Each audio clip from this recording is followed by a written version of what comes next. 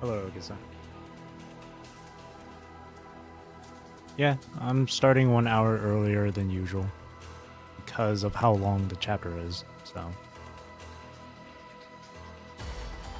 I don't think I'll be able, because if I started this stream at the same usual time, I don't think I'd be able to finish nodes 8 through 15 within that time. So.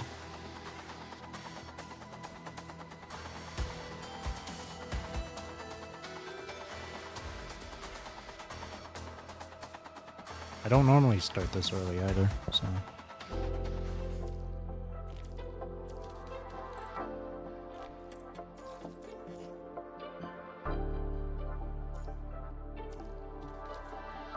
It turns out though, I was like 6 or 8 minutes late to starting because I was taking a shower.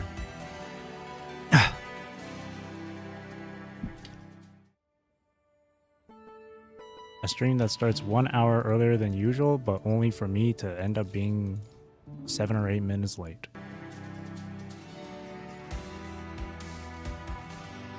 Stay around for another hour or so? Alrighty. Do your thing. Even though it's super late for you.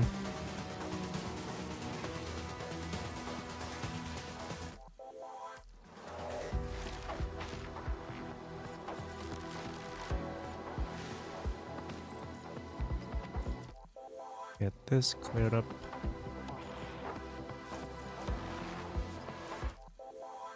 There we go.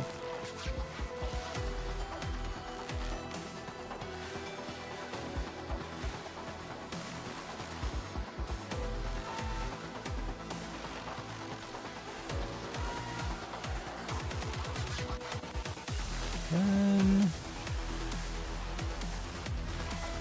this.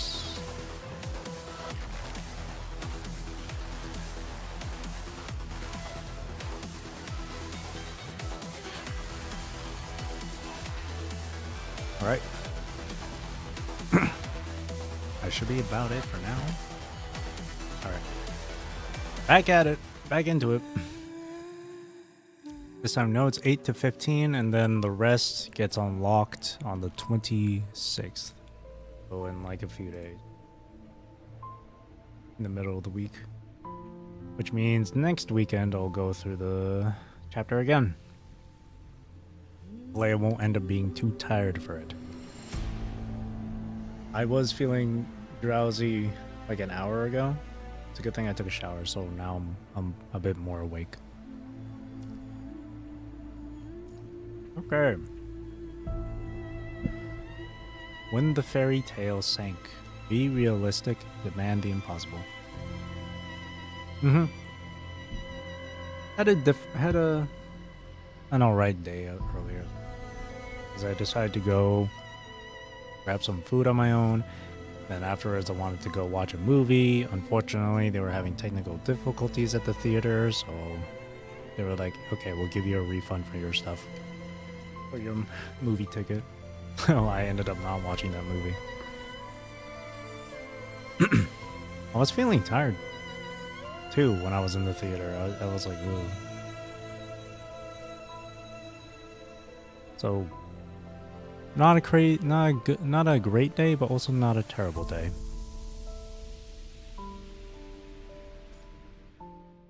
Sleepy eepy.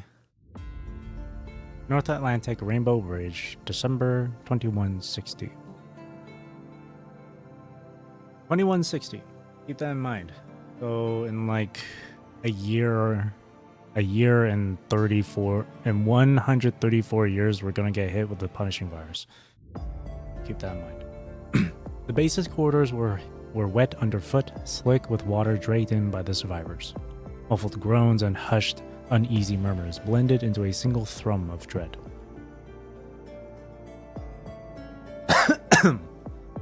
Sorry. That's Cordelia saying sorry, not me saying sorry from coughing just now. On the way to the meeting room, she accidentally stepped on the edge of a woman's clothes. The woman was curled under a thermal blanket, still trembling, the fabric dripping water onto the floor. Gonna be quick later on. I remember seeing something on the news or on Twitter about like China developing like a new energy reactor or whatever. And I've seen some retweets of that, quote retweets of people from like the PGR community saying, "Oh no, don't do it. We know what's gonna happen." And that made me laugh. But the instant Cordelia's red hair came into view, something lit up in the woman's eyes. Erhorn. Miss Erhorn. A little girl in a red dress peeked out from her mother's embrace. It was the same mother and daughter from the VIP lounge at the port. Could you arrange a private room for us? Miss Erhorn, Ma'am, I'm just an engineering advisor here. The private rooms are full. We had to use them for the wounded. My daughter. She's having a fever. The little girl's lips pressed into a pout. Her bright red dress, soaked through with seawater, had darkened to a muddy crimson. Cordelia knelt down and laid a gentle hand against her forehead. I'll find a medic. Miss, the red got eaten by the sea. So many blue people. They all fell off. But the blue is still there. Why? Cordelia parted her lips to say something, but nothing came. She had no fairy tales left in her today. When she walked into the war room, Lumi's pale, worn-out face startled her. The sea had been flooding them with distress calls all day, and the young medic trainee had been forced to double as a communications operator for the entire shift. I'll go check on the girl. Pretending to adjust her uniform, she took several long, steadying breaths. Then she pulled the door open and left. Cordelia settled into her place at the rescue communications console. The distress signals kept pouring in, one after another, like an unrelenting tide. It hurts. Please, it hurts. Someone. Anyone. I'm so thirsty. Mom, I want to go home. Is anyone out there? Anyone who can help poor Podesta? Poor Podesta's already... Redacted. Is this the right frequency? Redacted. Poor Podesta. What's happening on land? The stolen authority was gone. Did the fading of that power mean that our Arius Erhorn, the lifelong shadow she could never shake, had already... Mr. Patriarch, what exactly have you done? Most of the distress signals from the sea were reaching their destinations, which meant that the cable nodes along the mid-Atlantic ridge were still functioning. But beyond their own waters, there was only silence. The civilian maritime bands, the military encrypted channels, the TEC's official communication lines, every frequency returned nothing. All units, Detachment 1 has docked, standing by for survivors and wounded. The doors at the end of the corridor were thrown open, and a gust of sea wind carrying fine rain swept inside. The survivors lifted their hollow stairs to greet yet another wave of those whom fate had spared. Time bled away to the sounds of death. The ocean dissolved into an ink-black night, the stars smothered by thick cloud.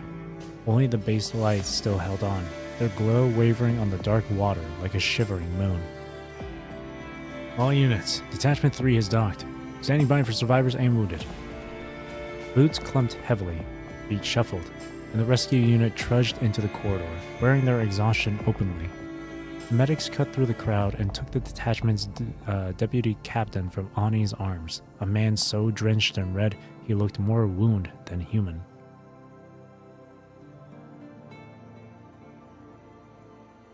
The two detachment captains stopped at the threshold of the war room, one drenched through, the other still wearing smears of unwiped blood across her face.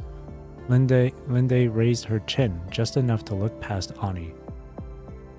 6 short. 2 got cut in half. A few more dragged into the sea. We couldn't get Rayson's body back. Linde said nothing, her expression as blank as ever. As Ani liked to say, she always wore that deadpan look. Just before the war room doors swung open, the female lieutenant brushed against his shoulder as if by accident and lifted her hand and gave it a brief pat. Inside the war room, exhausted eyes met equally exhausted faces, and no one said a word. Over the channel, the survivors' cries for help rose yet again.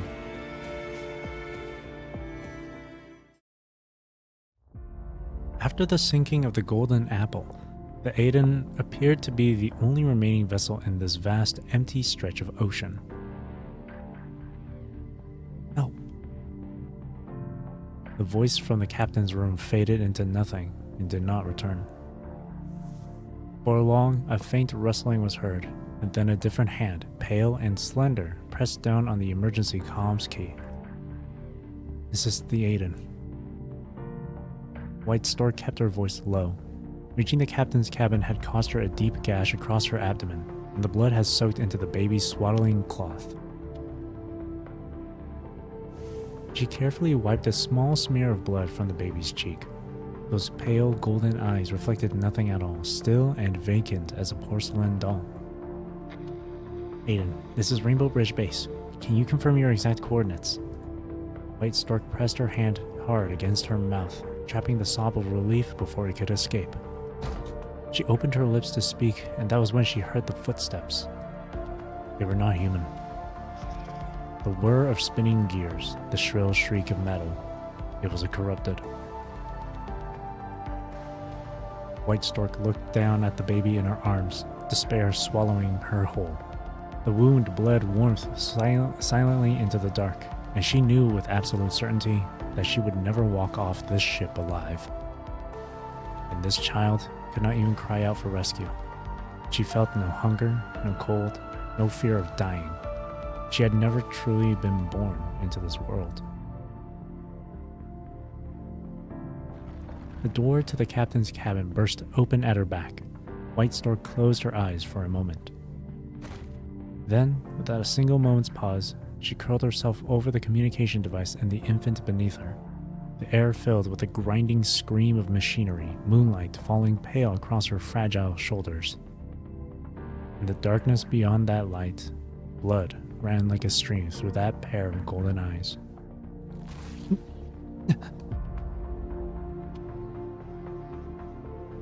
Silence gripped the war room for a breath.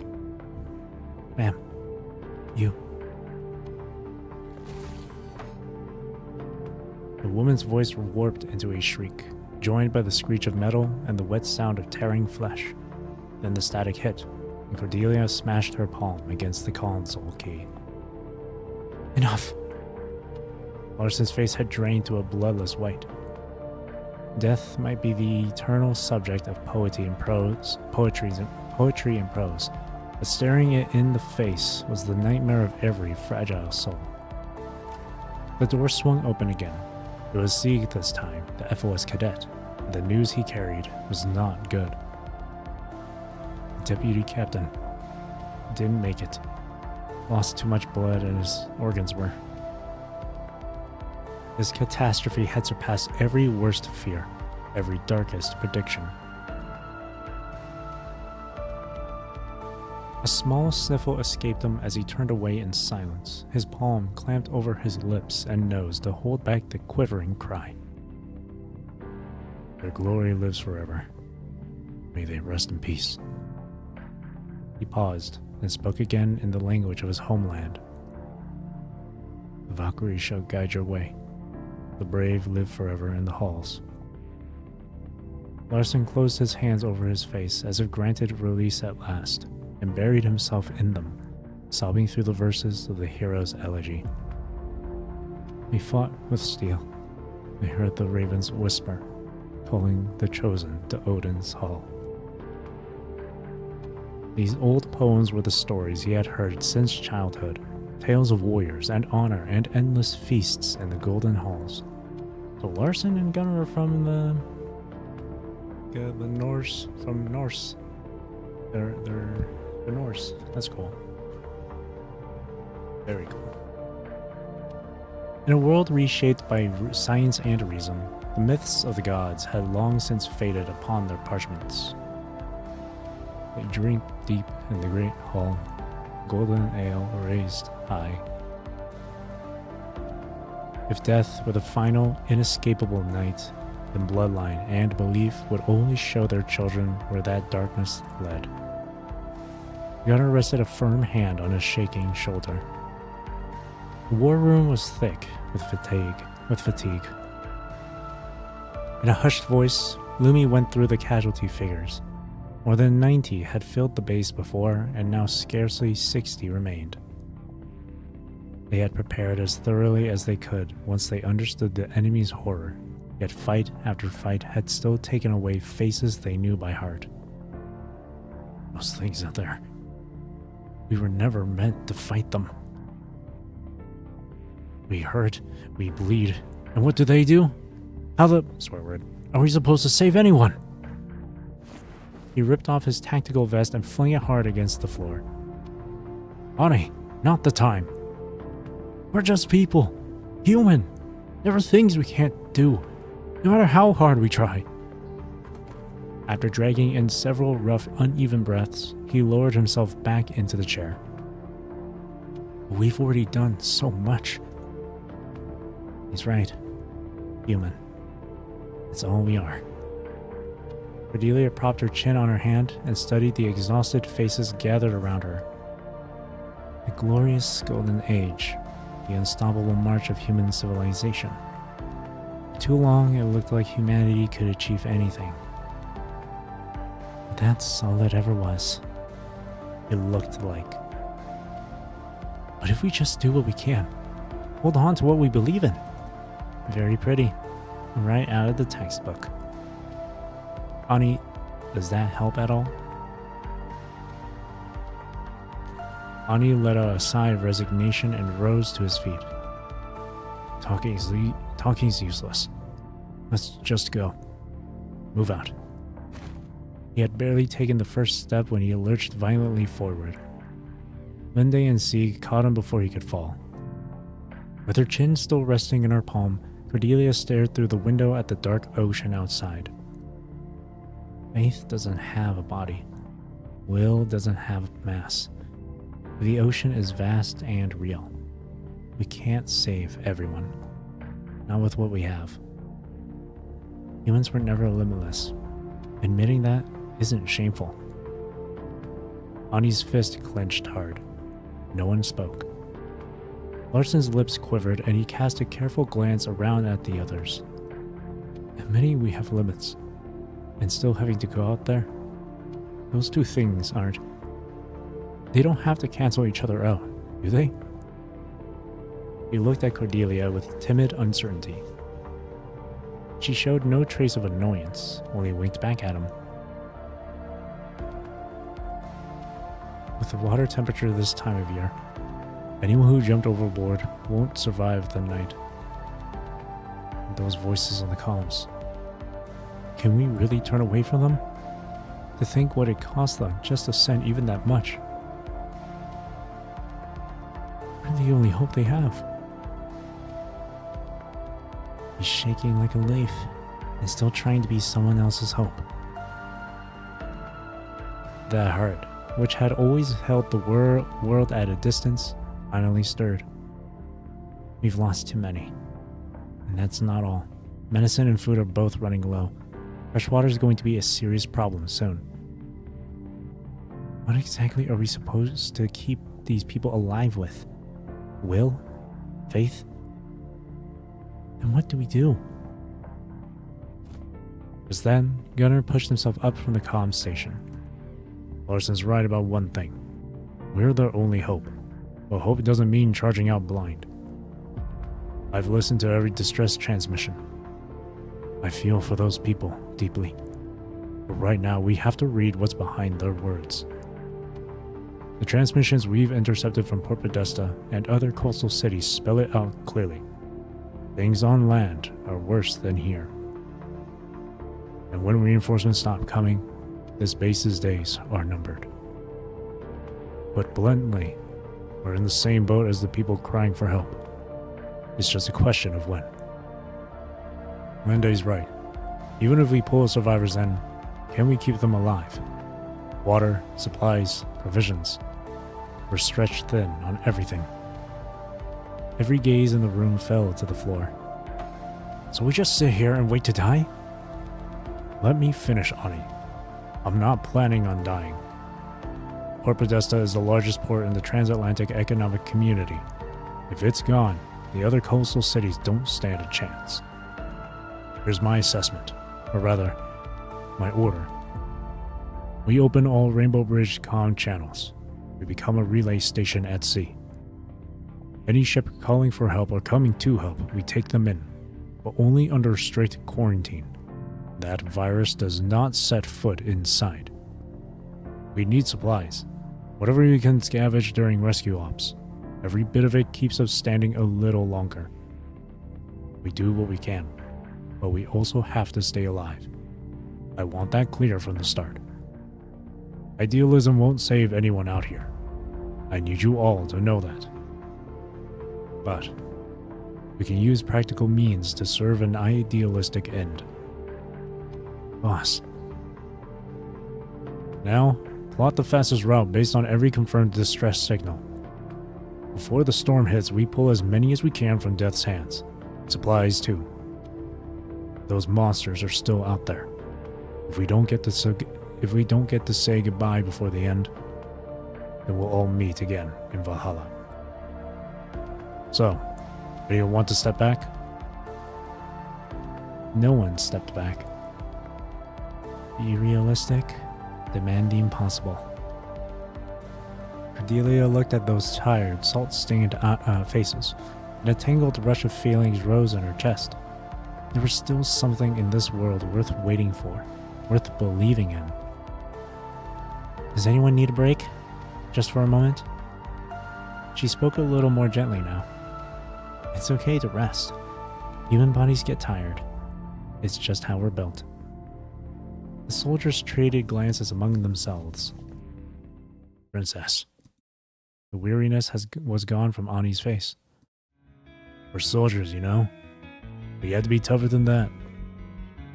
Faith was weightless, and will has no magic, or was no magic. Yet somehow they could drive the human frame past every boundary. Laughter broke through the room, spreading across young, exhausted faces still wet with the sea. Each one was a stubborn, brilliant flame that refused to die out. But I gotta have a smoke first. Can't get my head straight without one. Gotta fire out the nicotine engine.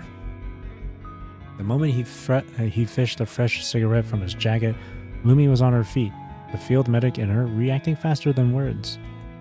Absolutely not. Oh, Lumi, come on. She threaded her way through the crowd to Gunnar, smoothly taking the cigarette from Ani's hand along the way. You heard the doctor. She said no. Miss Erhorn's on my side now. Nobody understands a smoker's suffering. A single beam of light cut through the long night. The rescue detachment set about recalculating their route, while those staying behind gathered at the table and spread the sea chart wide. Active search alone won't cut it. The ocean's just too big. What if we light up the base at night, make it visible, and draw ships toward us? We can mount guide lights at the highest point, as high as possible, and line the perimeter with light strips. Turn this place into a beacon. All the young faces turned to Cordelia at once. Works for me. Miss Erhorn. What? Don't you all look at me. I don't do babysitting. Fine, let's go with that. That last distress call. The one from the Aiden. Will they go check on it? But that woman sounded dead already. And the coordinates were rough. It'll probably get ruled out or pushed way down the list.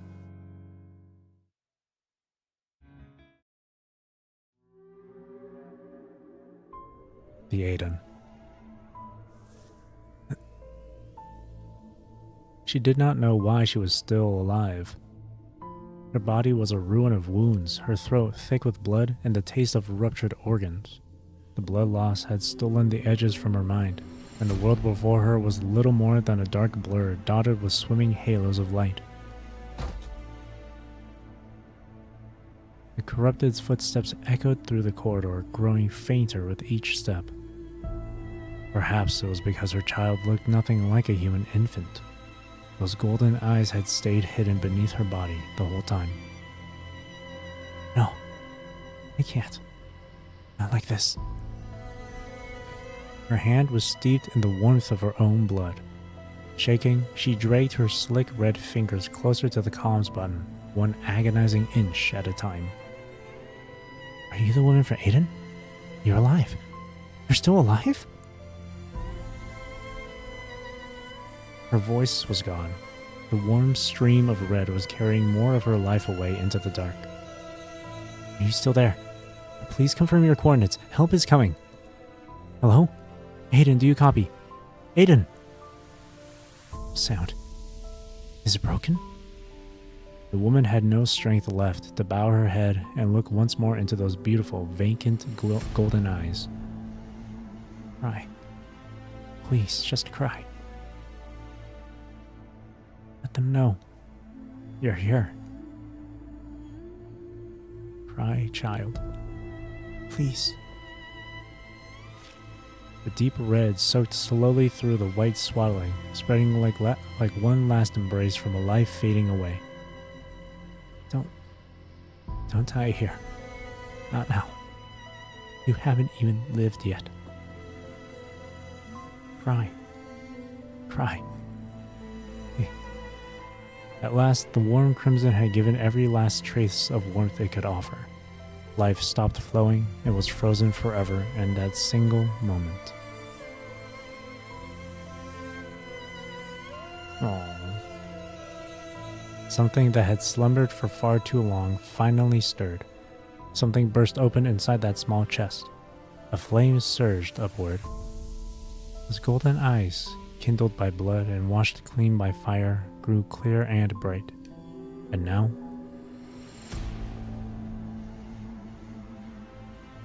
they were burning with fury.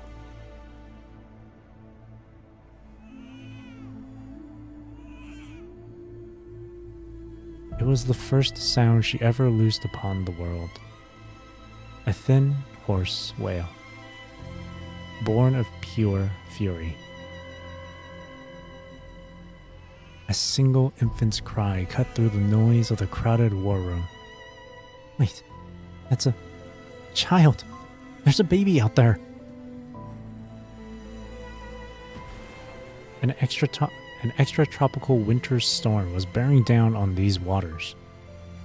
At the base's port, the sea wind brushed past the Cutanine's portholes, pulling them toward that dark expanse of ocean. The sky along the horizon had already changed, deepening into an ink blue that seemed ready to consume everything. The Aiden was the rescue team's first destination. They found a survivor in the inner cabin first, a man wedged into the gap between a storage locker and the wall, trembling violently, his teeth clattering. When the tactical flashlight swept across his face, he let out a short, panicked cry and grabbed at his shot leg. Don't kill me. Then they clicked the tactical flashlight dark. You're safe now. They found the baby last, in the captain's cabin. Then they lifted her with great care. The infant weighed almost nothing, as fragile as an empty husk. She did not struggle, only lay quiet in those unfamiliar arms. Linde's eyes settled on White Stork's body, and she bowed her head in silent respect. She made it.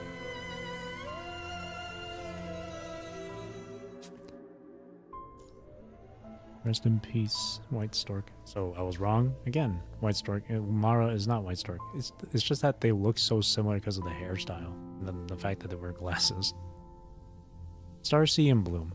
My teacher Calon once told me, our universe was born the same way. From destruction came new life. So that baby is obviously Karenina, and their ship is named Karenine. So that pretty much tells me she was named after the ship, Karenina. But I remember from yesterday, Cordelia mentioned that they took the baby away. I wonder. Port. The Rainbow Bridge Base. A little further. Right there. As the workboats crept forward, ribbons of light unspooled before them. Specks of luminescence lengthened into glowing threads, sewing the base to the endless dark sea, one stitch at a time. The glow spread across the water, and beneath the surface, something stirred. What's there? Lumi recoiled in caution, throwing herself backward. A metal claw erupted from the water and clamped tight around the arm of the soldier standing beside her, yanking him below. The lights swung over at once. Where their beams crossed, the water turned bright red. "Everyone, stay alert!" His words were cut short as the boat heaved beneath them. The placid water suddenly churned. More than 10 crab-like robots surged up along the hull, their metal claws catching the light with a dark, wet gleam. Crabs? Manansuri's engineering bots. They've been corrupted too. But this many? Where did they all come from? By that moment, the rescue detachment had returned to port as well. Move! Get off the water! We'll take it from here! Only a handful remained on the water, and they began pulling back toward the port under the rescue detachment's covering fire. Gunshots cracked through the night, muzzle flares stabbing the dark and carving the hideous shapes of the machines into stark relief. We'll cover you! Get them ashore! Making landfall was pure chaos. Every searchlight on the docks blazed to life, white beams raking the water and exposing the corrupted as they scrabbled up from the sea. The soldiers aboard the ships and the ones holding the shore threw up interlocking fields of fire. Linde, get up here! The moment the rescue boat slammed against the dock, soldiers vaulted over the side, guns blazing, while their boots skidded across the drenched wood, churning water and blood into the air. Move! Out of my way! Move! Pushing and jostling through the throng, a man with a crippled leg forced his way ahead of the others, charging down the gangway to where Linde stood with the baby in her arms. A corrupted clambered onto the railing. A shot rang out, and the man staggered, toppling over the side toward the sea. Help me! Pull me up! Linde lunged forward and seized him, dragging him back onto the dock before shielding him as they scrambled up the gangplank. In the same fluid motion, she stepped in front of the man, tucked the infant closer to her chest, and fired her sidearm at the corrupted, hauling itself over the railing. The round punched through its shell, and thick red ichor sprayed into the sea. Or ichor. Ichor? But another machine was already sinking its claw blades into the metal and pulling itself over the edge. Get out of my way! The man charged past Linde, his shoulder crashing hard into hers. The impact threw her off balance and her body tilted violently toward the dock's edge. This dude. In the water below, the corrupted's eyes glimmered with faint red light in the darkness. Lieutenant Linde! Behind the mangled railing, Larson caught Linde and held on tight. The metal, savaged by the repeated assaults of the corrupted, screamed in protest and started to buckle. Lieutenant! He threw his whole weight into pulling them back. All three hit the dock boards hard, sprawling across the wet timber. The baby! The baby fell to the ground, but she did not cry. The pier was strewn with the shattered remains of mechanical crabs, smoke and the stench of burning hanging heavy in the air. The man with the bad leg had fled into the base without a single glance behind him. The water finally calmed. The night's final rescue run was over.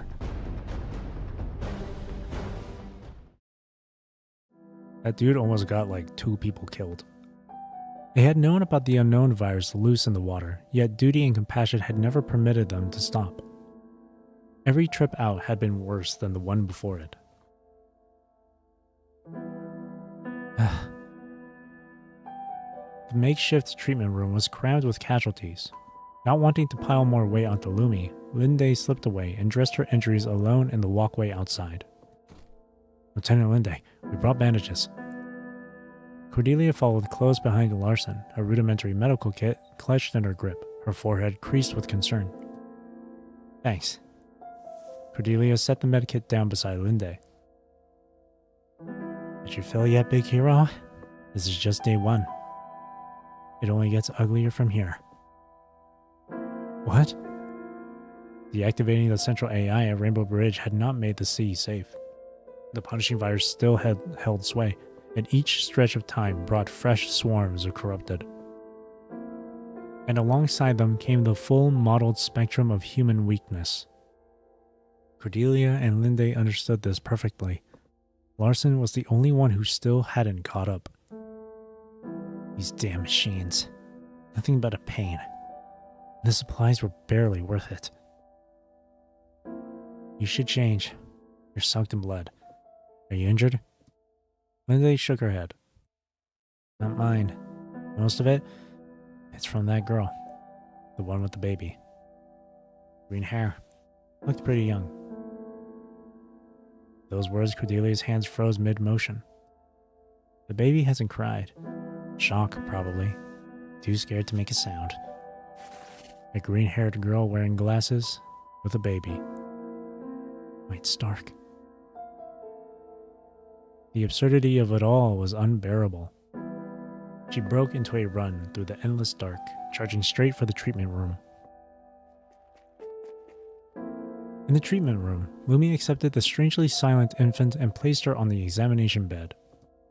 When she pressed the stethoscope to the tiny chest, the heartbeat that came through was steady and mechanical, like the ticking of a metronome. Lumi frowned and tested the baby's pupillary reflex again. When the penlight beam hit her eyes, those golden irises constricted slowly. A normal reaction, technically. But the speed was wrong, far too sluggish, like the response of a cold-blooded animal barely awake. Vitals check out, but the way she reacts. She left the rest of the words unspoken.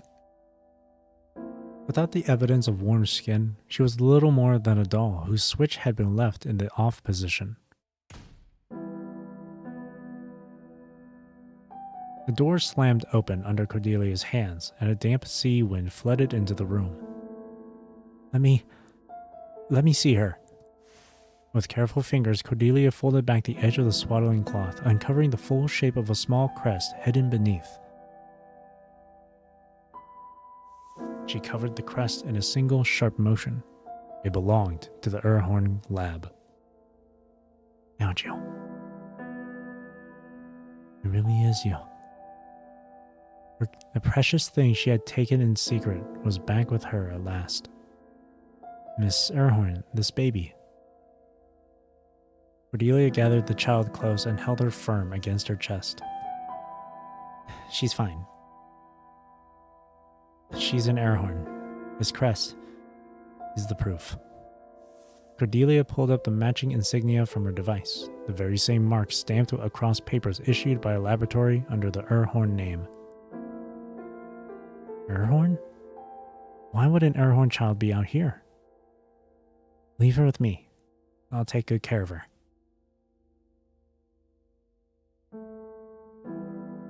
A radiant dawn lifted from the horizon, and the endless night finally broke. Cordelia stood on the port platform, the ocean wind threading through her hair and grazing her cheeks. She brushed her fingers over the baby's forehead. Those golden eyes gazed back in silence, holding her reflection within them. You're not a test subject anymore. You don't belong to anyone now. Cordelia laid her palm lightly over the small crest and swayed the baby with a slow, gentle rhythm. White Stork. You brought her home. They'll never find either of you now. A faint blue light kindled at her fingertips and spread over the intricate mark, burning it away until nothing remained but a small, uneven scar. She destroyed the coded mark that once defined the child's identity. Sorry. Did that hurt? The process should have been painful. Yet the child neither stirred nor wept. Cordelia bowed her head, her grieving eyes finding those golden pupils. And then, very softly, she smiled. Little monster. The infant's lashes gave a faint tremble. That gentle smile and that tender warmth felt like something she had once held tightly in her grasp. But in the end, only crimson remained, pooling in her golden eyes. Cordelia froze for a moment, then reached out and brushed her fingers against the baby's cheek. That long ago cry had been the last noise she made, the only reaction she had ever offered to the world. That was the first since then. Who taught you? Who taught you how to cry? And who lit the spark of your soul? Giving life was a solemn and brutal thing, one awareness rousing another from the void. Making it understand it existed, letting it feel, letting it think, preparing it to face its own annihilation. White Stork. What remained of that timid, green-haired girl from Callan's laboratory was only a bloodied infant's blanket.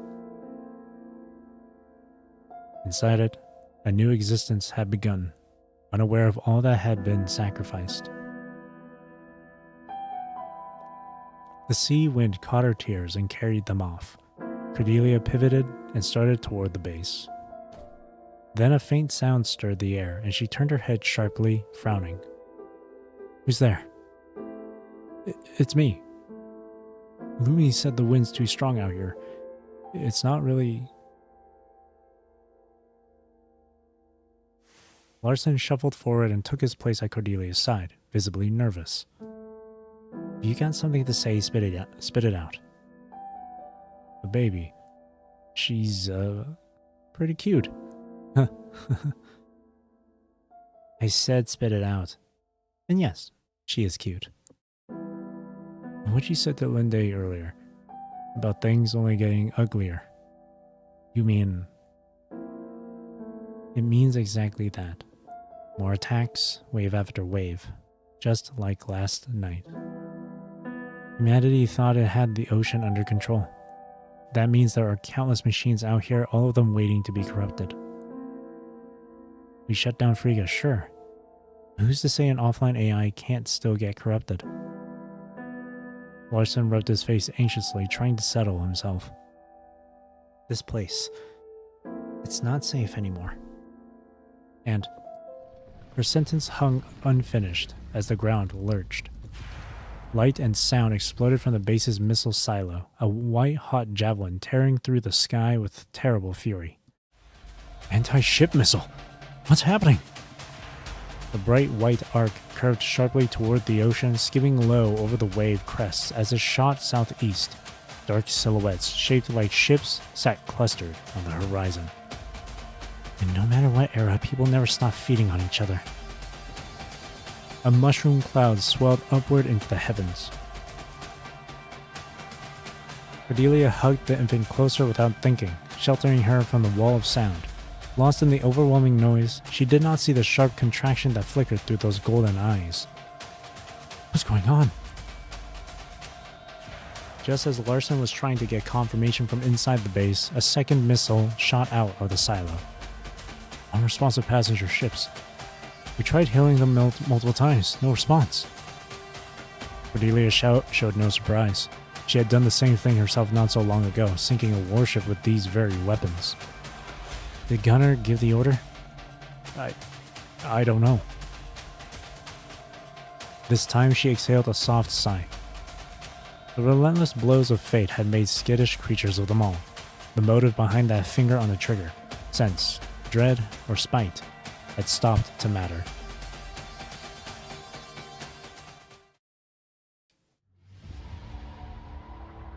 Sensing something, Cordelia glanced down. The baby in her arms was staring blankly at the distant fire. Her eyes had opened wide, the way a real child's would. Are you scared? Across the ocean, the blast bloomed orange, smoke and cloud coiling upward in gray-white heaps.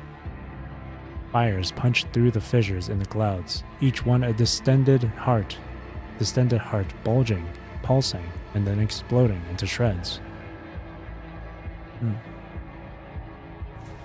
The hideous fire, the warped sky, the bodies pressing closer, blood flying, the sound of metal tearing human flesh. She tried with everything she was to wail, but the thing inside her that wanted to shout was hollow and weightless, with no permission to make a noise. What's wrong? The baby's breathing grew rapid and shallow, her small chest rising and falling in quick, uneven bursts. She stared ahead, motionless, as if she had forgotten she could simply close her eyes. From the moment she had opened her eyes, what kind of world had this child been forced to witness? The screaming, the wailing, the blasts, and the tearing of bodies. The red of raw flesh, the white of naked bones, the raging fire, and the columns of smoke. Or perhaps even before that, the sterile, rhythmic beeping of machines, the endless, featureless white, the ice-cold eyes and voices of the researchers. Cordelia let out a quiet sigh. To be honest, I really don't like the place I've been living in. But, little monster, the world isn't just this. Under Larson's surprised stare, Cordelia raised the baby a little higher in her embrace, so that the tiny life could sense that a warm body stood between her and the ocean of fire. You heard it, right?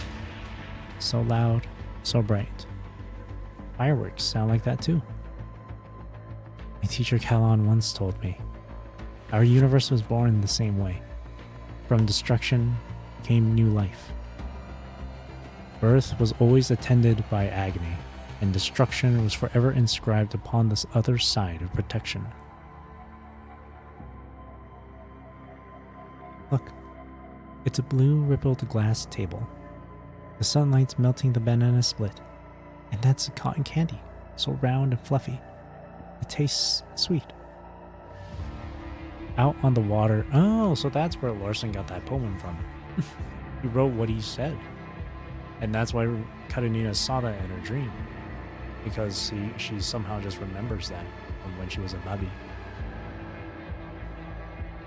Or like just subconsciously remember. I see.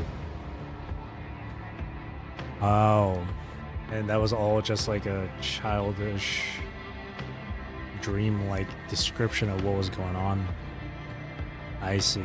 The gray cotton candy is supposed to be the clouds, the mushroom cloud. Blue rippled glass table, that's the ocean. Sunlight's melting the banana split. I'm assuming the banana split is supposed to be the ships just being blasted apart. Cotton candy, round and fluffy, taste sweet. That's the mushroom cloud. That's what it is. Out on the water, the ruined ships tilted gradually, their steel plates peeling outward like the petals of some terrible flower. See, now it makes sense when earlier the poem was described having gray cotton candy. Rivers of white, hot, molten metal streamed soundlessly down the slanted hull, the brilliance lighting the sea from within until it glowed transparent. Yet in the distance, the water stayed untouched, as blue and clear as glass.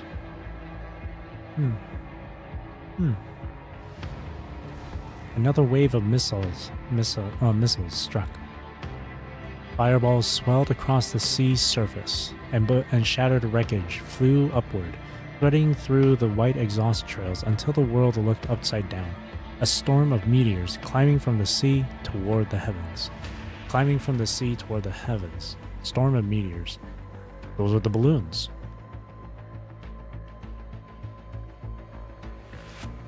Sun melted all the ice cream. The clown cried so hard he let go of every last balloon. Yep. The flames still gnawed at everything on the water, devouring the world piece by piece. Cordelia cradled the soft, tiny body and turned her back to the sea of falling fire. The violence was now behind them unseen. Only a warm orange glow reached the child's face, gentle as sunlight filtered through summer leaves. Red is blood. Red is fire. But red is also flowers and kisses. That's the color I want you to see.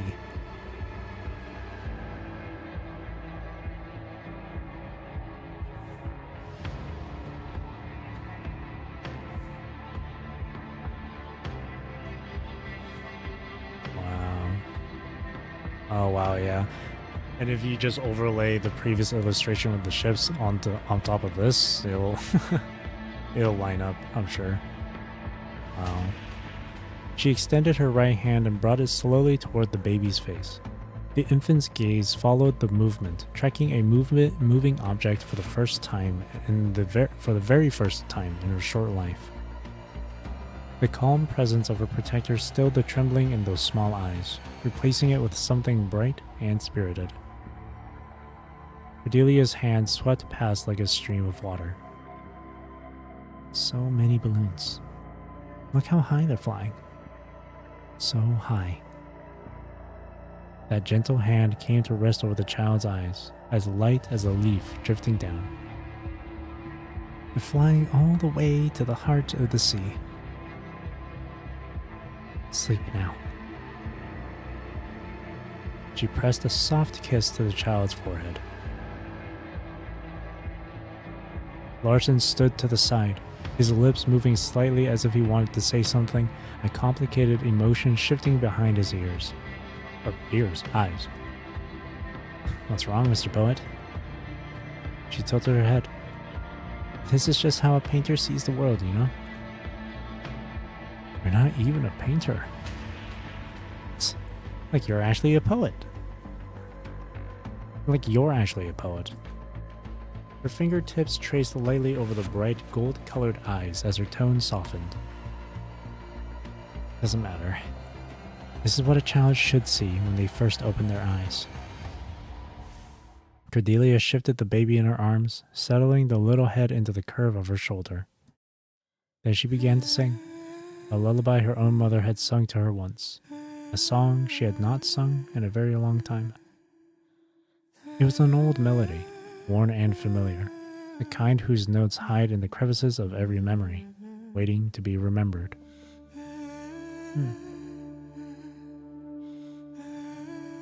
The baby's breathing grew steady. Her small hand curled on the fabric of Cordelia's collar, and like a flower closing its petals at dusk, her tiny fingers wrapped gently around a strand of Cordelia's hair. Blazing orange and fierce crimson, the vivid brilliance of bursting sparks. It was the color of her hair and her lips, a passionate, burning red. Within this nameless lullaby, within this brief and fragile piece, a baby was dreaming. In her dream, there was a blue, rippled glass table, cream-colored cotton candy, and a boat-like yellow banana split. And so many balloons, floating up beyond the clouds. The sky was as blue as a field of scattered cornflower petals, an ocean turned upside down.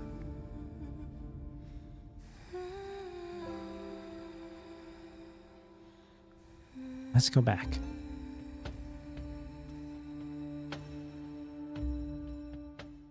In the war room, Lumi had finished delivering the casualty report. The base's fighting strength had been whittled down to barely 40 souls. Last night was only the start. We'll face more and more of these attacks. Then what? Evacuate? To where? We've got all these survivors, and we're already running low on food and medicine. It's worse than I thought. Any word from the mainland? Nothing. Comms are still down. And with the population density and concentration of intelligent machines on land, things there might be. Keep transmitting. In our position, every scrap of intel is another thread of hope. So what now? Reinforce our defenses? Find a new position? The Manin series crab robots aren't very smart. The real threat is the smart ones. Warships, carriers, military bases. After going through the interception records of the anti-missile system, Cordelia straightened her back and tapped her knuckles against the table. Not all the missiles just now came from Rainbow Bridge. Is that a problem? Commander Gunner, did you give the sync order? How do we know those strikes coming from somewhere else are still being ordered by human command? Or by humans at all? A stunned silence fell over the room. We only shut Frigga down. That's not the same as clean. The virus has already spread here. She could still be corrupted. And how many other bases and ships out there have the same central AI as Rainbow Bridge? Countless. Are they as lucky as us? You're saying corrupted bases and warships could attack us? The intercept logs are piling up fast. That's a bad sign. More bases, warships, and even carriers are falling by the hour. It's only a matter of time before this place is destroyed.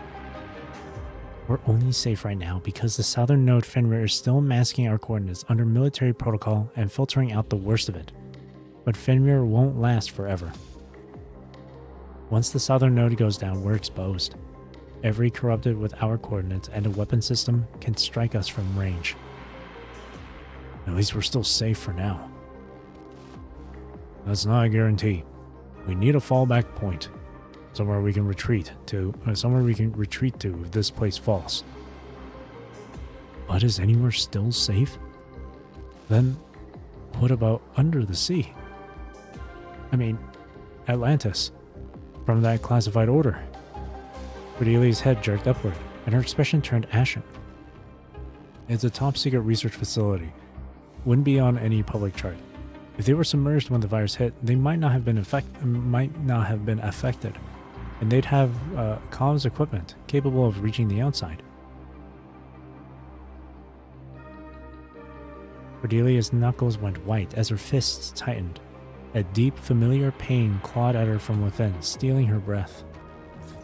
The mechanical potted plant pressed gently against her leg, and her breathing gradually steadied.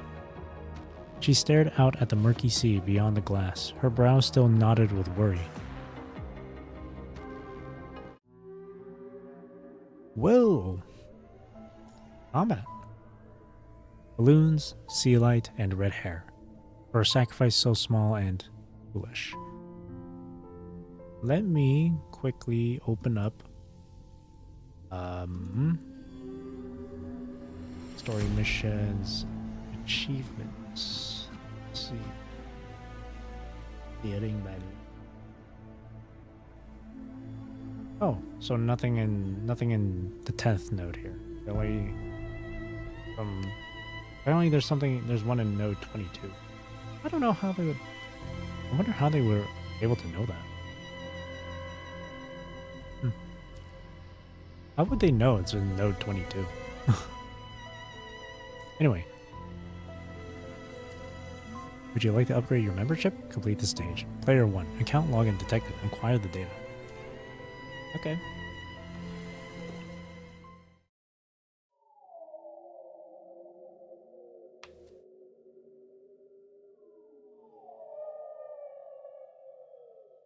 The whale calls sound again, but they're faint today, as if carried from another world. Afternoon light sifts through the leaves above. Blue rippled glass shimmers like water. There are also cotton candy, a banana split, and the bright cluster of balloons in a clown's hand. The world sways gently, a warm voice singing without end. Karenina stays curled inside the dream. So many balloons. She sees it now. The girl who holds her has bright blazing hair, a vivid orange red. Red, as warm as fire. Red, as gentle as a mother's kiss. Red, as endless as the stream of blood that never stops flowing.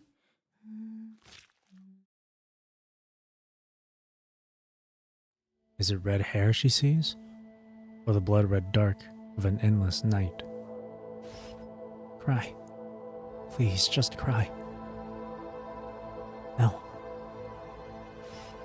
They're flying all the way to the heart of the sea.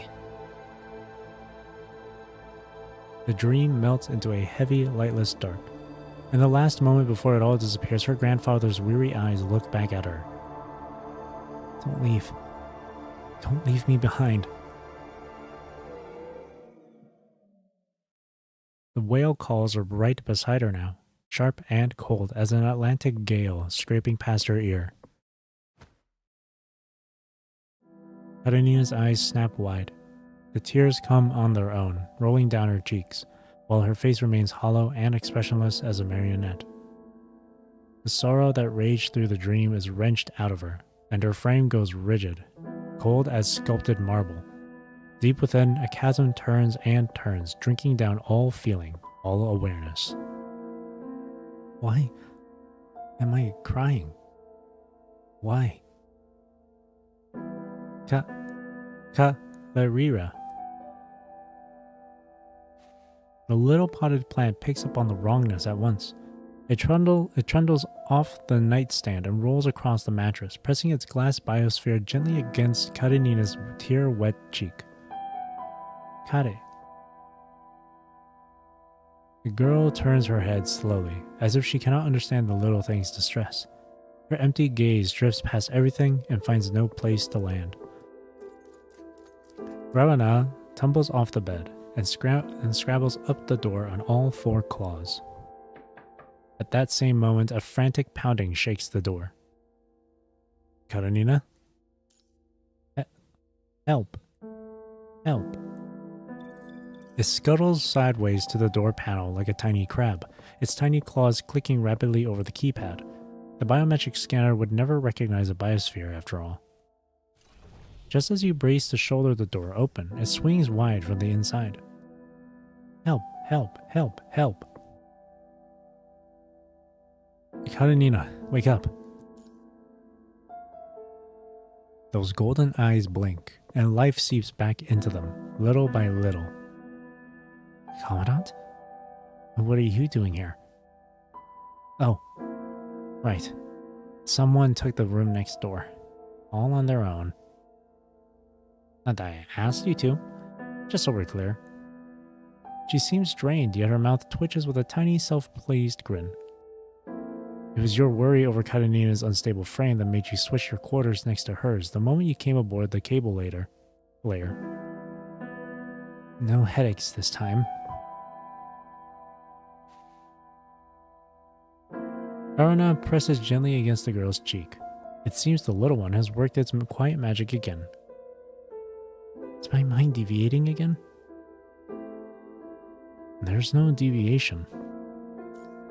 But your frame's sync rate dropped below safe levels. Karenina checks her frame's readings, and the sync rate is gradually settling back within normal parameters. Back to normal again. Weariness pulls her eyes shut. The sea has given her nothing but puzzles, and they cling to her thoughts like relentless tangled seaweed. Stop thinking. Worry about it tomorrow. For tonight, at least, you hope she can have a peaceful sleep. Kamanat, I had a dream. She turns onto her side, pressing one cheek into the soft bedding. Her pale golden eyes look out from the pillow, and a hand stretches forward, the fingers opening slightly. Garden, grass, a glass table like water ripples, ice cream, and balloons. I dreamed of being loved. I'm not thinking. Where did I come from? I mean, before the slums, before everything. I never really asked that before. Slum kids don't ask those things. It just makes people sad. Grandpa didn't know either, and there was no one left to ask anyway. Wherever you came from, you're Karenina now. And that's all that matters. You really think that? She wraps the blanket more snugly around her body. The person holding me in that dream. Was that my mother? The ocean. Is that where I'm from? You're right. I'm Karenina now. That's what matters. But Mom, was it really you? Sleep pulls her under, deep and still. Shh. The little potted plant scurries across from the pillow, its screen lighting up with that expression you know well. Worried. Weak. When we're not feeling well, we tend to be gentler. Not weak. She just became gentler. Calarira. Gentle. You choose to hold your silence. The little potted plant stretches out a small mechanical claw. Rarana. Name. Usabeni. Or you can call me Commandant. You extend one finger and touch it softly to Rarana's little claw. Commandant. Gentle. Rarana. Friend. A brief flicker runs across the little potted plant's virtual screen. Commandant. Friend. Friend. Friend. Shh.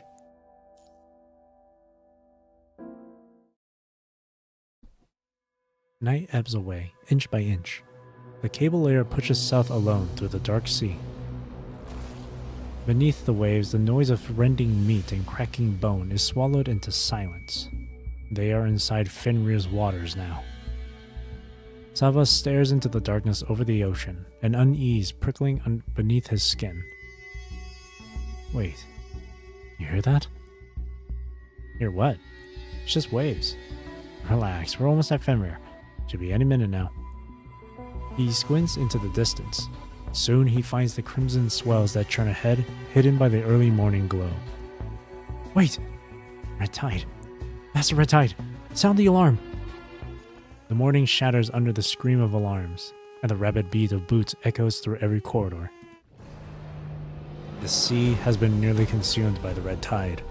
Gray-blue surrenders to deep red, and the red curdles into a thick brownish crimson that heaves with the swell as if it were a living membrane, the hide of some breathing leviathan.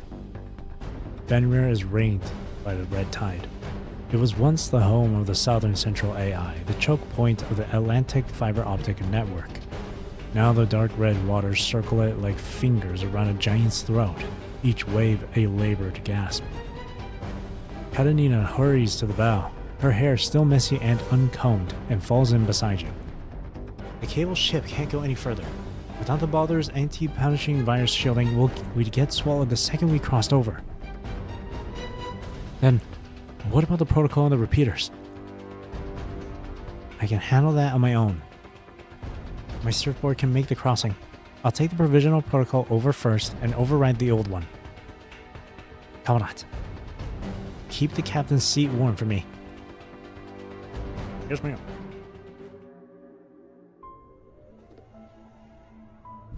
Ooh, here we go. 入ったぞ。確かに戦闘態勢で完全封鎖って状態だな。おい、行くのはどっちだ? Based on the coordinates lead decrypted, the central command center is ahead on your right. Fenrir has security level override. Avoid a security check thing, I think it said briefly. I tried to read it as quick as I could, but can't. So I have to quickly skim it over and then try and summarize it as short as possible, or as quick as possible. What's over in this direction, though?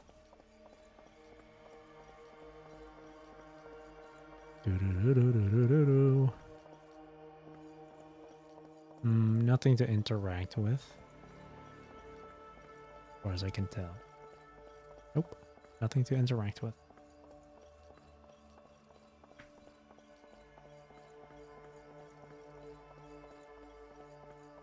Hmm? 警告灯だ。通れねえ。道は合ってるな。入り口は一つか。じゃあ強行手段しか。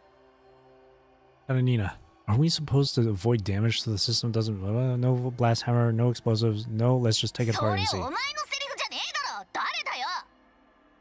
Teddy put it in the notes. 注釈ってただのツッコミじゃねえか。まあいい。先にエネルギー調整端末の位置をマークしろ。フェンリルノードのエネルギールートは他とほぼ同じはず。配分比率と回線を見りゃセンターへの別の入り口を逆探できる。穏やかに別ルートを探せばいいんだろ。普段は手間だからやらねえだけだ。俺だってバカじゃねえ。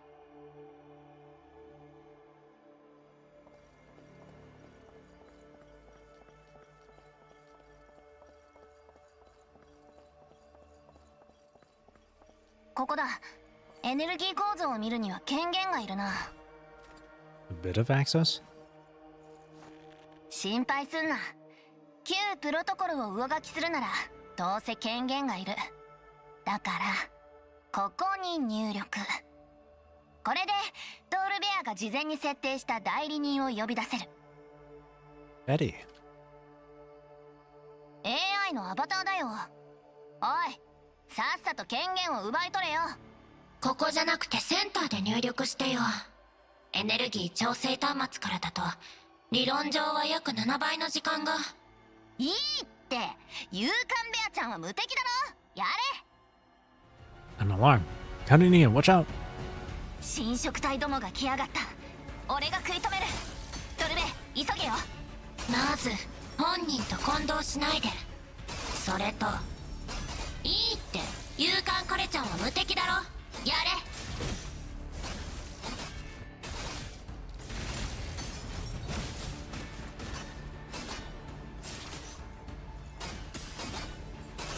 さあ、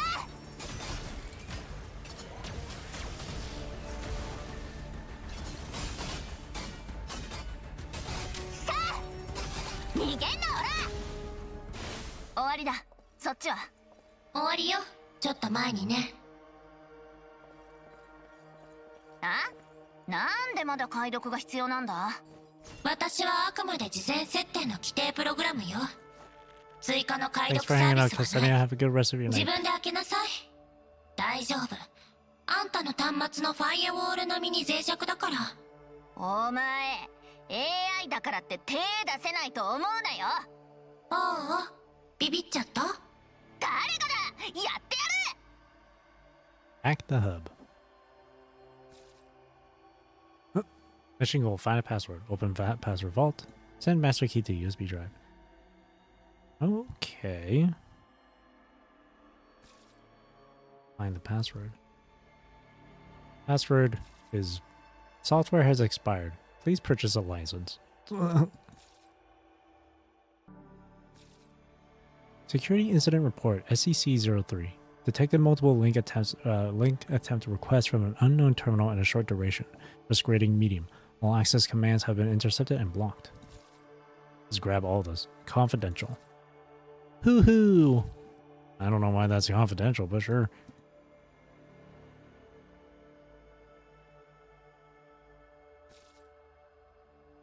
(0819). I'll just send everything. Readme text. KR Software Depot provides game and software downloads. Your safest software platform. 100% clean, virus-free, plugin-free, and malware-free. Send everything to the USB drive. Send everything.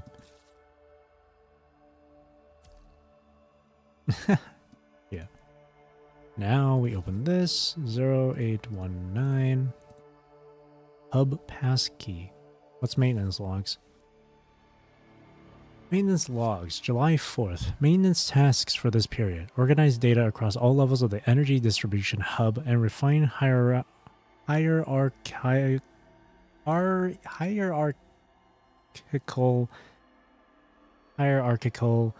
permission management. Jeez. I think that's how it's pronounced. Hierarchical? There's hierarchy, and so I'm guessing it's hierarchical. You know what? I'm just gonna... Hierarchical. Pronunciation. Hierarchical. Yep. Hierarchical. Inspect all equipment and facilities across all nodes, and update daily maintenance records. Estimated workload 1 week. 14, slacking off. 15, slacking off. 16. Ugh, how can I sink this low? The job may be boring, but that's no excuse to forget my professional ethics.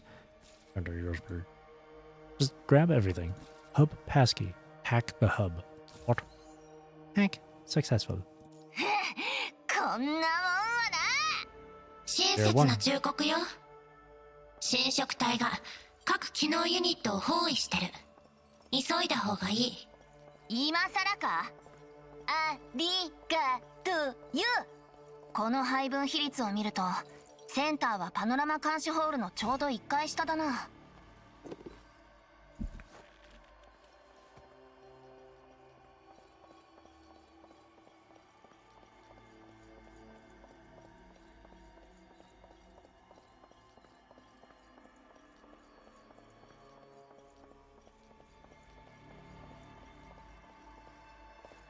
Let me double check, see if there's anything around. The explorer in me, in my soul, cries out. I always have to check this stuff. Always. I've learned that from when I played Dead Space a long time ago, when I was younger. Always check every room, every corner to see if there's anything. You can never be too careful. 着いたぞ。マジで1階下だった。簡単だな。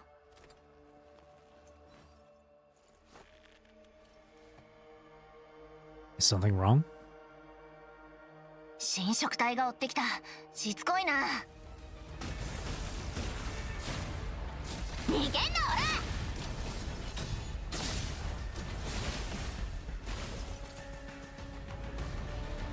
センターにもこんなのがうじゃうじゃいねえだろうな。飛び降りて顔を踏むのも戦闘で何か壊すのもごめんだぜ。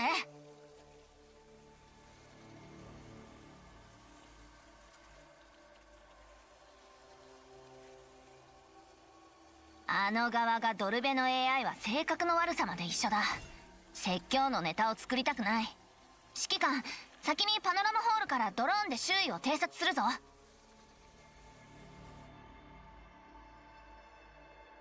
Oh.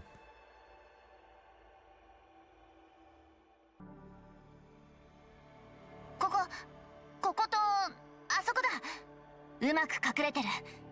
だが俺は欺けねえぞ。見つけた。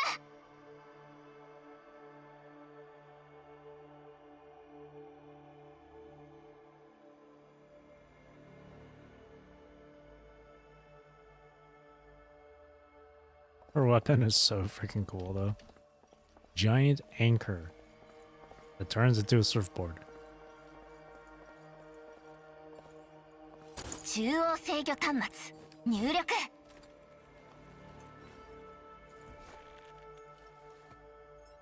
上書きを開始。おい、進捗遅えぞ。 AI を脅してどうすんのよ。遅い、のろますぎる。雑魚どもが来ちまう。ドールベア事前設定代理サービスです。現在プロトコル上書き中。少しお待ちください。黙らせたい場合は1、消したい場合は2。もう一度戻るには3を押してください。お前な。高速化サービスはプレミアム会員限定です。アップグレードをご希望ですか？公平部隊副隊長の雑務を10年間処理すれば可能です。 Cheeky. AI だろうがバラすぞ。 Cheeky. 後できっちり片付けてやる。These two are good.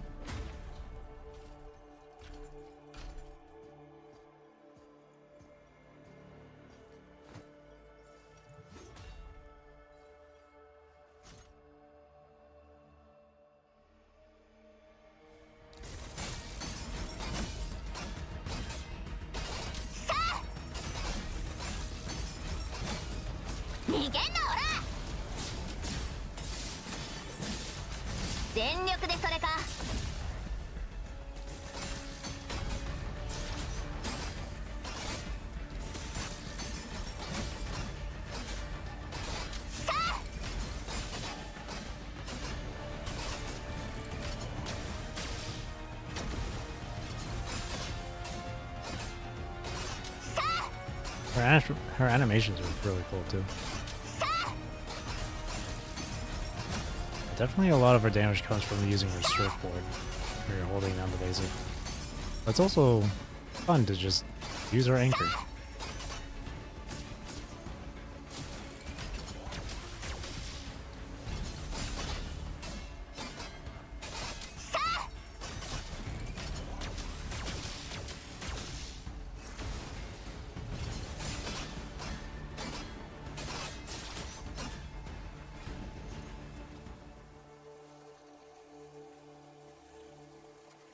Nothing else around here?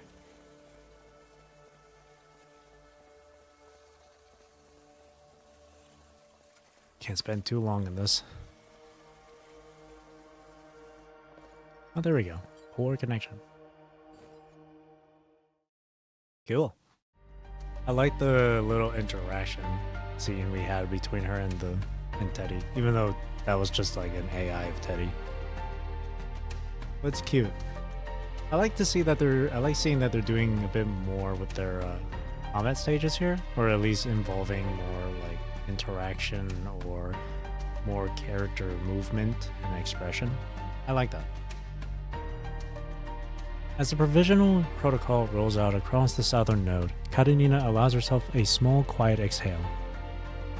Commandant, I'm going deeper. Someone might still be alive out there. The operational sectors of Fenrir lie in the low ground, and the red tide has already flooded most of them. There is no sign of anyone left. After turning down another corridor, Karenina halts abruptly. Commandant? The mind connection snaps off. Karenina's eyes move to the shut door at her side. Mara has lost track of how long she has been sitting in Fenrir's office. In this place, the only meaning time still holds is the finish line of a race between truth and death.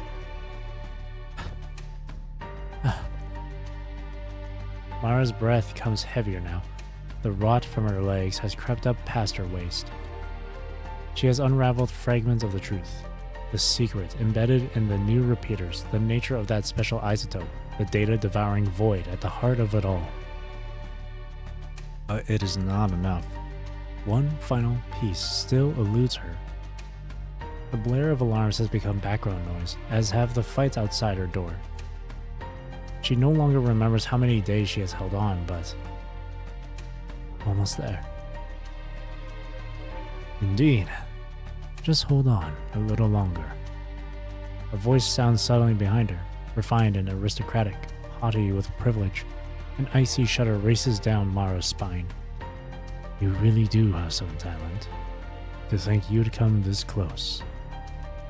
Mara's fingers freeze above the controls. She does not dare look back. Arius Erhorn. Though he is only a translucent projection, the faint red light bleeding from his edges makes him look like a ghost. Ah, it's you. That explains everything. The phantom pulses and reshapes itself, now standing right before her. You were that girl from the quantum repeater development team, weren't you? I rarely forget a face. Once under my employ. Then it's no surprise you'd dig this deep. I've always recognized talent. She looks at him with the wide-eyed terror of someone who has seen a ghost. Surprised that I survived? Or something else? A mechanical limb crawls over Mara's shoulder and trails its fingertips across her cheek. You recognize this face, don't you? I'm rather fond of it. I like to keep it with me. It pleases me. I'd be terribly disappointed if these eyes missed something or overlooked something. The hand at Mara's cheek breaks apart and drifts away into the empty air. What do you want? Aren't you nearly at the answer already? There's a little thing inside me. There's a little thing inside me. It loves stories. It needs information, knowledge, ideas, thoughts, all of that, so it can grow up a little faster. After the comms went dark, the data streams flowing through the fiber optic cables never dropped to zero. The main military channel was indeed terminated, but other signals traveling through the same cable, physically inseparable from one another, keep rushing forward alongside the transoceanic encrypted data already in transit. And the flow only grows denser as the repair work progresses smoothly. Mara swallows dryly, her fingers flying across the console while the data keeps streaming down the display. Adorable. Go ahead. play your little games. Suppose you find your answer, what then? No one is coming. The red tide seeps through the gap beneath the door, dark crimson liquid tasting the ground like hellish tongues. There will be no help, of course. She knows it better than anyone. She has listened to the fighting turn to shrieks and sobbing, each cry marking one fewer comrade among the living. Until at last there is nothing but quiet.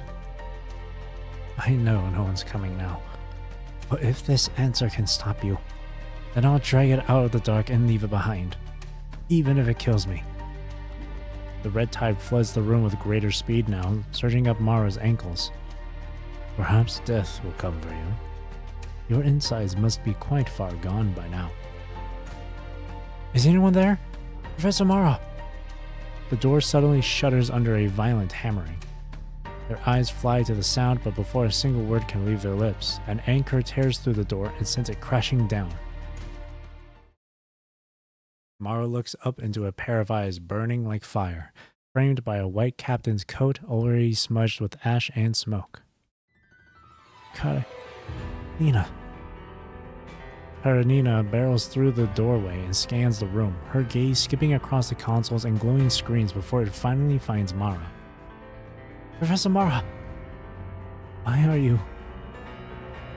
She has held on alone, pursuing the truth to the bitter end, yet she never expected anyone to come for her in such hopelessness. Karenina. That distant silhouette she could never reach has opened the door and returned to her side, in a different form. Then the realization strikes. No! Karenina, run! The girl should not be here. She must not be seen by the devil. Karenina. At once, the small space swarms with ghostly red images that press in around Karenina until she is entirely encircled. Splendid. As if the curtain has risen on a long-awaited performance, he claps with great relish and amusement. Arius Erhorn. She glares at the man before her, her knuckles whitening around the weapon's grip. Since you first arrived on these waters, you've changed in a rather pleasing way. But I don't like your eyes, nor the way you look at me.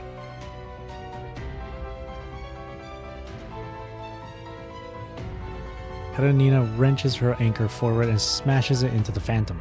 The red projection dissipates like smoke and rematerializes behind her in an instant later. No use, huh? Then I'll... Arius lifts his hands in a subtle, graceful motion, and the nameless crimson phantoms coil around Karenina. Damn it! Her mind roils, surging in wild, unsteady waves. You remind me of certain people, disobedient ones.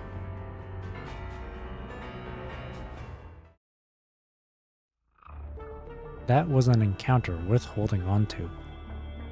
Alon's face fit every cliché of the career scientist, yet his eyes burned with a quiet, stubborn fire. All the experimental data has been destroyed, you said. I destroyed everything related to the cerebrospinal fluid immediately. Mara will handle the quantum decoherent spectral data. Oh, she knows. Of course not. The ytterbium-174 copolymer is the Science Council's highest classified secret. I signed the NDA. Speaking of which, I believe we need to completely eliminate the ytterbium-174X3 doping from all future entangled crystal production. This vulnerability is catastrophic. If anyone were to exploit it, the entire fiber optic network would become... Yes, I know. You're always so scrupulous. Now the point. You know what I care about. Alon's expression lit up with a hint of excitement. The ytterbium-174 isotope may represent a new direction. It could stabilize the test subjects and restore a normal growth cycle. Its properties are extraordinary.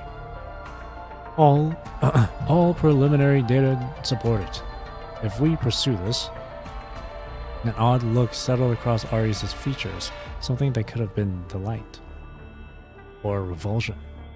Kalon could not be sure. My brilliant scientist, set aside quantum communications. Let's turn our minds to something truly meaningful. From now on, you have my full support.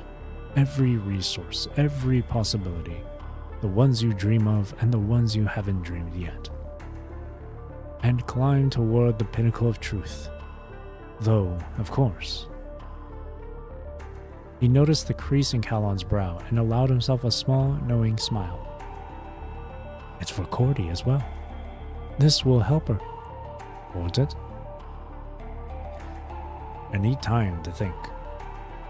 Of course, my door is always open. Mr. Erhorn, about the crystal doping for the quantum repeater, the matter Dr. Kalon raised. It's captured your imagination, hasn't it? The entire world's information lifeline held in one's hand.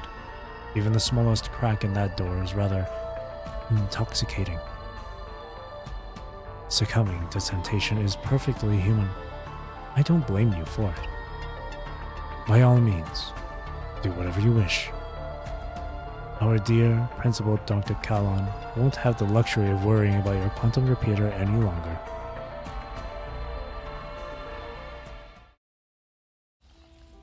Truth, after all, stretches as boundlessly as the sea, yet a single person can only catch the murmur of its waves. And that murmur alone is enough to resound through a lifetime. Driven by the tides, the red tide now heaves in waves that match the ocean's own immensity. Pushing past the pain, Karenina launches yet another crushing attack at Arius. But this time the Crimson Phantom intercepts the hit, absorbing it completely. What a generous reunion present my brilliant scientist prepared for me. I confess I thought you were dead. All those useless failures before you broke so quickly. Even your theoretical success preserved this long. It's practically a miracle. Preserved. A flicker runs through Karenina's gaze at the word. Arius pushes the anchor away and tosses it aside, letting it crash into the control console nearby. I read through your construct modification dossier. Do you know what I found? My construct modification? The corner of Arius' eye gives an almost invisible flicker. A spike that should never have existed. You were the success that should never have happened. And yet, here you are. What the Erhorn family has yearned for across centuries, our dream made flesh. The construct girl takes a steadying breath and summons her anchor back. The moment the anchor touched the console, it began a full spectrum search for the communication node Arius exploited to infiltrate.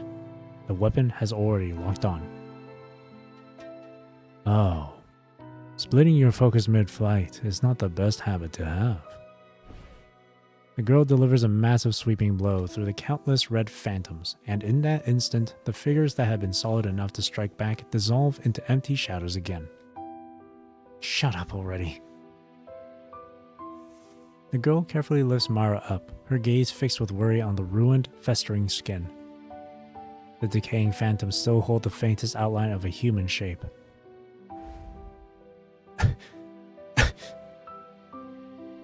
The crimson haze spreads and ranks Mara with harsh, hacking coughs.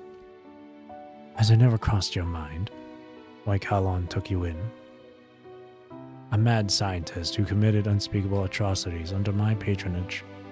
What would drive someone like that to adopt a stray orphan? Unless he recognized you. There's really no other plausible explanation. A child born from his crowning achievement. In a way, a very fine trophy to keep. You're lying. Mara fights her way upright, her voice shaking with anger. He was not a mad scientist. Dr. Kalon was... Karenina lifts her chin, and her eyes burn with scorching fury as she fixes them on Arius. No matter. As a tool, you've finally been sent to your proper purpose. Restoring the glory of the Urhorn family and of humanity should be honor enough for you.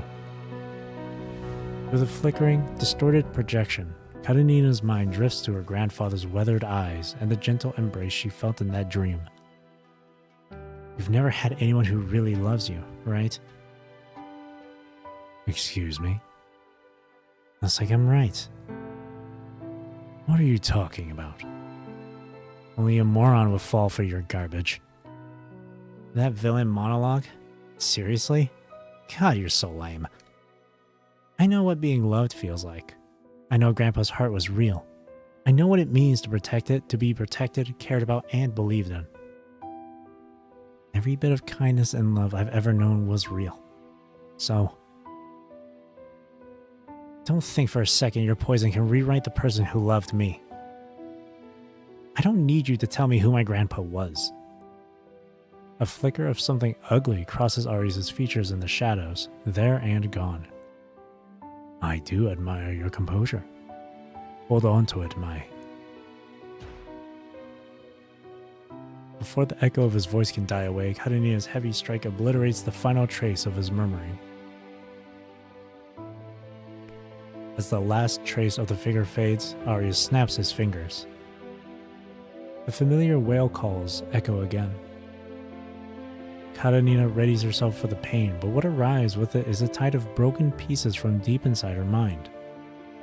Memories fall like unsorted letters from long ago, drifting like snowflakes, spinning a small blizzard through her mind. At the storm's heart, a child reaches desperately forward and catches only the frayed edge of a bond long cut. Long buried memories are stirring awake. She remembers a whale launching itself from the sea, the blast that roared beside her ear. She remembers the cold, indifferent eyes that watched her in the laboratory, the young woman who hid her from the hunt, and how her gaze went dark before the end. She remembers ash clouds rising like gray cotton candy, a cargo ship dissolving in fire like melting ice cream, and missiles carving through an upside-down sky. The young woman who held her said they were pretty balloons. So many of them. It was the first fairy tale she ever heard. So many balloons. Look how high they're flying. So high. They're flying all the way to the heart of the sea. Now there's that overlay. The rippled blue glass was a sea on fire. The mushroom cloud climbing skyward was nothing like cotton candy. The missiles that filled the sky like balloons screamed as they flew up, and the heat that melted everything burned her eyes. The world met her with its ugliest face, but the young woman who held her taught her this.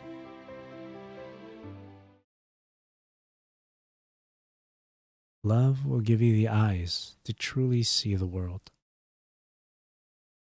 Red is the color of flowers and kisses.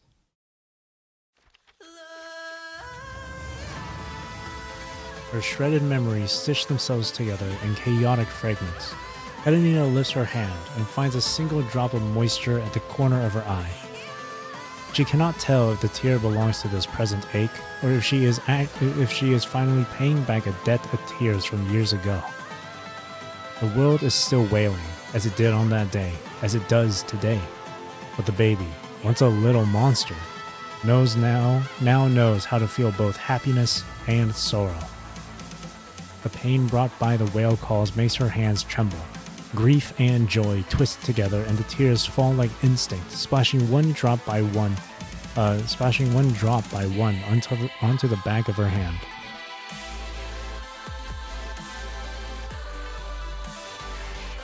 The old woman clasps her shaking hand, and Karenina grips back, her fingers curling tightly around Mara's thin, frail ones. She's flying to the heart of the sea, too. You didn't have to come for me. Silly girl. She gives a small cough and blood threads from the corner of her mouth. I should have been faster. Karenina, they're new repeaters. There's a trap planted in them.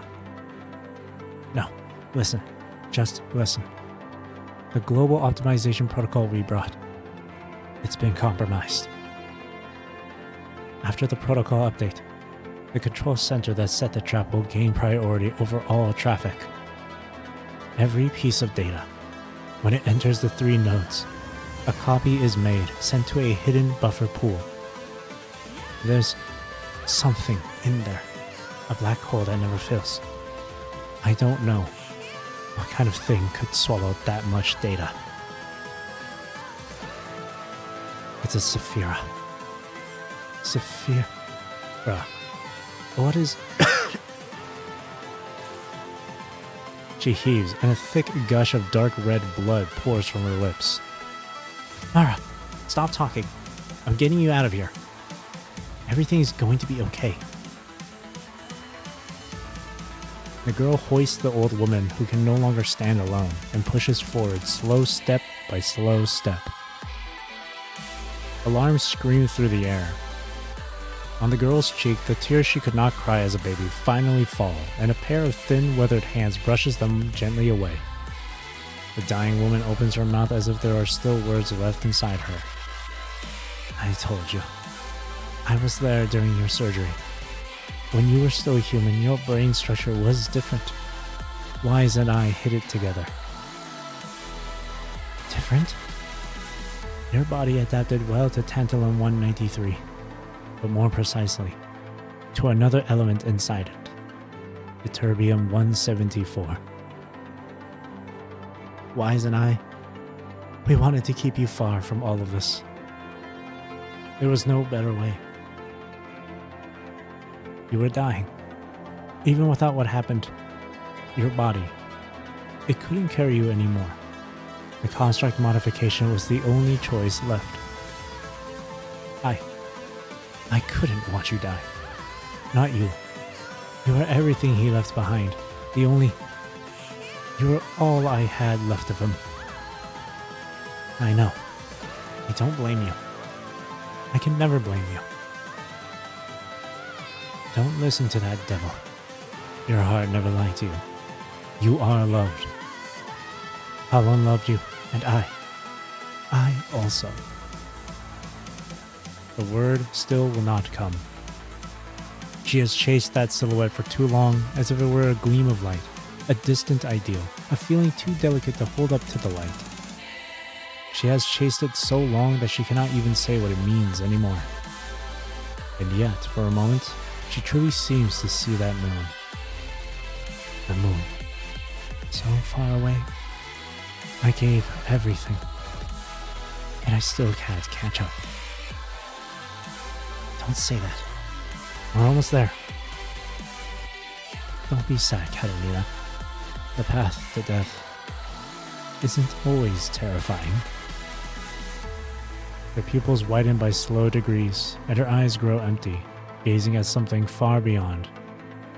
Wish me peace. For this small, foolish sacrifice. The ocean wind takes away her last sigh. When Karenina walks out of Fenrir, sunset spreads across the water, and even the red tide-tainted sea catches the light in shimmers of gold. Her gaze falls on a carving in the platform's wall, worn down by years of salt and wind, a last testament from someone forgotten. Did we win? We did. The handwriting belongs to Mara. Karenina presses her palm against the wall and lowers her head into the crook of her arm. At last, she allows herself to cry out loud. For a sacrifice so small and foolish. Ah, it's good. Oh man, rest in peace, Mara. I had chills when Last Resort started playing. Last Resort is Karenina's theme, man. That was good. Really good. Rest in peace, Mara. Peace.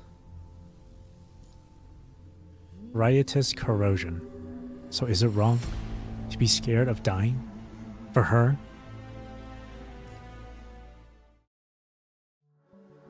It's going to be forever and ever and ever before we can see each other again. You're not gonna miss me at all? Aren't you the one who sent in my application and resume? And it's perfect. You can bury yourself in research. No more navigating all that social nonsense you hate. You'll be with people who actually get you, doing what you actually enjoy. And no one's going to give you a hard time for being Kalon's student anymore. Honestly, I never really noticed any of that. Of course you didn't. The only thing in the world you care about is science. If you ever had to weigh me against the truth on some cosmic scale, you'd pick your big, shiny truth without blinking. Admit it.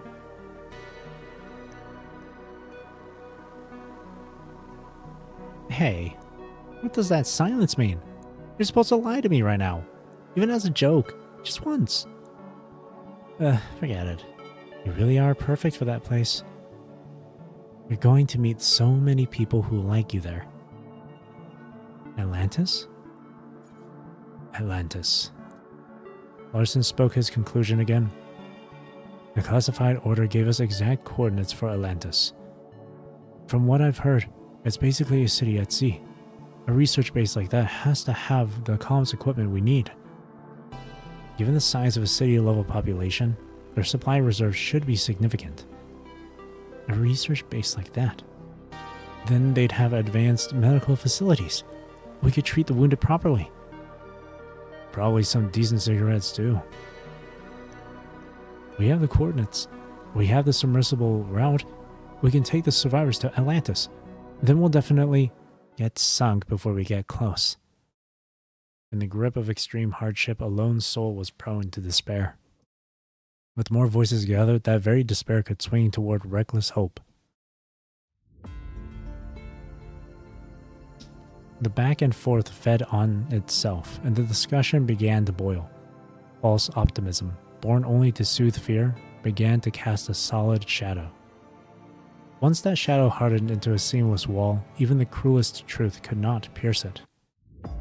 It must be stamped out before it took root.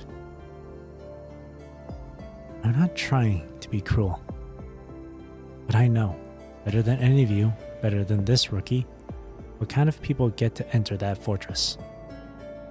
The researchers at Atlantis are the elite of the elite. Absolute rationality. That's who they are. Larson, let me ask you something. The timid young engineer caught his breath at her words. Cordelia might have had no love for her family, but the imperious edge they had instilled in her still had a way of unnerving him. Does absolute rationality mean absolute justice? Does absolute justice mean absolute compassion? Go on, try to picture it. For a group of absolutely rational geniuses, how do you think they define compassion for humanity? Right now, in this. Open doors? Warm welcome? Everyone supporting each other like one big happy family? The young engineer swallowed hard, forcing his illusions back down his throat.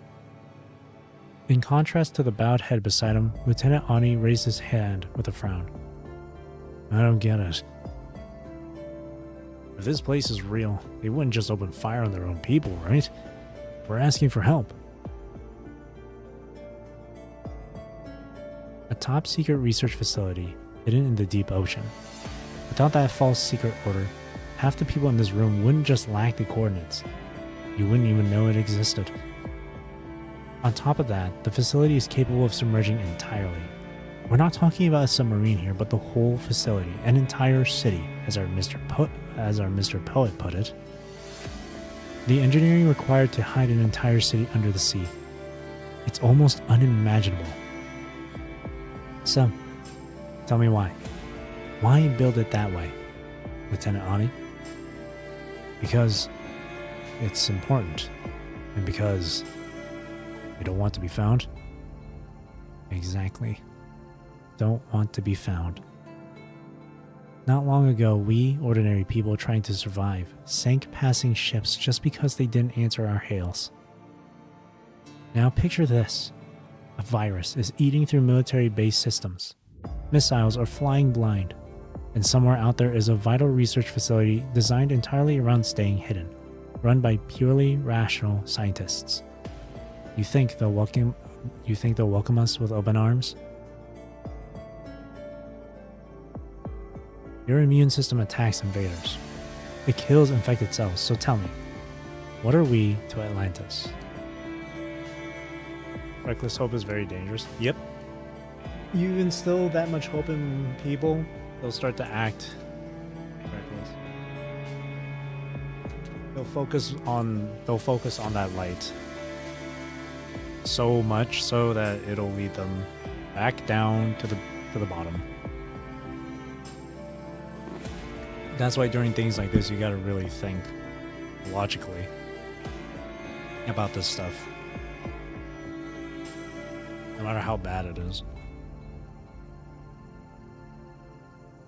That's why in these earlier nodes, when people were just trying to avoid the corrupted, avoid being killed, trying to survive, they didn't care about anyone else.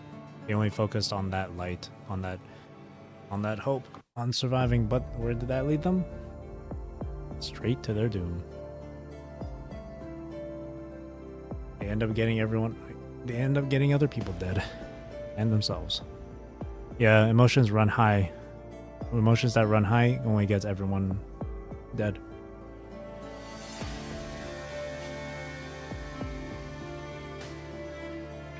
It's tough. In a very difficult, dire situation, it is tough to keep yourself composed. Especially in something as terrible as the punishing. Just like in the previous story in Valentine's chapter. Trust is a luxury. Survival is what's the main focus and priority for most people.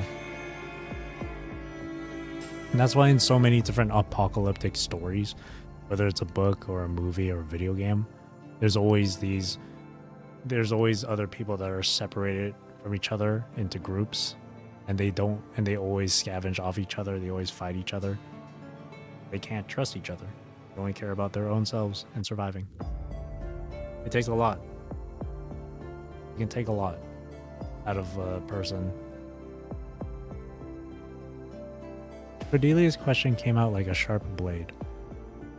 The moment we enter their firing range, we're locked. And then, bang. Congratulations. You've reached the end of your story. Everything you just said assumes we go to Atlantis as beggars, asking Atlantis to take us in. But what if we took a harder approach? Stigan. Gunnar rebuked his subordinate's reckless proposal with a sharp, stern voice. Stigan was a fresh face at the war table, having assumed the deputy captain's role in the detachment after Sanders' death. Yet he ignored his superior's clear warning and continued on regardless. If we intervene with force... Let's be honest. We're just a bunch of scientists. Nerds, right? What the hell's wrong with you? Captain, I'm not saying we actually attack Atlantis. I'm saying, with this many lives on the line, maybe we scare them a little. Just a little. We put on a show. No one in Atlantis actually gets hurt. Besides, doesn't Miss Erhorn know that place well? We could even signal them first, friendly. Let them know we mean no harm, and then... Right, because the people about to blow you out of the water are really going to care about a friendly signal. This is insane. That's not even a plan. If it was just us, I wouldn't care where we ended up. But there are civilians. That's why I'm proposing something this reckless, to save more people. We saved them. That means we're responsible for them. It's our duty as soldiers to protect them. Lumi, this one's on you. What? Huh? Me? Your smoking ban has fried everyone's brain. Easy for you to say. Come up with a better plan then. Captain Gunner, you don't think it'll work either? Gunner remained silent. Give us your orders. Glances passed among the gathered soldiers. Gunner still held his tongue. It was in that silence that Cordelia stood. We can't go. No. It's not that we can't. It's that we shouldn't. Your reason? The same one you just gave. To save more people. Cordelia drew a slow breath, though her modified body had no real need for the calming gesture. Still, she would rather feel human than mechanical. It's precisely to save more people. So, if going to Atlantis is the only way we live, then I'd rather none of us survive. The silence stretched for 2 full seconds. Before the questions and accusations could explode, Captain Gunner raised a closed fist. Every soldier froze in place struck mute. The combat hand signal for halt triggered something deeper than thought, a reflex carved into their bodies. Gunner lowered his fist and lifted his palm slightly, motioning for Cordelia to continue. The distress signals show the virus is spreading faster across the ocean. The corruption rate is accelerating. If it's already this bad at sea, with a population density on land, no research facility stands a chance. I see what you mean now. Because Atlantis is underwater. Larson, who had been stunned moments before by Cordelia's mad words, finally grasped her true intent. Yes, because it's underwater, Atlantis might be the only place that can escape the virus, or at least hold out the longest. Atlantis is a giant research machine. It never stops. It's cold, ruthless. It treats emotion as noise. Calling them mad scientists wouldn't be wrong. And that's exactly why there's no hesitation there. No mercy. None of the impossible choices we're facing now. And I do hope that in a place like that, absolute reason can give birth to absolute compassion. Compassion for all of humanity. In an apocalypse like this, these fanatics of truth, hidden in the last clean place on Earth, they might be our best chance at finding an answer. And I intend to protect that possibility. Cordelia's voice carried a resolute, unshakable certainty. Yet her firmness only made the gloomy lieutenant's frown cut deeper into his face. That was a moving speech, miss. If these scientists can really build that future, then as a soldier I can respect their madness. But in the end, Atlantis firing on unknown vessels is just your theory. Are we supposed to look those survivors in the eye, civilians, ordinary soldiers, and tell them, sorry, we've decided to let you die? All for a possibility? A maybe? The lieutenant held Cordelia's gaze, refusing to back down. I think what Miss Erhorn also means is we might be the sick cells. Stigen turned a hard stare on Larson. Against all expectations, the timid young engineer found his nerve and offered a halting, stuttered response. What are you talking about, young man? Miss Erhorn just said, the immune system attacks invaders and infected cells. We might not just be invaders. We could be the sick cells, carrying that new virus. If we board Atlantis, the virus... Cordelia held the baby tighter against her chest and raised her chin, stripping the cruel reality down to its bones for everyone in the room. There will be too many variables at sea. We barely understand this virus. If one stray strain slips into a single electronic device on board, even a tiny crystal board, Atlantis cracks open from that one breach. And even if we had the exact coordinates right now, without the central AI, finding Atlantis is like searching for a needle in an ocean. Why are the lights on in this war room? Why are the doors open? Do you think Frigga did that for us, Mr. Stigen? Larson flinched and shrank back. In the days since the base went manual, he had been handling an endless stream of little, unglamorous tasks. Cordelia had noticed every one of them. How does this virus spread? Is it airborne? Those corrupted crab robots were on the port platform. Could they have compromised Frigga even while she's offline? Frigga right now is just like that cat in the sealed box. Schrodinger's cat. It is neither corrupted, nor it is both corrupted and not corrupted. Her gaze passed over each person in turn and landed squarely on Stiggan.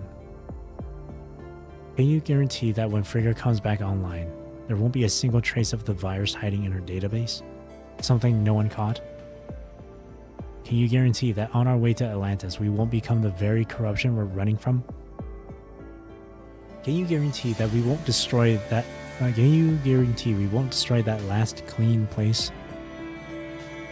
Just as you have your own duties as soldiers, the people in Atlantis have their own strengths and purpose. It's not to fall with the virus, but to keep that sanctuary of science standing, to find the source and to find the way forward.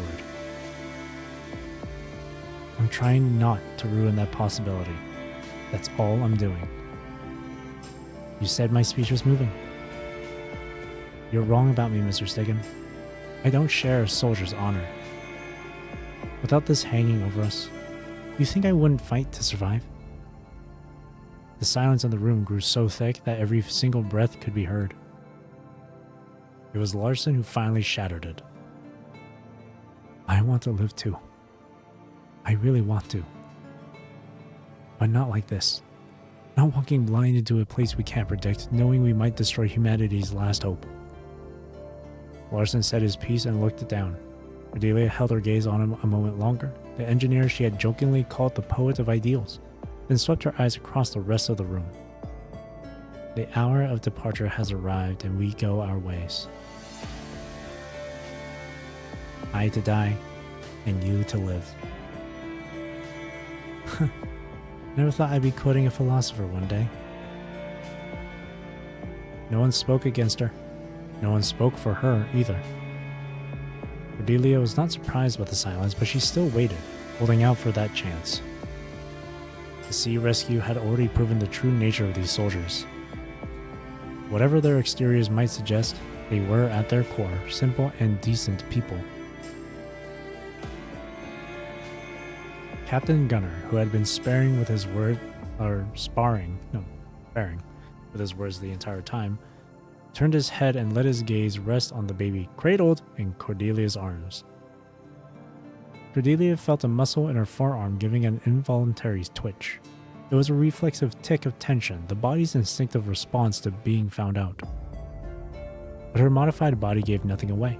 It was only a phantom echo of a habit her body no longer truly had. Everything Cordelia had just laid out was nothing but plain, undeniable truth. Yet she could not claim it had been spoken from pure righteousness. The baby in her arms, beneath all the noble rhetoric, was the only thing she could not be objective about. She lifted her chin and met that probing stare without flinching. She had to hold the line against every prying gaze. To ordinary people, the little monster in her arms was merely a peculiar child, but the so-called geniuses of Atlantis would never be fooled. If word slipped out, even if Atlantis meant them no harm, Aria's finding them was only a matter of time. And if the child's true nature ever became public knowledge, it would attract far more than just an Urhorn's greed. Stiggan appeared to read the hesitation in Gunner's face. Without waiting, he broke the silence. Ms. Urhorn, for the future of humanity, perhaps you're right. His shadowed expression undercut whatever sincerity the words might have carried. But this is Rainbow Bridge Military Base. You're not the one in command here. Seems this base still answers to me. Captain Gunner shifted his gaze from the baby, let it drift across the ceiling for a moment, and then brought it to rest on Cordelia's face, right between her eyes. It was as if he were trying to see through her, or perhaps watching a reflection of his own thoughts somewhere just beyond her. Then slowly he took off his cap. That's it. It's over. She had seen this gesture many times before, the opening move of an apology. Next, he would clutch his cap to his chest, exhale a long sigh, confess his powerlessness, praise her reasoning, and then hit her with the inevitable "but." The perceptive captain had spotted her hidden stake and grown wary.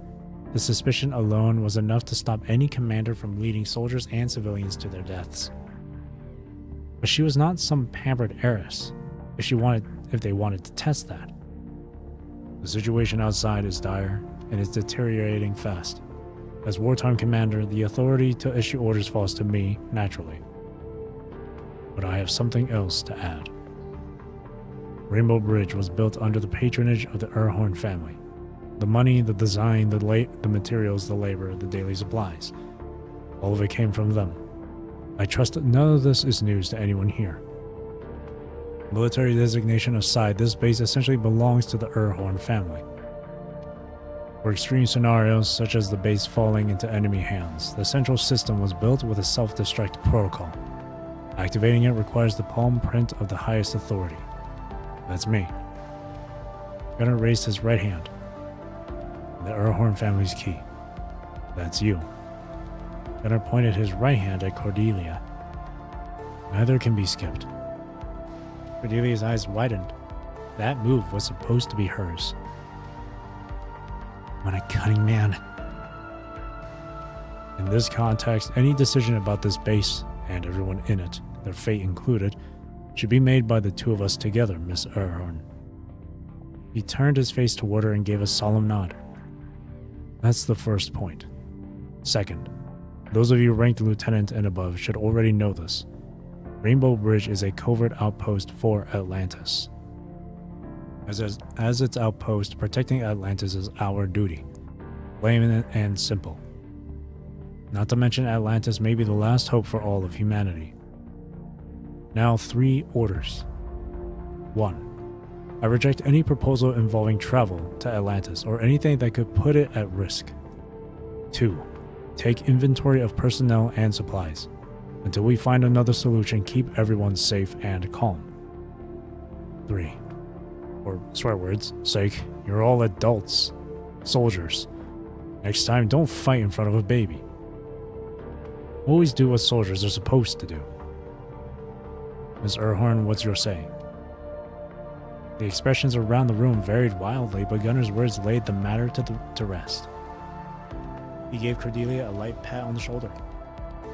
She felt a brief wave of disorientation wash over her and could only recall murmuring a quiet thanks. After the base commander handed out new temporary assignments to everyone, the crowd dispersed. Only Gunnar and Cordelia remained in the room, along with Larson, who stubbornly lingered. What? Not happy with your assignment? I want to apologize. Apologize? For what? I was being careless. I shouldn't have brought up Atlantis. I just mean, if sacrificing individual happiness could bring greater happiness to everyone, then I think that sacrifice is justified. I can accept being left behind. I'm willing to be the one sacrificed. Larson squared his shoulders after he finished, mustering the little courage he could claim. Cordelia frowned and looked over at Gunnar, who answered with a shrug. That's not quite how sacrifice works, Mr. Poet. But you just said... Because the situation we're in is exceptional. That's the premise. If this really is the apocalypse, then the survival of civilization and our species becomes a necessity above everything else. And every sacrifice becomes necessary. But here's the question. Will sacrificing the few today really secure the future for all of humanity? She nodded along with Gunnar's counterpoint, as if she had been waiting for it all along. Larson stared, caught completely off guard. Gunnar's right. If happiness and suffering could be calculated down to the exact number, sacrifice everyone here at this base, gain a net positive for humanity, then sacrifice becomes a moral obligation. I can choose my own sacrifice, sure, But just now, I asked the same of all of you. I even asked those survivors to give up their lives.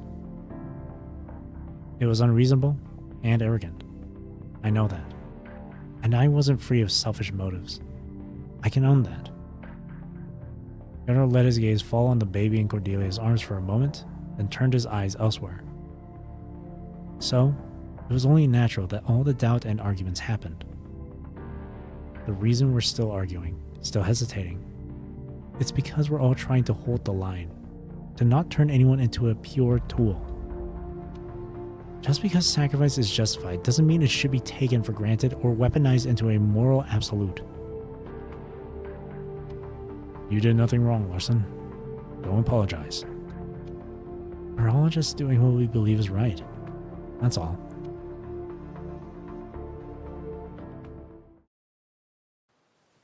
A salt-laden wind, heavy with the scent of rust, swept over the desolate base.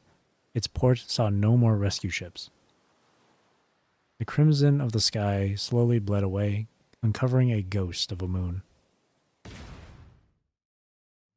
Gunfire ripped the silence open.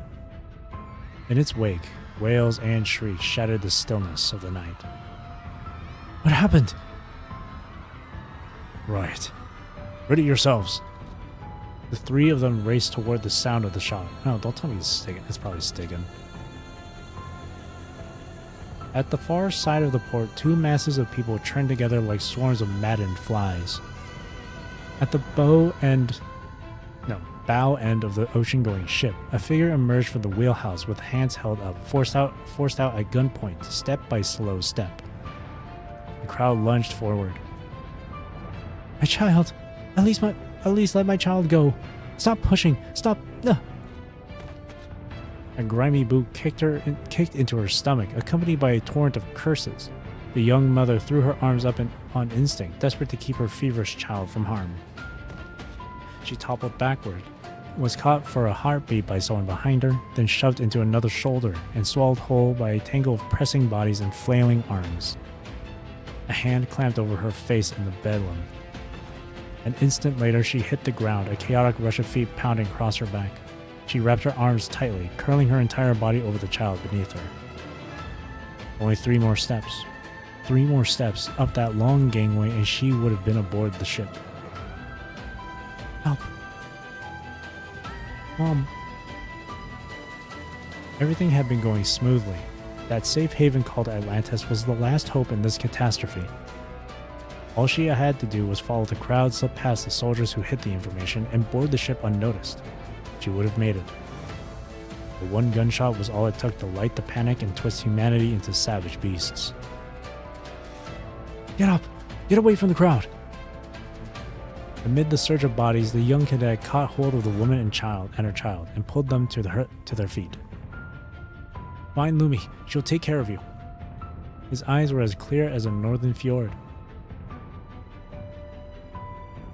A stampede of footsteps pounded against the metal deck, the vibrations shuddering through the walls in a low, rolling roar.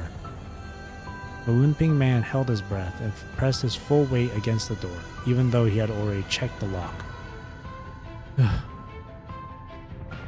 Muffled shouts sounded from the other side of the door, followed by the sharp crack of several gunshots.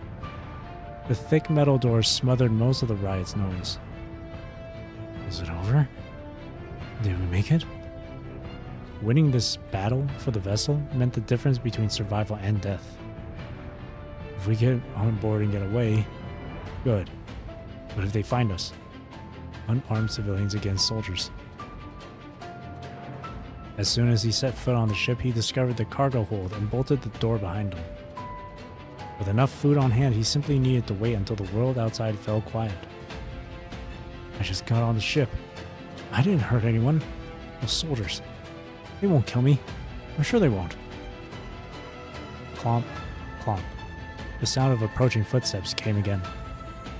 But what if? He clenched his fingers around the gun. Clomp, clomp, clomp.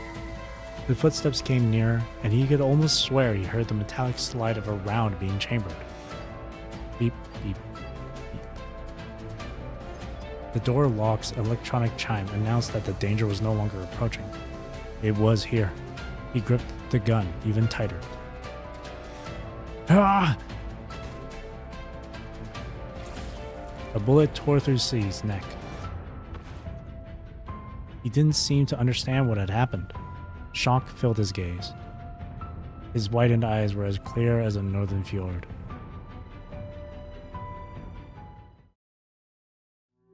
The riot was put down not long after. That should be all of them. We're out of cuffs, so rope will have to do. Gunnar, Cordelia, and the others stood between the two groups listening to Ani's report. A low chorus of weak moans and scattered curses hung over the entire port like a shroud. All the wounded are here. Civilians, riders, but mostly our own. Ani gestured toward the group on the far left, his brow furrowed and his voice thick with exhaustion. There are too many. We don't have enough hands. Lumi's buried. I just told them to stay flat and try not to make it worse. There's too goddamn many. Who gave the order to open fire? Gunnar cut Ani off mid-sentence. That's a long swear word. He pointed at the man who sat collapsed inside, his expression empty and lost. Breathe, Ani. Gunnar laid a hand on Ani's shoulder. Ani dropped his head and pinched the bridge of his nose hard. Boss, we put our lives on the line for these people. And they turned around now, and they turned around, and now Sieg's lying over there. At the mention of Sieg's name, Gunnar parted his lips, for every word had lost its meaning. Sorry. Boss, it's fine. My head's just scrambled. The rioters said someone was spreading word about Atlantis, stirring people up, and told them to steal a ship. Their story was that the remaining ships couldn't carry everyone. We knew the truth, but hid it from them, so we could ditch them and run. I was on patrol with my squad, and we ran straight into a crowd trying to take the ship. We tried to talk them down, gave them warnings, but they just wouldn't listen. Then it turned physical. In the chaos, one of them pulled a knife, killed a soldier, and took his gun. His squad mate fired back on reflex. After that, it all came apart. As Ani's chin sank toward his chest, Gunnar breathed out deeply and ran his palm over Ani's hair in a firm, soothing motion. That's enough, Ani. How did the survivors find out about Atlantis? At her question, all of Ani's weariness and sorrow ignited into raw fury. Ask him. He pointed toward a figure standing rigidly amid the crowd on the right. Armed soldiers formed a line, their eyes fixed on the subdued mass before them. Some riders lay face down, others knelt, their wrists cinched behind their backs, bodies slumping in exhaustion. Some still spat curses, a few shifted restlessly, but only one remained kneeling at the center, his spine held perfectly straight. You. Stiggin pressed his lips into a thin line and averted his gaze. It wasn't supposed to go like this. Gunnar moved to stand before him, fury smoldering just beneath a thin veneer of calm. Why did you spread word about Atlantis? Do you see your comrade's blood? Speak! Is it wrong to want to live? He held his head high and stared back into Gunnar's disappointed eyes. The guy with a bad leg almost threw Linde into the sea just to save himself. You didn't punish him. I asked him why. And he said, is it wrong to want to live? So tell me, where's the wrong in wanting to live? Sagan pressed his hands to his head, his face twisted in anguish. Yes, I've become a coward. But I only enlisted so my mother could have a better life. She's dead now. Her last words were, live. Live well for her. So is it wrong to be scared of dying? For her? At the mention of mother, Cordelia's hand spasmed involuntarily where she stood amidst the crowd. She drew the baby closer, arms tightening. The little mechanical potted plant seemed to catch the shift in her state, floating up and nestling near her body. You all talked about humanity's future. What does that have to do with me? I just want to live. Where's the crime in that? A human being wanting to stay alive. What's wrong with it? Answer me. Maybe you're right about everything, but I just want to make it through this. Cordelia looked at the man in front of her and found herself utterly without words. I wanted to run. They did too. So I thought we could run together. Miss Erhorn, does someone who just wants to live owe anyone an apology? A sharp ringing flooded Cordelia's ears, drowning out everything else. You have to survive. No matter what, you have to move on, Cordy. I want to live. Even if I have to trade my dignity and honor for every last breath, I just want to live. I get what you said about the new virus. So I just won't turn Frigga on. I won't touch her at all. That's enough, right? Gunnar tugged the brim of his cap low over his eyes and held back a sigh. A person who wants to live doesn't owe anyone an apology. But if survival means putting other people's lives below yours, you owe them an answer.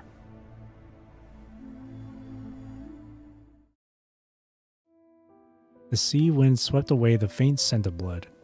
Rainbow Bridge Base, which should have fallen silent by then, was quickly consumed by frantic activity once again. Some of the riders chose to stay. Most have been boarded with supplies divided by headcount. A limping man who had been the most fervent agitator during the riot now walked at the very front of the boarding line, throwing himself into the task of checking all supplies. Man, fuck that guy. Get him out of here. Any working smoke flares on that ship? We used some in a drill ages ago. Should be a few left. What can they use those antiques for? We'll confirm that. Make sure they get some of the smoke grenades and handheld flares. The virus is eating the ocean. Electronic signals might be useless soon. Maybe the old stuff will bring them better luck. We're really just letting them leave? We can deal with rioting soldiers, but civilians? What are we supposed to do with them? I can't strip them of their right to survive either. Not with a clear conscience. Things are bad enough as they are. They made their choice. They know the risks. They know they might not make it. They know Atlantis might sink them on sight. Even so, it's the hope they chose. A chill wind blew in from the water, and she hugged the baby closer to her chest. We all just want to live. But what's even the point of living? If this is the end of the world, is fate just testing whether we can survive? She stared out toward the horizon, toward Atlantis, where there was nothing but an endless sheet of sea merging into the sky. Cordelia stroked the baby's forehead softly. The riot had not disturbed the child at all. We're not just primates who figured out tools. We built a conscience so we could live together. That's what makes us a civilization. We're soft, and we scare easy. We're brave, and we mess up. We feel for each other, but we can't ever really fully understand. And still, we try to hold on. All that complexity is exactly what makes us human. The baby curled her tiny hand around Cordelia's trembling finger. Isn't that right? She did not pull away, but instead stroked the tiny soft palm with the lightest touch. This world is terrible enough as it is. I don't want the only thing you see to be humans tearing each other apart. But just denying it isn't enough. We need a plan. A real one.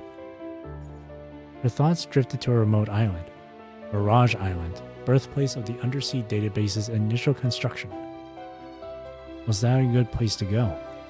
That narrow patch of land could not accommodate everyone, and the journey would mean stretching their water and rations thin, all while navigating through the Manon series units in the area. She rocked the baby in her arms, patting a soft, soothing rhythm against her back. Still, it's worth trying. Her skin felt dry and tight from the sea breeze, or salt breeze.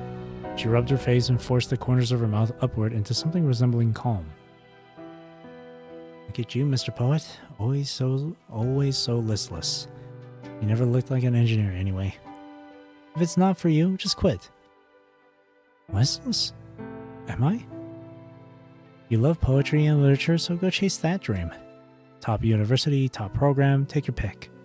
Gunnar wants to go home? Sure, let's pull some strings and get him assigned back to the Arctic Route Union. I'll make every one of your dreams come true. What about me, miss? Can I make a wish too? This time of year, the snow back home must be deep by now. Fishing in that, it's something else. Bonnie, Linde, when we get back to the pole, I'll show you. His voice carried a faint trace of melancholy. You're welcome too, Miss Erhorn. I know you like painting. The snow in my hometown is really worth seeing. Cordelia rested her cheeks softly against the baby's, just as her mother had once done with her so many years ago. I'll make all your dreams come true. I'll give you a world that's free and happy. You'll be the happiest child there is. Everything your eyes find and everything your ears catch, none of it will ever make you sad. Just as her mother had once told her so many years ago. That was a good note. That perfectly showed the example of like reckless hope right there. Reckless hope leads to reckless actions. Because of that, we lost, well, just as far as I know, just Sieg. But it's rough. But it's also understandable too. Survival is that top priority for these guys. The reasonless law of birth. So what about me? How did I come into this world? From a tucked-away storage room, the faint sound of crying reached Gunnar's ears. He paused and waited patiently, and before long, Lumi stepped through the doorway. Sir. She lowered her head, only to lift it again a heartbeat later, her words spilling out in a breathless stream. Sir, the critical patient we had in your quarters. He didn't make it. And with the riders gone, there's a lot of empty rooms now. So all the wounded, they can each have their own space to rest. Lumi's eyes were red-rimmed, and her words tumbled out in a messy, disjointed rush. What I mean is, your room's free tonight, sir. You can have it back. Are you alright, Lumi? Captain Gunnar caught the deepening red in Lumi's eyes, but she only gave a thick, shaky breath and refused to let the tears fall. Sieg's gone. I was working on the others and I turned my back for a second. Now I don't even know where they took his body. It was the riot. Gunnar did not press further, unwilling to tear open the girl's fresh wound. We came here together. Commander Gunnar, 2 more years and we would have graduated. When we go back, I don't know how I'm... Gunnar exhaled a deep sigh and stroked her hair gently. In the end, Lumi kept the tears from falling. Those we lose at sea, we have our own way of seeing them off. We'll give them a proper goodbye. You have my word. Dock 2, normally reserved for supply ships, had become a way station for the fallen. Its empty cargo apron now held the dead, Gunnar came in through the rear entrance alone. A gas mask covered his face, worn only at Lumi's insistence. Sieg's body rested in the last row near the back door, his youthful face still smeared with blood. The body bag was not yet fully closed. His once crisp uniform was dark with stains, the stiff collar crumpled and undone. Gunnar moved from body to body, pressing his hand to his heart in salute. Every one of them had been his soldier, his comrade. When he reached the row just before Sieg's, a bitter smile tugged at his lips. Sander, my old friend.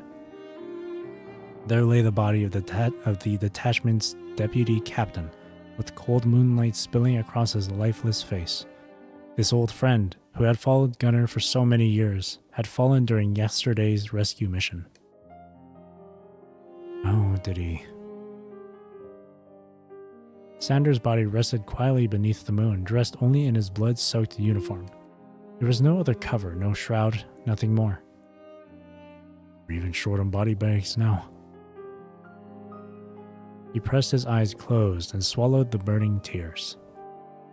A biting winter wind sliced through the dock, cold as a missive from Helheim, as if the death goddess Hel herself was tallying her faithful among the fallen. Don't get turned around on the way. That ferry to Helheim isn't for you. You died with your heads up as true warriors. We'll see each other again in the Golden Hall. Gunnar slipped off his coat and laid it gently over Sander's body. Must be cold out here. The winter sea wind stole the warmth from every tear before he could leave his eyes, freezing his sorrow into something hard and heavy in his chest. He ought to have gone back to his room and slept, but he pulled a container into place and sat down where he could watch over the dead and the sea. On the eve of the coming storm, the cloud cover briefly broke, and a patch of sky peered through. Moon's getting full. The moon was only chipped at the edge. Gunnar sat there through the night, and as the hours crept toward dawn, more figures gathered around him. Before first light, they would give the souls of those claimed by the sea back to the world, an old mariner's funeral rite.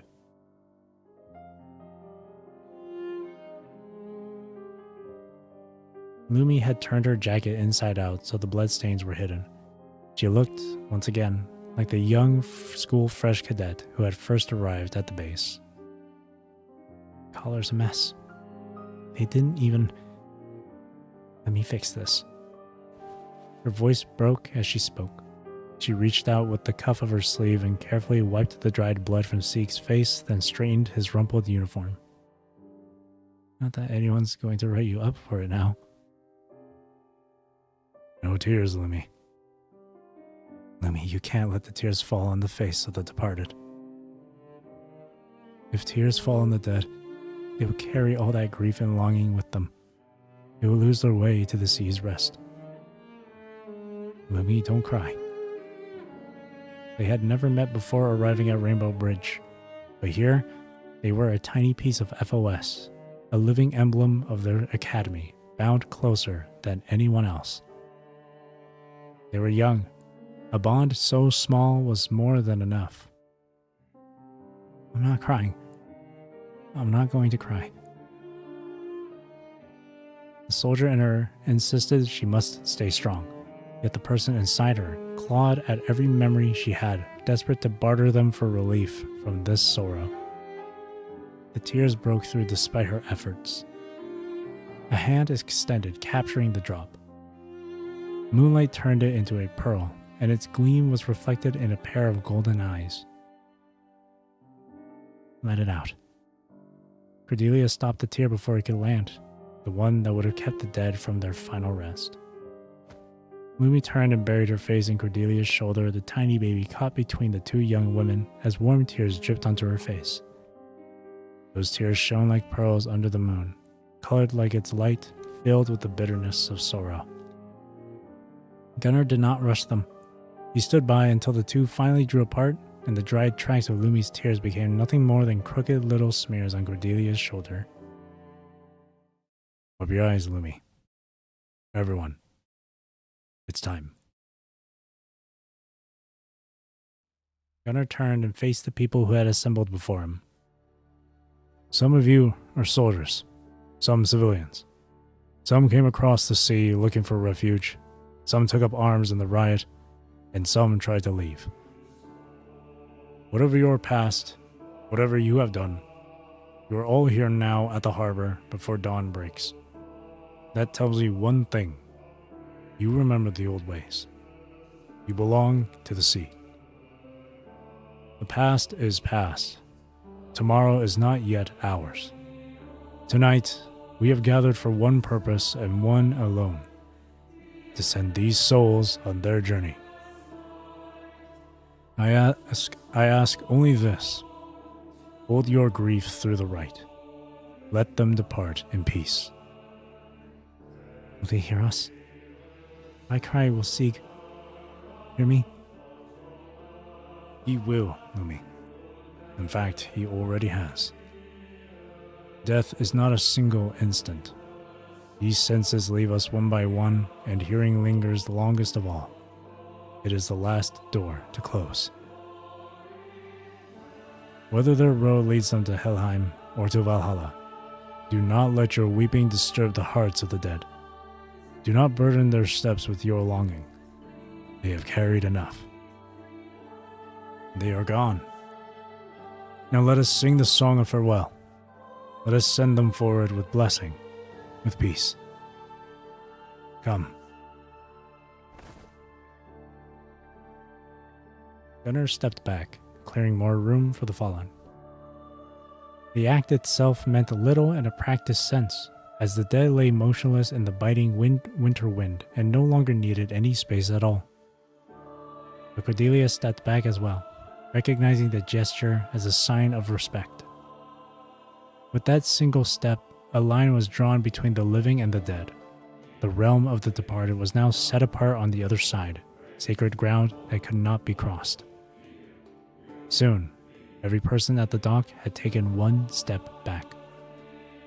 A single note rolled up from deep in Gunnar's throat, and his low, resonant voice opened the gates of the rite. Another note rose, and another. The notes weaved into a melody that drifted through the gathered mourners, circling before the winter wind bore it toward the dead and out across the sea. Or water. Yeah, same thing.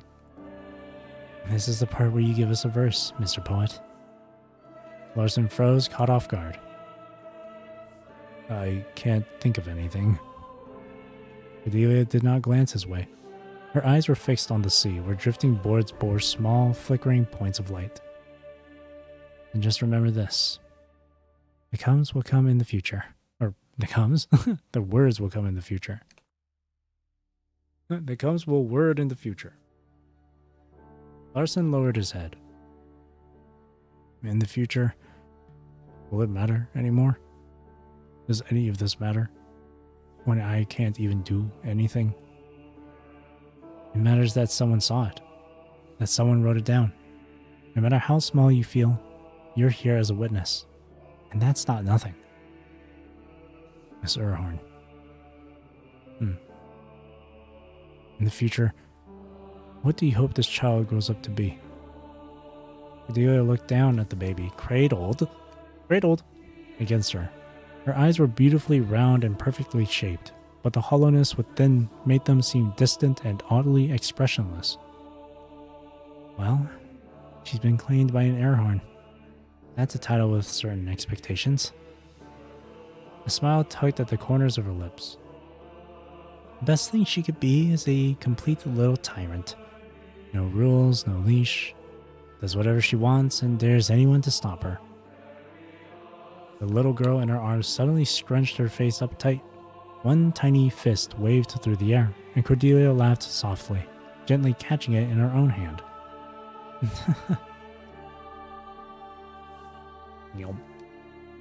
The baby chomped down on Cordelia's teasing finger. Cordelia's eyes went gentle, even without her ever meaning them to. That's a strong bite. We might have a little firecracker on our hands. She lowered her face and touched her forehead to the little girl's. Pretty face is just wrapping. Talent is a walking stick. Nice to have, but not what gets you up the mountain. If I could give you anything, I'd give you courage that never wavers and a soul that shines bright. All those things people chase, meaning and worth and purpose, are like a puppy's tail. Run for it as hard as you can, and they'll follow right behind you. I'll remember this. I'll be your witness.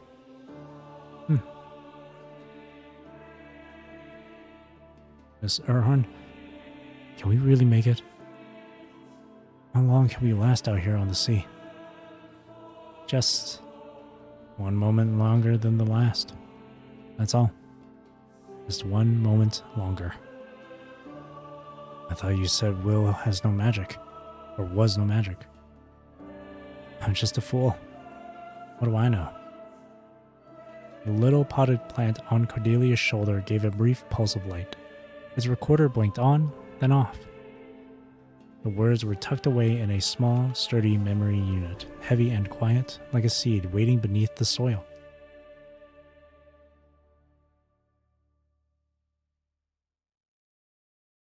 The Southern Node, present time. The cable-laying crew comes aboard Fenrir to change the repeaters, check the protocol coverage, and lay the fallen to rest. The sea takes everything in silence. The slow turning red thins like diluted blood, fading without a sound, until it becomes a lingering toxin that shadows these waters. Tonight, we have gathered for one purpose and one alone, to send these souls on their journey. But all the waters of the world find one another again, and the Arctic seas and the Nile gather together in the moist flight of clouds. Every road leads us back to each other. We are never truly apart. Moonlight sheathes the side of Karenina's face with it in a pearlescent sheen. Maras rests still on the float board, so light that it rides the swells like a single frail leaf. Karenina places a candle lantern beside her hand and touches her cold cheek with the tips of her fingers. The flame shivers alone in the sea wind. Is she cold out here? Death takes every sense away. But someone once told me, your ring holds on the longest. It is the last thing to leave us. That's why we don't cry when we sing the farewell song. No tears on their faces, no weight of our grief for them to carry. We let them go unburdened, so they can find their rest in the sea. Karenina closes her eyes and forces down the bitterness that climbs into her throat. The farewell song. All the days left behind, while the face is no longer here. Only the moonlight remains the same, and the sound of the sea and the tears. When we give the sea's children back to the water, we sing. We remind each other, do not mourn, because we are never truly apart. It has been years since I last sang it. But this melody, the one that has echoed through his dreams too many times to count, never fades from memory, no matter how much time slips by. A single note rolled up from deep in his throat, and his low, resonant voice opened the gates of the rite. Another note rose, and another. He sings again, the song passed down through generations. His voice comes rough and hoarse, like a reef scoured by too many tides, like the voice of someone long gone who once sang this same melody. The sea has witnessed so many goodbyes like this, so many desperate wishes for someone to stay. Then the two members from the engineering force pick up the tune, humming softly. The sea mist settles on Karenina's eyes, pulling a thin glint of tears to the surface. Wipe away the tears. You can't cry, at least don't have the tears drop on them. Don't cry. A slight wetness lands in your palm. She takes your hand and holds it tight. Those tears shine like pearls under the moon, colored like its light, filled with the bitterness of sorrow. Goodbye, Mara. One by one, over a dozen lanterns slip into the sea. The cable-laying crew at the southern node is lost, every last one of them. These are the only remains they can find. The waves bear the boards bear the candlelight, and together they become a river of lanterns, rocking with the tide like a mother's cradling arms. In their faint glow, Karenina catches sight of the carving Mara left on the wall. How much longer can we hold out? Karenina's hand tightens around yours in a firm, deliberate grip. It holds a solemn weight. Then she slowly lets go, leans down, and runs her fingertips along the carved words. How much longer can we hold out?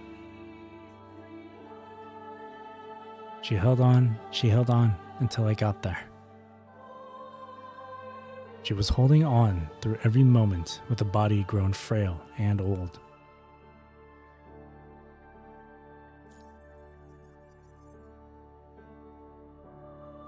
At last, just one moment longer than the last. A jumble of expressions flickers over Rarana's virtual display. Rarana floats up and nuzzles against Karenina's cheek. Inside its biosphere, the plant sways with a desperate urgency, like something aching to be said. Karenina simply pulls it closer, embracing a past that is hers, but that she has never truly known. The moonlight, unchanged across the years, settles on the stone walls that time barely alters. There, Karenina carves a fresh line. How much longer can we hold out? Just one moment longer than the last. Just one moment longer than the last. Just one moment longer. The lanterns carrying the honored dead drift onward, borne by a melody both solemn and airy. They journey so far that they turn into a lone glimmer on the horizon, a glimmer that stays and stays until everyone believes it will remain forever. Finally, a wave crests and lifts them high, and the lights rise as if heaven-bound, slowly, so slowly, blending back into the stars. 3 souls, do not dissolve into the foam. Rise up from the sea and become the stars above us.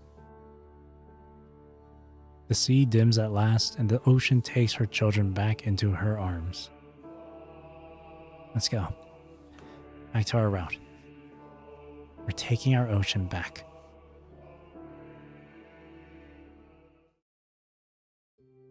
Before the first light comes, the ocean yawns like a lightless void, vaster and more profound in its darkness than the night sky above it. You have entered the designated mission area. The cable layer has reached the Jormungandr node coverage zone. Karenina keeps her eyes locked on the navigation chart. The second the announcement crackles to life, a tremor runs through her body. Just as she expects, the noise that once invaded her dreams in the dead of night arrives right on schedule. Every instrument aboard the cable layer remains blind to its presence. It's like a key made for Karenina alone, locking away the dark images that sleep in the deepest reaches of her mind. Whale calls, noise.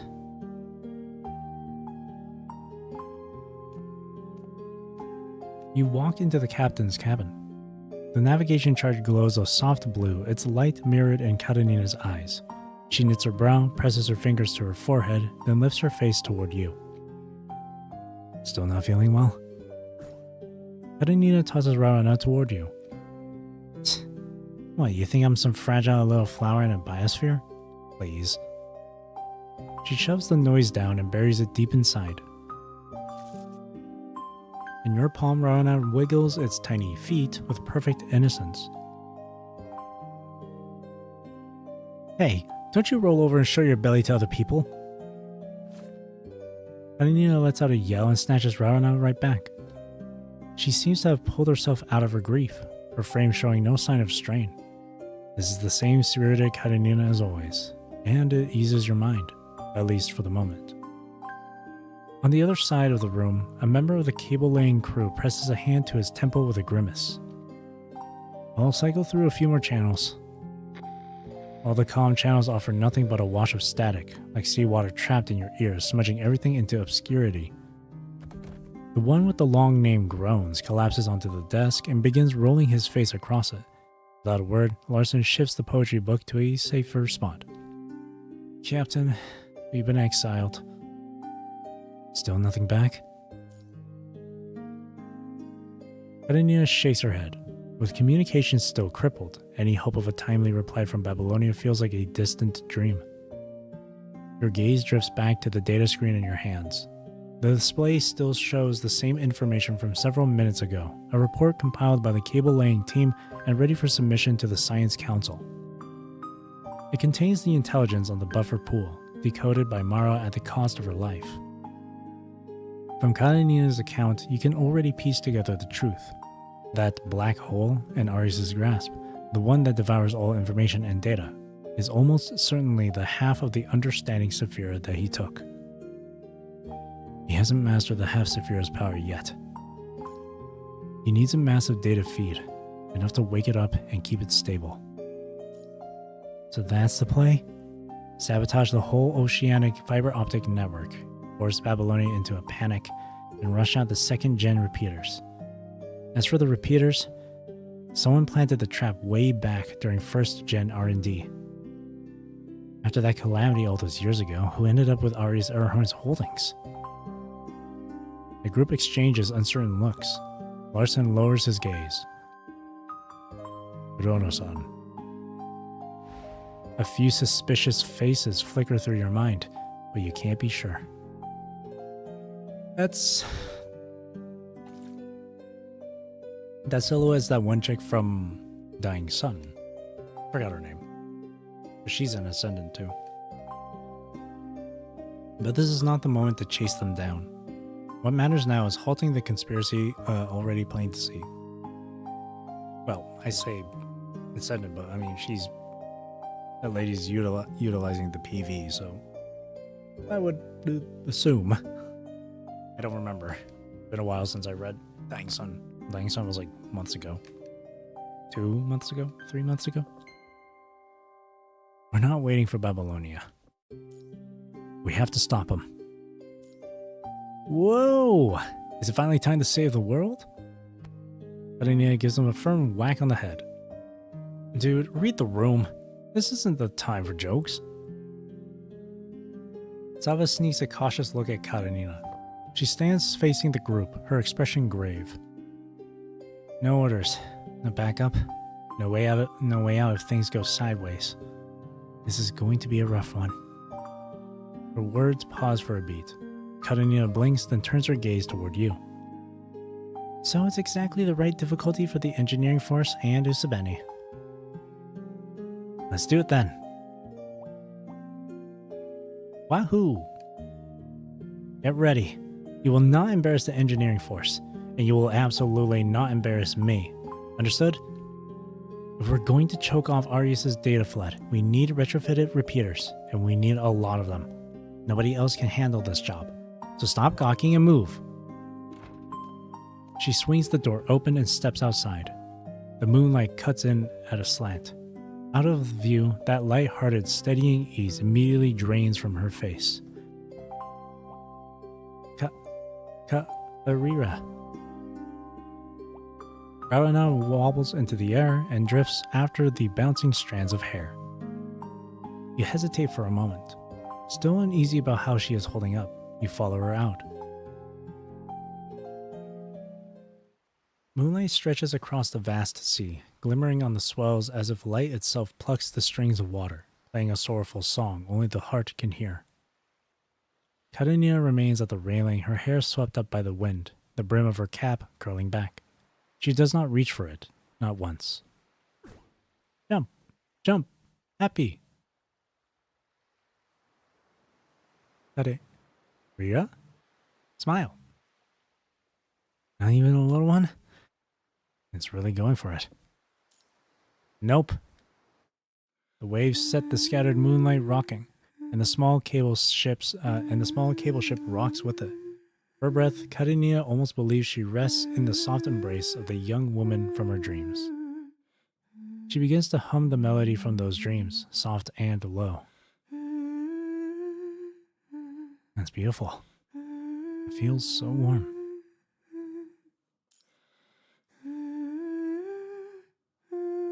Ravana's biosphere turns in a slow circle. The projected greenery flickers in a blink of distortion. Something like raw instinct makes it comb through its own stored data. The sea wind lifts it, and it drifts toward the melody, coming to rest close to the girl's face. Are.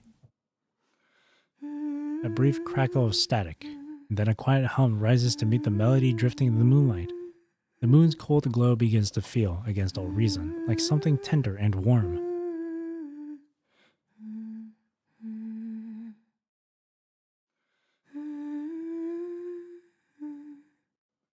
The two voices begin to weave together, and Karenina finally senses something.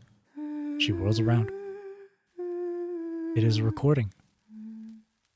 The sound flowing from Ravana's vocal module is the very same voice from her dreams. You. Balloons burst loose from the clown's grip, a riot of color veiling the ocean blue of the sky. Where did you get that song? She asked a foolish question.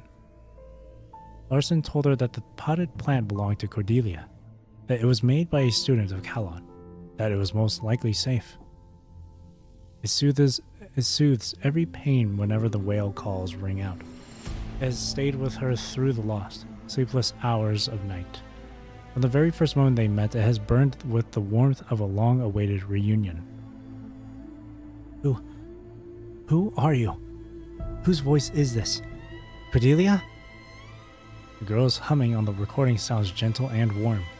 Something in Karenina's chest stirs and follows its rhythm. Cordelia. Who are you? Are you the one who held me in my dream?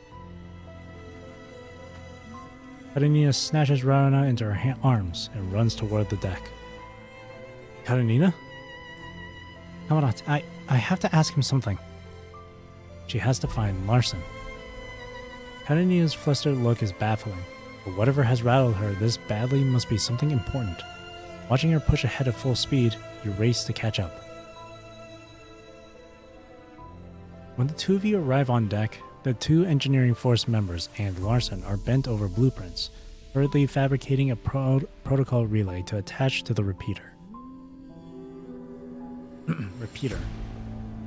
The work lights carve every component into crisp visibility. Larson skims his fingertips along the joints, feeling the edges to make certain everything fits. It's an OEM part, bad craftsmanship. They can easily snap during assembly, so you'll need to handle them with extra care. OEM part, trash craftsmanship. They snap during assembly all the time. You seriously didn't know? Your practical skills need work. And wow, this poem here is terrible too. I'm still learning. Yeah. We may be rookies, but the captain already beat that lesson into us. You're very meticulous, Larson. A poet's delicate touch. You know, Avalonia's WGAA also runs poetry events. Maybe you could write something for the Youth Center's internal magazine. Just something lighthearted and kid-friendly. I don't really do lighthearted. And honestly, I'm not good enough for something like that. The banana split boat melts sugar froth a buttery sea. I mean, it's pretty sweet, right? It's like a happy childhood. Oh my god. Do you understand how mortifying it is to recite someone's work right in front of them? And you scolding me in public isn't mortifying? I'm a delicate soul, Sava. But that poem isn't about happiness. Just then, the sound of rapid footsteps pulls all three of their gazes up. Karenina. Karenina freezes in place, You feel the slight unevenness of her breathing and see her hair in mild disarray. She takes what looks like a steadying breath. Larson. Slowly, Karenina moves out of the shadows and into the reach of the light. She suddenly doesn't know how to begin. All she has is a baseless dream, a melody that feels barely tethered to reality, and a poem that might be nothing more than a coincidence. Did she have a child? Karenina's face grows solemn. What? Cordelia, the original owner of Rauna. You mentioned her before. Did she have a child? A flicker of pause. Larson shakes his head and looks down, masking the turmoil in his features. No, she didn't. She didn't have any child. Oh, I see.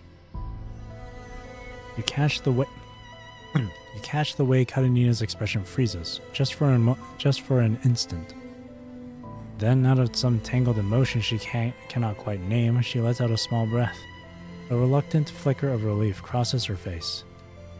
So she didn't have a child. Then, it was just a dream. Just a dream. But we saved the baby during the disaster. Cordelia adored that child. She never let the baby out of her sight. That child had eyes like fire caught in gold, burning and bright. Karenina's head snaps up. The burn of those golden eyes finds Larson and will not let go. Until the very end, until she went down with the ship, she never let go of that child's hand. Went down? A storm hit us. A terrible one. Our ship broke in half. Everyone except me, they all... What about the child? Larson looks away from those golden eyes. I'm sorry. Cordelia trusted me with her, but I lost her. Lost her? You lost her. A realization strikes you all at once. She then sees a pair of eyes filled with fear, pain, and the shimmer of unshed tears.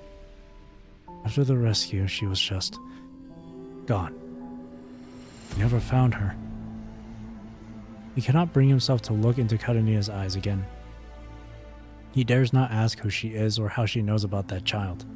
He is afraid to learn what happened to her, what led her to being rebuilt as a construct. His thoughts scatter and his lips tremble open, but in the end he only lowers his head. He offers the only thing he has left: silence and cowardice. He couldn't do anything. She can't blame anyone. The light dims in Karenina's eyes. She turns and gathers up the last scraps of her strength. I need to prep for tomorrow. Missions. I still have things to finish. You two work hard. No slacking. She rushes away, swallowed almost at once by the waiting shadows. She became an engineer. You turn your gaze to the marine engineer, a man worn far beyond his years. Tears are running down Larson's face. She's the best engineer Babylonia has. This timid man offers a smile that hurts more than weeping ever could.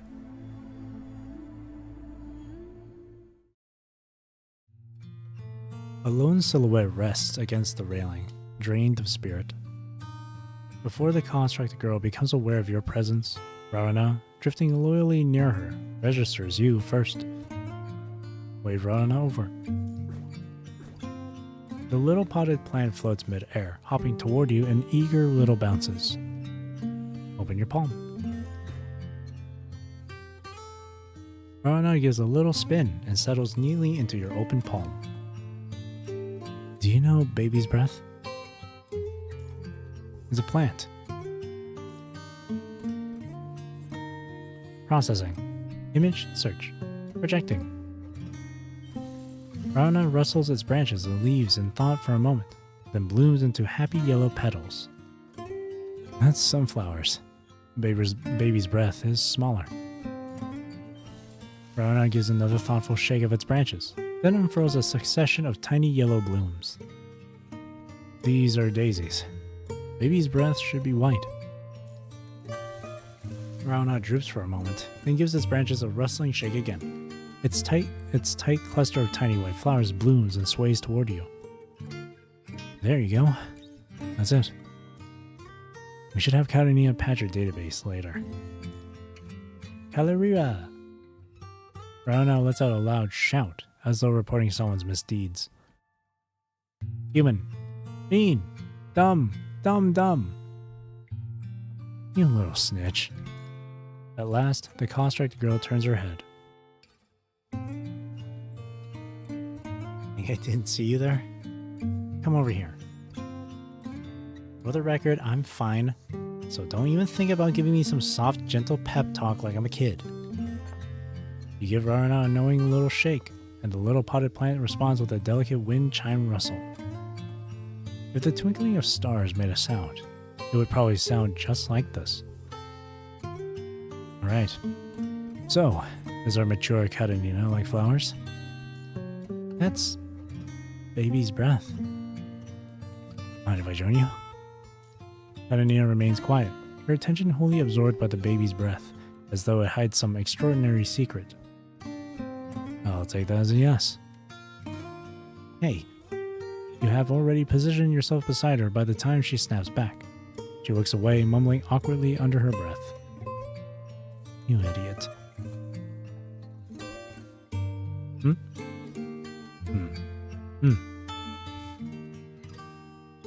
The girl presses her lips together and says nothing more. Your hand rests just beside her fingers. One small shift and they would touch. Perhaps it is the warmth of old memories and the quiet comfort they carry that now washes over her. The sea breeze feels gentler tonight, no longer threatening to knock her heart off balance.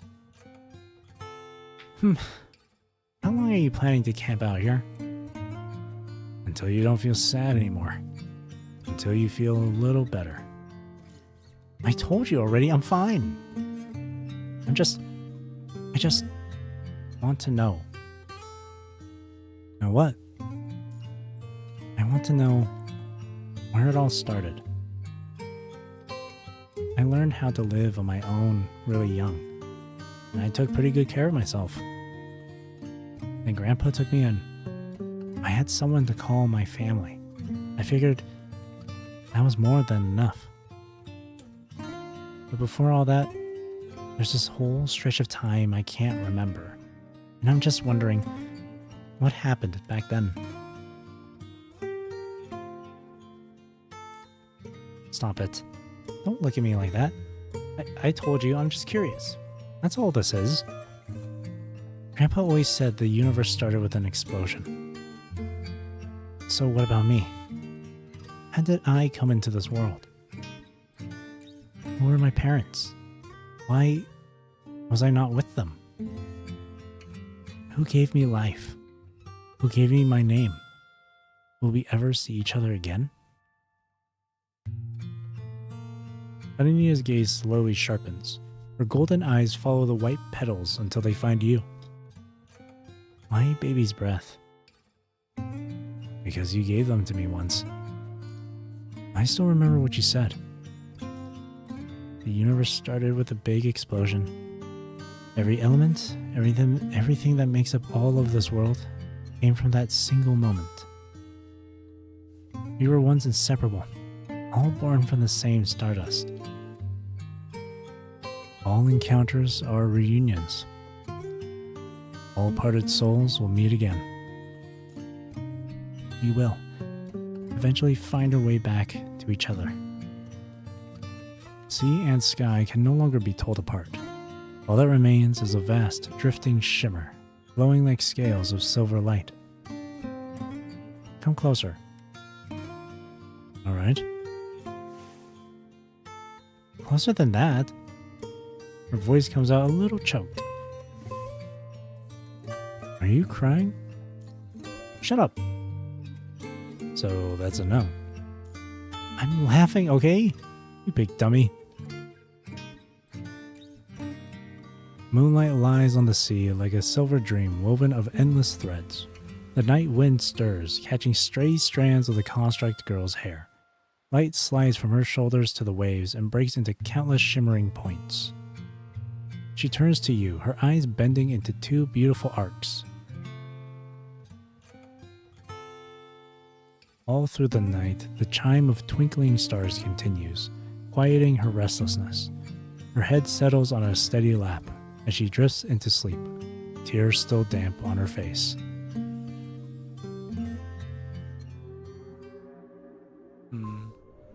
That was a nice note.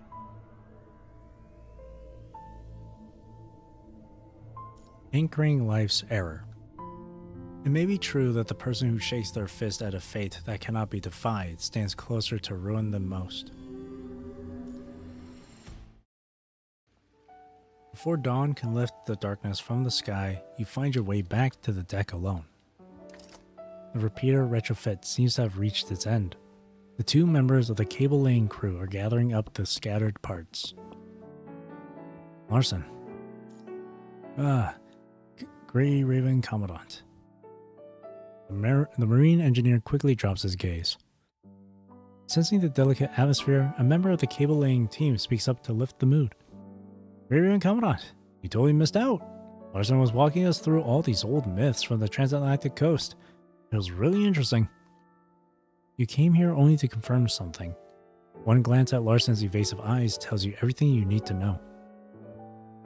He is a survivor drowning in guilt, and now he stands before the one child who truly holds the right to judge him. That child has not condemned him, and yet her mercy has become a prison from which his guilt will never free him. You see no point in pressing the matter. And tell me a story too. Before the sun comes up. Larson lifts his head, his lips parting slightly. He offers no myths, no distant legends, no entertaining anecdotes. If you're willing to hear it. He tells the story of a fisherman. Of 80 days and more with empty nets. Then the great fish fought and won. Then the sharks that tore it apart, and the oar that snapped in the struggle. He made it back to the harbor, but the fish was a ruined thing now, just an enormous white skeleton, stretching the whole length of the boat. Both cable-laying crew members are fighting to keep their eyes open. So he did all that for nothing? Because that's what this story is about. Failure. Perhaps that's simply the truth of it. A person who dares to defy fate, naturally stands closer to ruin than everyone else. With those words, he falls quiet. The day's exhaustion sweeps in like the tide, and the deck empties, one person after another, until only you and Larson remain. Larson, is she that child? I'm sorry. That was the only thing she ever asked of me. But Larson, you left something out of the fisherman's story. It may be true that the person who shakes their fist at a fate that cannot be defied stands closer to ruin than most. But being destroyed never means being defeated.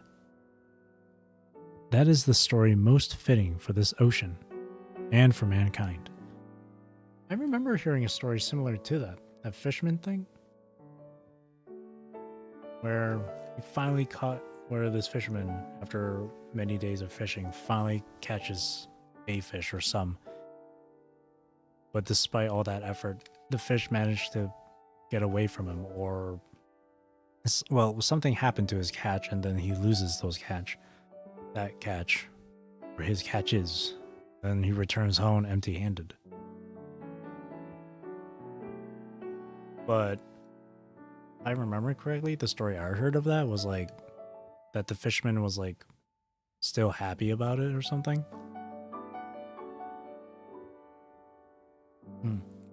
I don't remember where I heard that story from. It came from I feel like it came from like a movie I watched a long time ago. Or a game. Just don't remember what. But I do remember hearing a story similar to that. Also, I like that message that being destroyed doesn't mean being defeated. A dim blue light wakes across the central panel of the current hydrodynamic energy system. Data streams cascade and disappear. The current parameters jump and recalculate. The characters march in neat, orderly lines, each pulse of logic rewriting the world above. Hidden undertows change course. Warm currents curl into new paths. Walls of wind rise, and the waves stack higher and higher. Okay, hang on. I'm actually curious. I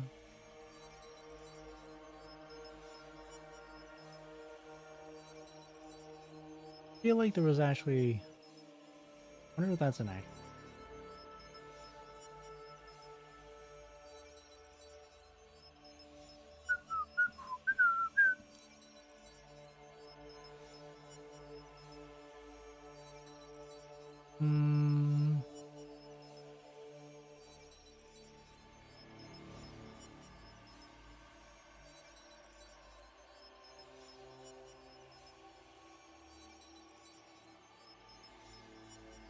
I'm not seeing anything about that specific story of a fisherman. Oh. I guess there's not any real thing based on it. But it just sounds... But I know I had a story similar to...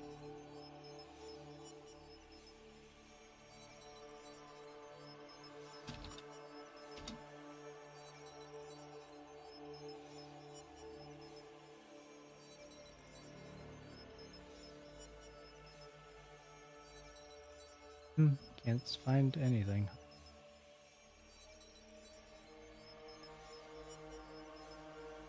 There was a story about it. I can't remember where I heard it from, though.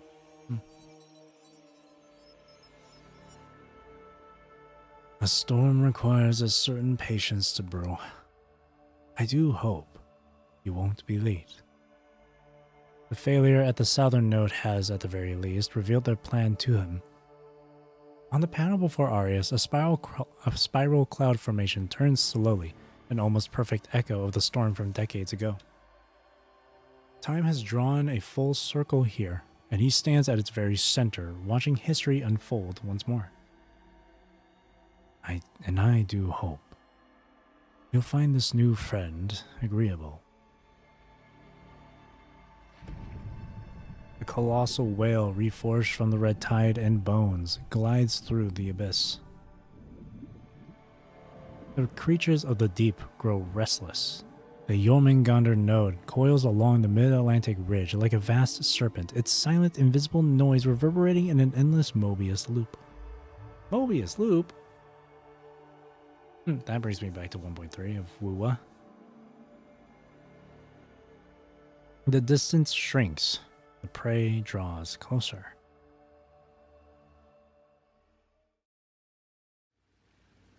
Aboard the cable layer, Karenina stands on the forward deck. The sea lies eerily still. Overhead, dark clouds sag so low they nearly brush the mast tops, a heavy lid of silence before the coming storm. Stay on guard. The next second, the ocean surface ruptures. The giant whale bursts upward, and Karenina's eyes fly wide. Its jagged, monstrous form tears through the surface, a nightmare of crimson and black. Ah, look at that! For one frozen heartbeat, it hangs in the air, suspended before every pair of eyes aboard. Then the creature slams down onto the cable layer with obliterating force.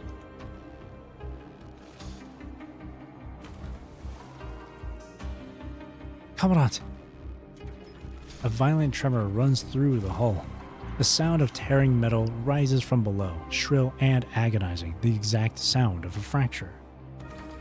Balance shatters across the deck.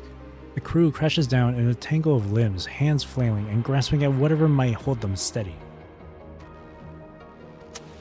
Commandant! I'm here. You are near the stern, inside the sonar control room. The girl steadies herself and locks onto your position. In the next heartbeat, the mind connection snaps into place.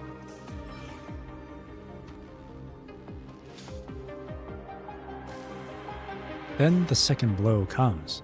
The whale erupts from a new angle, its colossal form filling every field of view. The metal, warped past its breaking point from the first strike, finally gives way. The steel keel tears apart with a sound like the world splitting apart.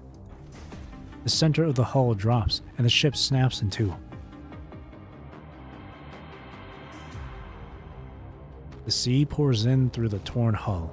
The cabin lights blink, falter, and surrender to the dark. Oh God. Emergency lights! Someone get the emergency lights on! Our alarms howl through the ship. Emergency lights sputter to life, the red glow carving hurried, jagged silhouettes out of the dark. In that dim, dreadful light, Larson shakes. So many nights have passed, and he still has never escaped this ship. Everyone, all back to the engine room at the stern. The power units are all aft. We can steer by engine thrust. Everyone, move to the stern now. His words from that night come back to you now. A storm hit us. A terrible one. Our ship broke in half. Everyone except me. Everyone moves as the marine engineer commands, fleeing toward the stern. A construct can cross that distance with ease, and you were stationed near the sonar control room at the stern anyway. The seconds stretch generously before you. But Larson is only a man, soft and unseasoned by any physical training. By the time he makes it halfway across the deck, half of the bow has already sunk deep. In the next heartbeat, a towering wall of water crashes over him. Larson, watch out!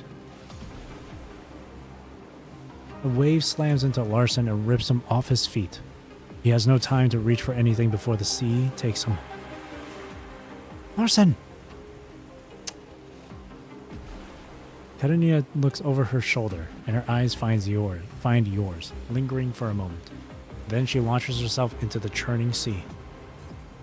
Through the lashing wind and rain, Rarana wobbles unsteadily, ready to dive in after her.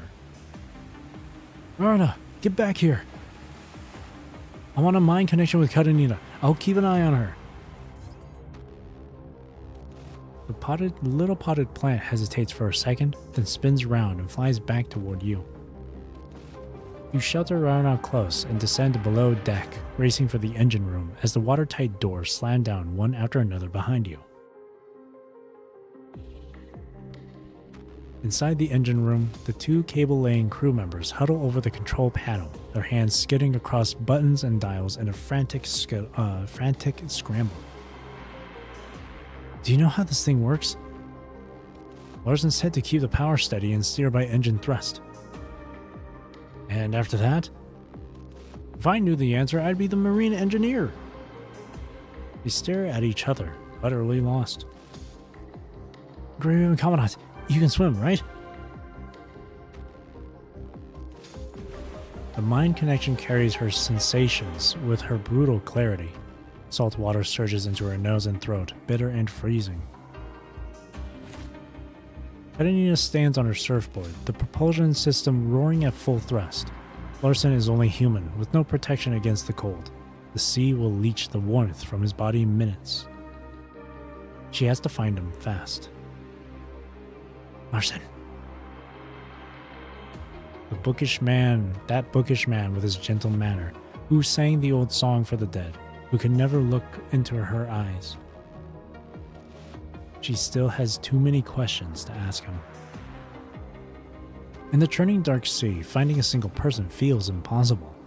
Karenina crests one wave after another, scanning with everything she has. The sea is bitter and freezing, each swell slamming into her as though trying to drag her down into the abyss. And that man, that ordinary human who could barely muster the presence of an engineer, how long can he possibly hold on? She scrubs the salt water from her face and pushes every sensor to its absolute limit. Her propulsion system glows, a brilliant flare cutting through the dark ocean. Larson! Amid the wreckage bobbing in the swells, she finally catches sight of the man she has been searching for. Commandant, I've got eyes on Larson. The marine engineer lies draped over a floating plank, barely hanging on. His lips are blue, his face ghostly pale, all warmth long since leached away. Stay with me. Karenina jumps off her surfboard and heaves Larson onto it. Her eyes sweep the water. The dark sky and darker sea squeeze in like a crushing void. The battered stern, still tossing on the waves, is nearly out of sight. My weapon's propulsion system. Karenina quickly assesses the situation in her mind. Larson's body mass, water resistance, and storm conditions, my frame's weight. Would it kill them not to limit my energy output? A soundless complaint slips through clenched teeth. Her weapon was never built for towing, and with her current load limit, she cannot carry both herself and Larson back to the remaining half of the ship in time. Commandant, I'm granting you control of my weapon. Activate the recovery system on the ship. My anchor will track your signal. I'm sending Larson back first. What about you? Through the mind connection, you feel every drop of rain lashing against her face. I'll swim. You feel her swiping roughly at her face. Once he's safe, send the anchor back to me. I can handle myself out here. Come what may, Karenina is always the first to throw herself forward. Alright, wait for me. Yeah. I'll be waiting. She watches as the anchor carries Larson back toward the stern, which is almost lost from view. A white trail stretches behind him across the dark sea. That'll be fine. She turns and stares out at the dark, roiling sea beneath the storm. Make it back to you. Her anchor is now gone. She has nothing to ride the waves but her frame's thrusters, pushing through the waters tainted by the red tide. The whale calls drive deeper into her skull, a blunt, rhythmic pounding that will not stop. As time passes, the pain gnaws at her frame's stability, and her propulsion output wavers, growing more erratic by the second.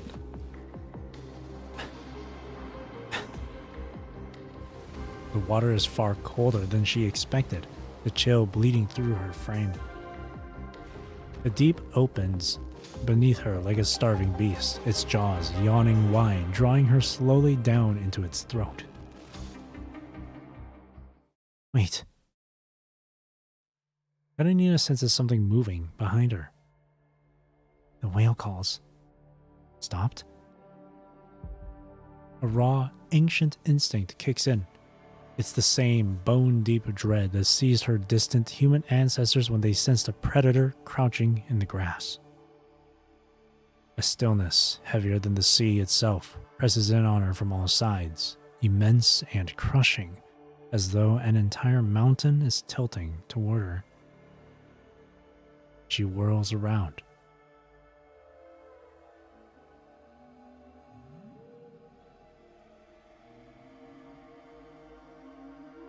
A colossal whale hangs suspended before her, its face nearly touching hers. Plastic waste, rusted metal skeletons, and masses of fish crammed into every seam, all of it knitted together by some unified, terrible will into the monstrous shape of a whale. its eye sockets gape empty, holding only two flickering glows of dim red light. Those two murky light orbs rotate slowly in their cavities and fix upon her. Karenina. From somewhere within that monstrous silhouette, Arius' voice leaks forth viscous and languid, like fat dripping through a wound. I have come to offer you a choice.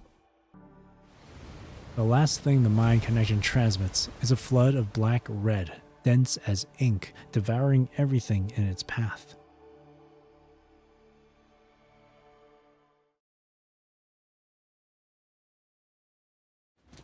In the engine room, Larson is on his knees, soaked through and heaving for air. The two cable-laying crew members haul him upright, but his hands just hover above the control panel, motionless as a frozen statue. I can't do this. Larson's fingers spasm uncontrollably. The old memories flood back like a tide and swallow him whole. He has never truly escaped that shattered ship. I can't go through it again. Not again. You survived that wreck. You made it out. You just need to... Surviving was the worst thing I ever did. I should have gone down with that ship, with everyone else. It was an unstoppable doom, where Baldur fell and Odin lunged toward death in rage. Where the script of fate turned its last page. In the end, not a single wish came true. In the end, everything lay in ruins. They were nothing but ordinary, unlucky, pathetic failures. God said, "You must accept." His hand shakes violently on the control stick, like a leaf caught in the wind. Forget what the gods said. The mind connection has carried no response from Karenina for too long now. There is no time left to waste. You stride quickly to the control panel. Larson's face is a wreck.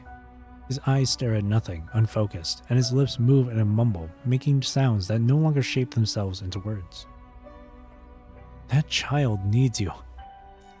Larson's trembling body freezes. You lost her once already.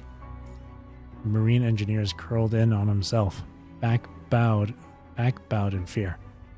A raw, broken wail escapes him. Do something, Larson. If he can just keep the ship steady, if he can just hold its heading, then the child out there in the storm-ravaged sea will still have a place to return to. What am I supposed to do? He finally claws his way back to lucidity, but his hands still tremble violently. Any delicate operation remains beyond his grasp. Will she die? My hands. Gods. If only those gods of yours could help you stay on your feet. You turn and look at that frightened, broken soul. Then look at me. Tell me what to do. I'll be your hands. His eyes finally calm, coming to rest on the control panel before him. Where are we? Where are we going? We're turning back. We're going to find her.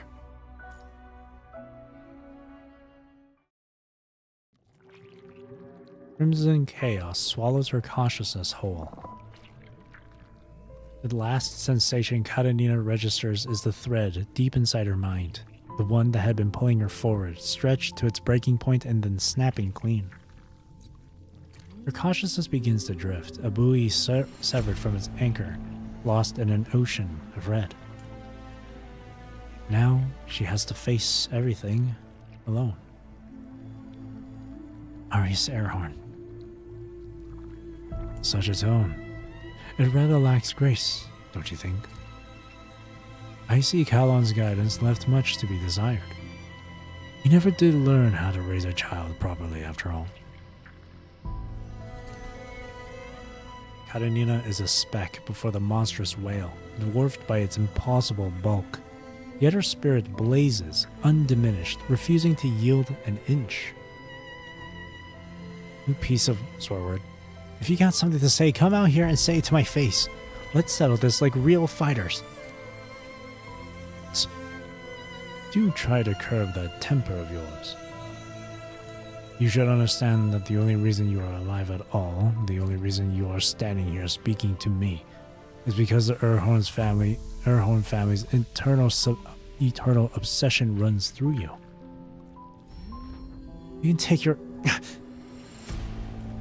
A hand of living metal materializes out of the chaos. It barely tightens, and yet something invisible clamps around Katanina's throat, cutting off her air.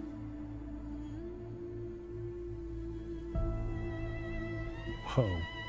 Above her, against the crimson void, a face sharpens into view, vast and looming. He watches her thrash and claw at nothing, the way one might admire a delicate, breakable toy. In the years of the Black Death, when all of Europe trembled beneath the scythe, the Erhorn family had already begun its work, seeking a way to free humanity from mortal suffering, to unite every soul within a perfect mother. No pain, no separation, a singular, eternal whole.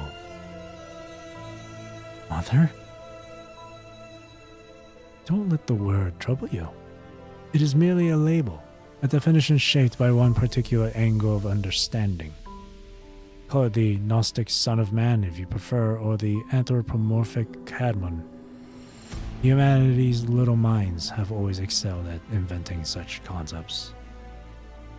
Or, to put it more directly, for the longest time I simply called it the creation of Adam. To create, profane, life is to tread upon the domain of gods. It shall become the origin of every soul and the destination to which every soul returns. Arisa's voice drops to a soft, gravelly murmur, the tone of a man recounting something sacred, something to be revered above all else. We spent over 1,000 years seeking the path back to Adam. The vessel changed over time. Blood, gold, quicksilver, then spinal fluid, cerebrospinal fluid, and now, I heard you've given it a new name. The mind. We each navigate and understand this world differently. No two paths ever quite match.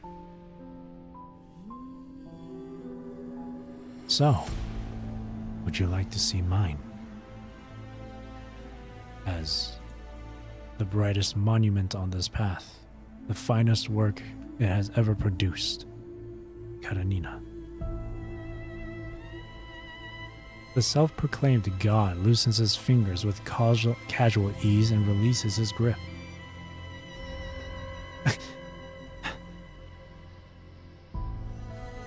The invisible grip releases her, and Karenina gasps for air. Still, she refuses to lower her head. She meets his arrogant, cruel inspection with her chin raised, unyielding.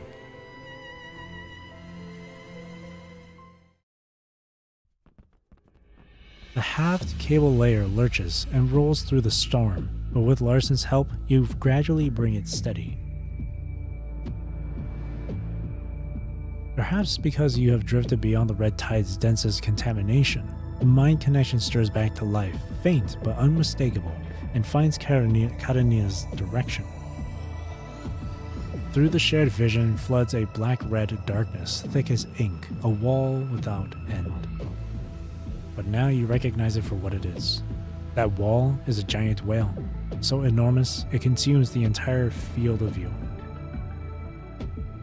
Karenina's position is confirmed at last. Send the anchor to the frame's position. With the command confirmed, the anchor launches toward Karenina's position. Wait for me, Karenina. Ooh boy. Man, this chapter has been so good. It's so lengthy, but it's been so good. Hold it course. I will carry this guilt. That is the fundamental difference between us. I am human, just like the materials you speak of. We share the same flesh, same soul. 2 more nodes until we hit the time gate here.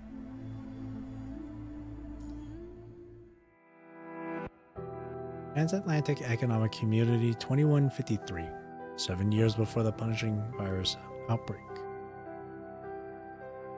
The office window framed a thin slice of the sea, with a dying sun. Dying sun? Spilled scattered gold across the water. Dying sun mentioned. Are we gonna see Kamui? Alan had been standing at that window for a long while when the sound of the door opening broke the silence behind them. My assistant said you were waiting for me. Is it the new stabilizer formula? I remember you wanted to test other isotopes of ytterbium-173. Ever since you came aboard, the test subject's survival rate has jumped from under 5% to almost 30%. That's real progress, but we both know it's not enough.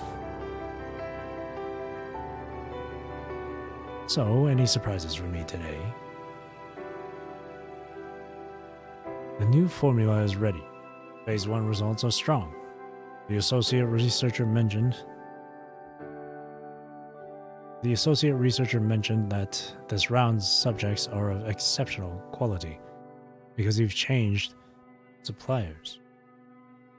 Kurano-san only arched an eyebrow, and then he then pulled a face that was meant to look apologetic. You found out. The experiments are scaling up. Demand rises with success. I can hardly keep feeding you low-grade material, can I? But you needn't worry. Whether the subjects are students, vagrants, addicts, or some runaway teenagers, the paperwork all reads the same. Voluntary donors. And the ones sourced from those illegal gene labs are even better. Superior quality and practically untraceable. So this batch is from the gene labs, but all the ones before, were they also? Kurano-san's expression shifted into a strange kind of pity. You really do care about this. You wanted me to find out. It doesn't matter. The celebration downstairs is starting soon. Dr. Callan, you are expected to make an appearance tonight. The Urhorn family throws one banquet after another. Never any end to them. Even I find them tiresome at this point. But Mr. Urhorn won't appreciate you walking in with that look on your face. Come, let's go down together. I imagine you have a great many questions for him by now.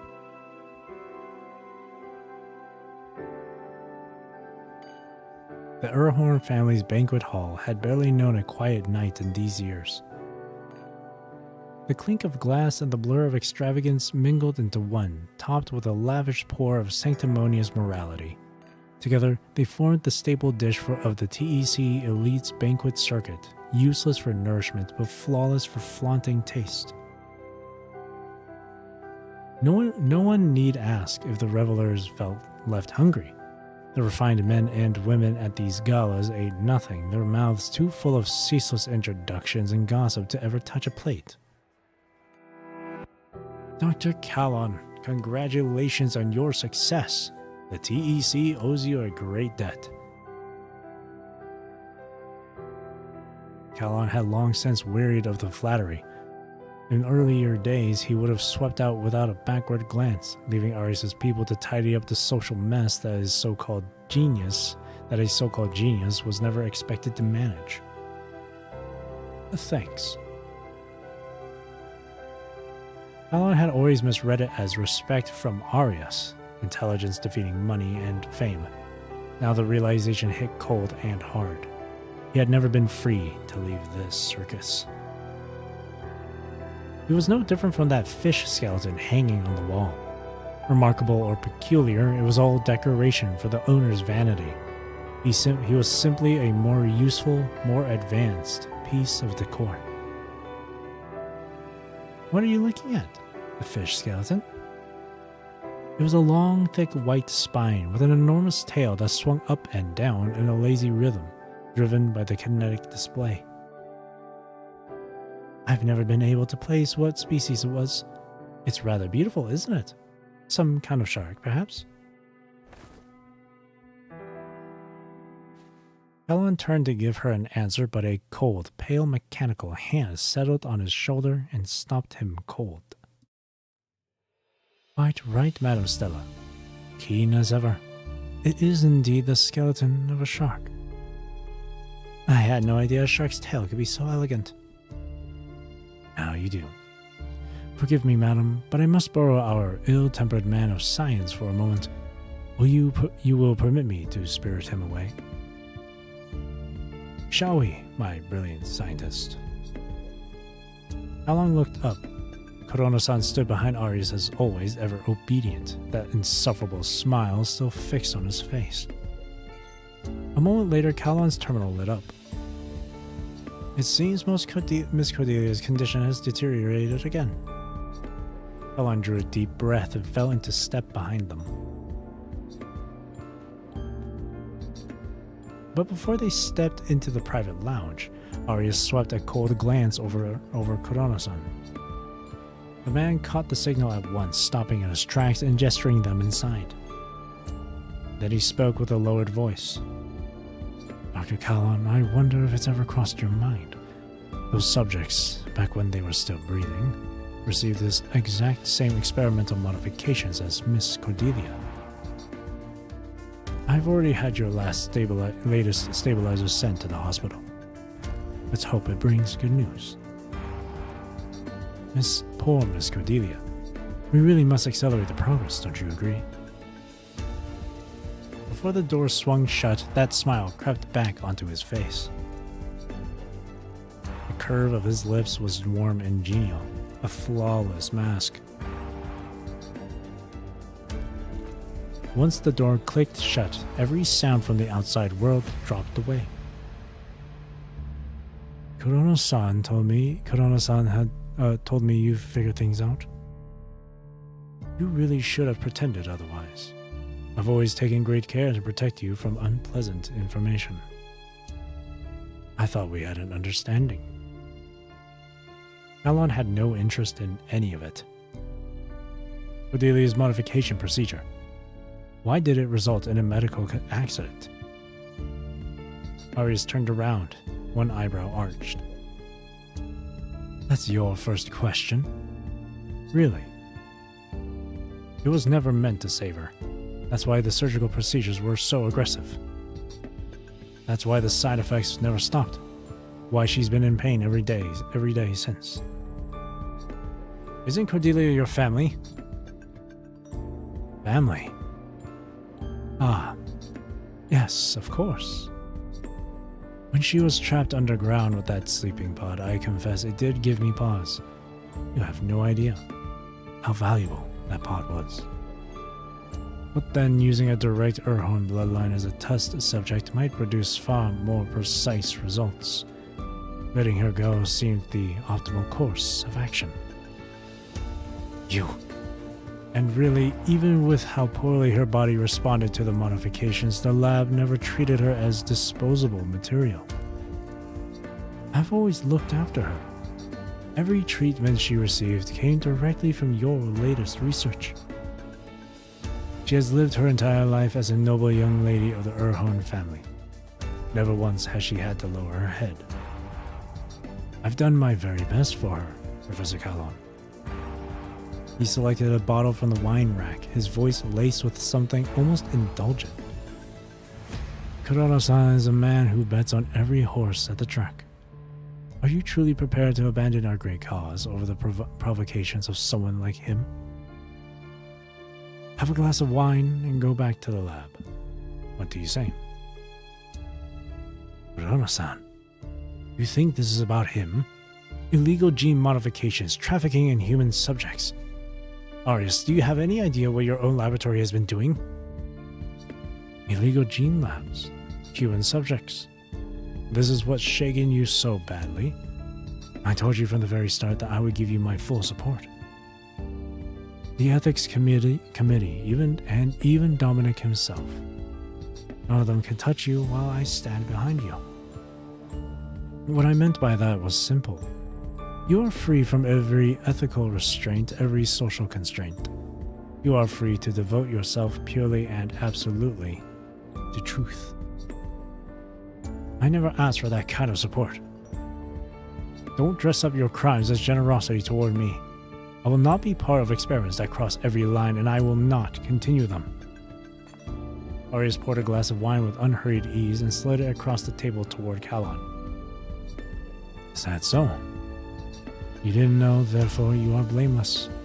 You didn't approve, therefore every experiment you conducted with those materials can be simply erased. Tell me, Dr. Kalon, did you ever lack for funding? Did a piece of equipment ever arrive late? Every specimen, every sample you requested, it appeared on your bench by morning without exception, and you, only now after all this time, you think to ask where it all came from? The color drained from Kalon's face. I won't run from what I've done. I will face whatever judgment the law and morality demand. I'm not foolish enough to leave evidence lying around, Doctor. Rest assured, I've preserved your good name. Legally, you are entirely innocent. Kurono has borne the full weight of it for the Urhorn family. And morality? Morality is like the law, nothing more than a set of rules concocted by humanity's sentimental little minds, so the weak can pretend they have dignity. Our society sacrifices the strong so the weak may survive. So in exchange, what is the harm in science doing the same? Sacrificing a few to propel all of humanity forward. Dr. Kalon, humans die, but truth is immortal. Truth does not care where it comes from. Truth is simply the objective result. In no time at all, your work has already outpaced everything that pack of useless primates in the lab achieved in 10 years. Compassion, morality. Set aside these imaginary concepts and ask yourself, how far could you truly go? A self-deprecating smile flickered across Kalon's face. The molecular structure does not lose its efficacy because it was extracted from a corpse. An experimental result does not change its nature based on how it was achieved. I have to admit it.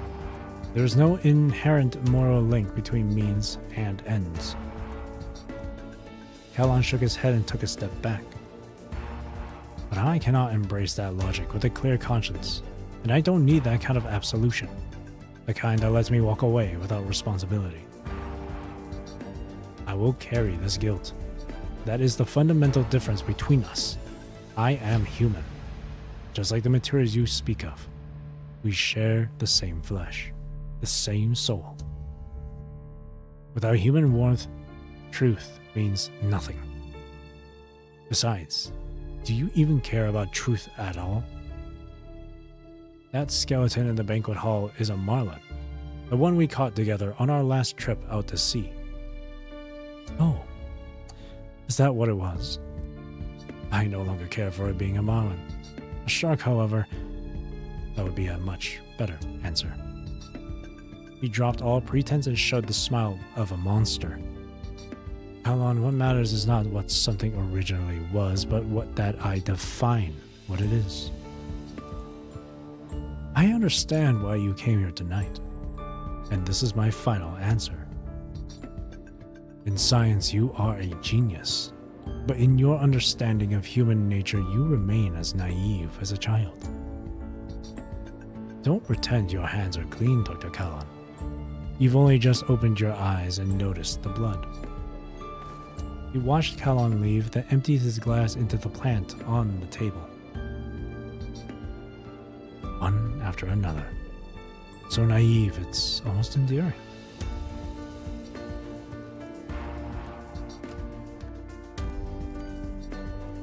Kalon pushed open the banquet hall doors, and the noise and light crashed over him all at once. Eager smiles turned in his direction. Glasses were raised in his honor. He has never felt so cold. His terminal buzzed quietly in his pocket. Hospital comms. Miss Urhorn is out of danger. The latest stabilizer worked really well. No shit. The rejection response has stopped. You've saved her again, Dr. Callan. She's the one who saved me.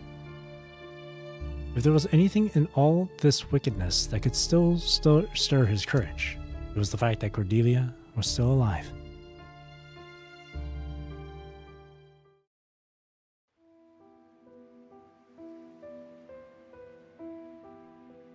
The sea wind carried away sunrise after sunrise, sunset after sunset.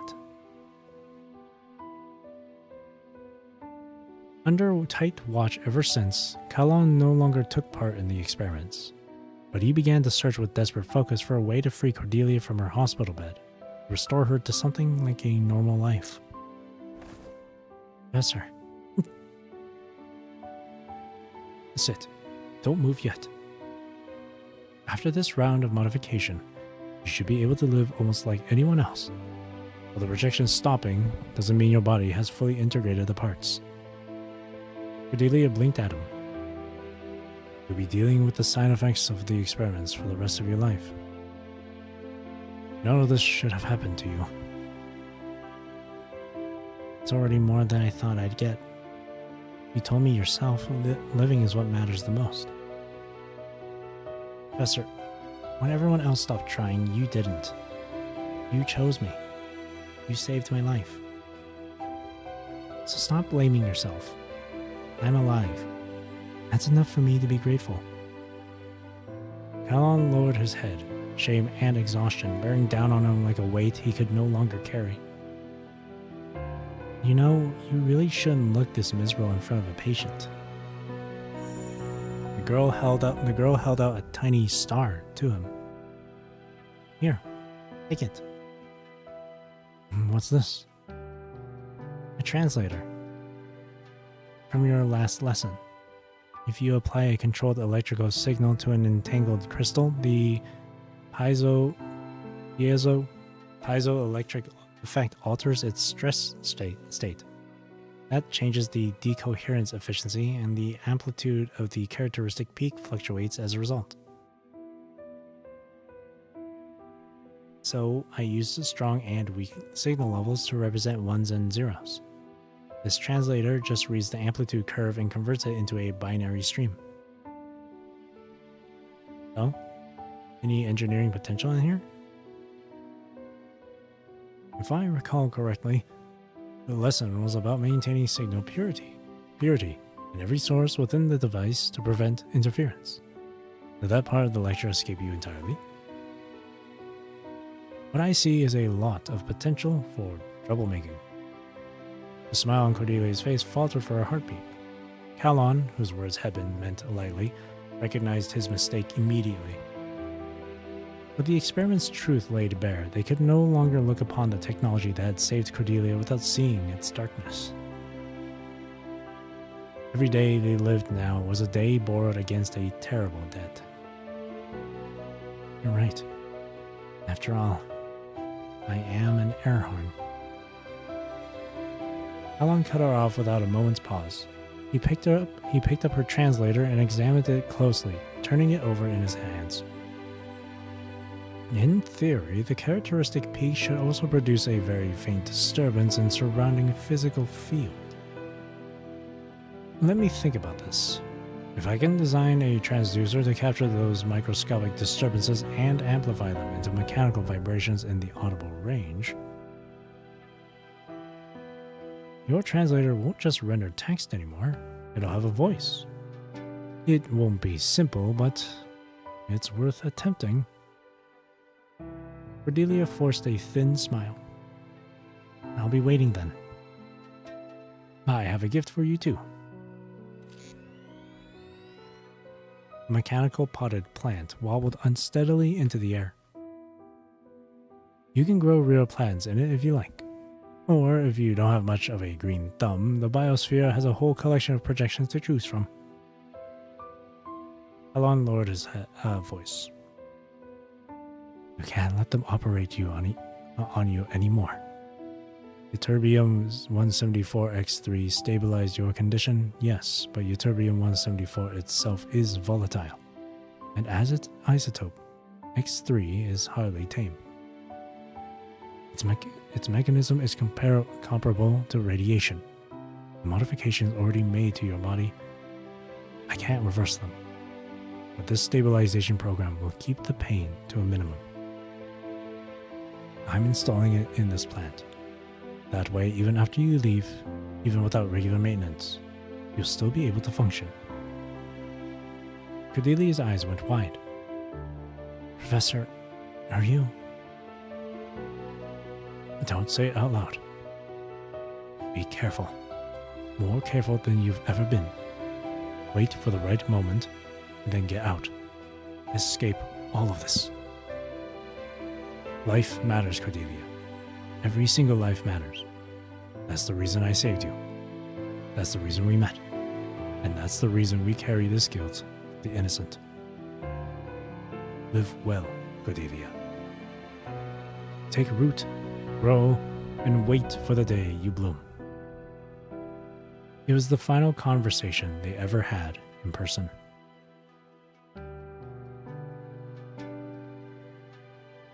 On the eve of that horrifying purge, after paying a price that nearly cost him half his life, Kalan finally escaped the transatlantic economic community with the aid of the Science Council. Years later, the shadow of the Urhorn name once again stretches across these waters.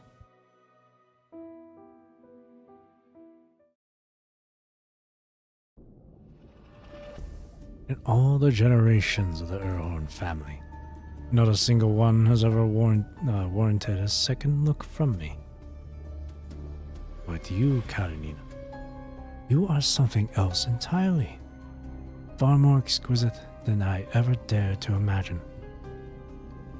The colossal whale cruises through the deep, its body a patchwork of ocean waste and corrupted, the jagged contour made more hideous by the red tide. A single scaleless fish slips soundlessly to Karenina's side. Then, as though obeying some unheard signal, the entire school follows the leader's path and closes in around her within a heartbeat. I've reconsidered. Stand with me, Karenina. What do you say? You have never glimpsed the power that slumbers in the depths of your mind. The new life the Urhorn family granted you was meant to remake you entirely, to raise you to a height where you might look down upon the world as gods do. And yet all these years, how has Babylonia spent that gift? And now, one small provocation and they could not wait to toss you out onto the sea like a piece they were willing to lose. But it doesn't have to be that way. All you need to do is stand beside me. We would answer to no one.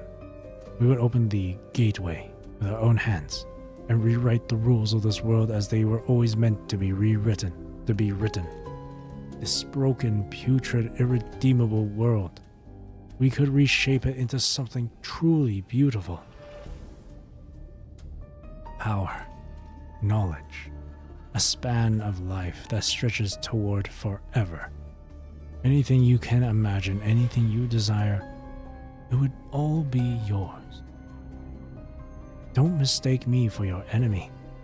We are already in the same vessel, you and I, steering the only ark that sails against an unbeatable tide. Welcome to the right side of history. Swear word off. Take your garbage philosophy and choke on it. I don't want a single thing you're offering. She tears herself free from the grasping swarm of fish.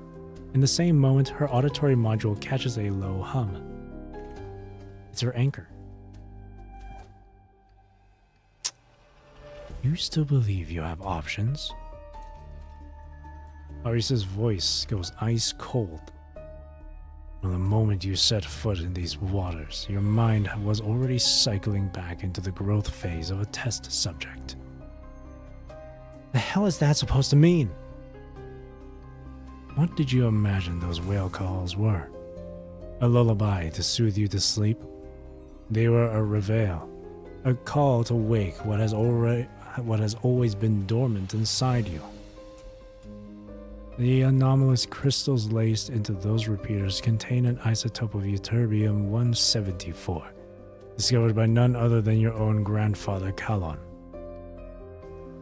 It functions as a reducing agent.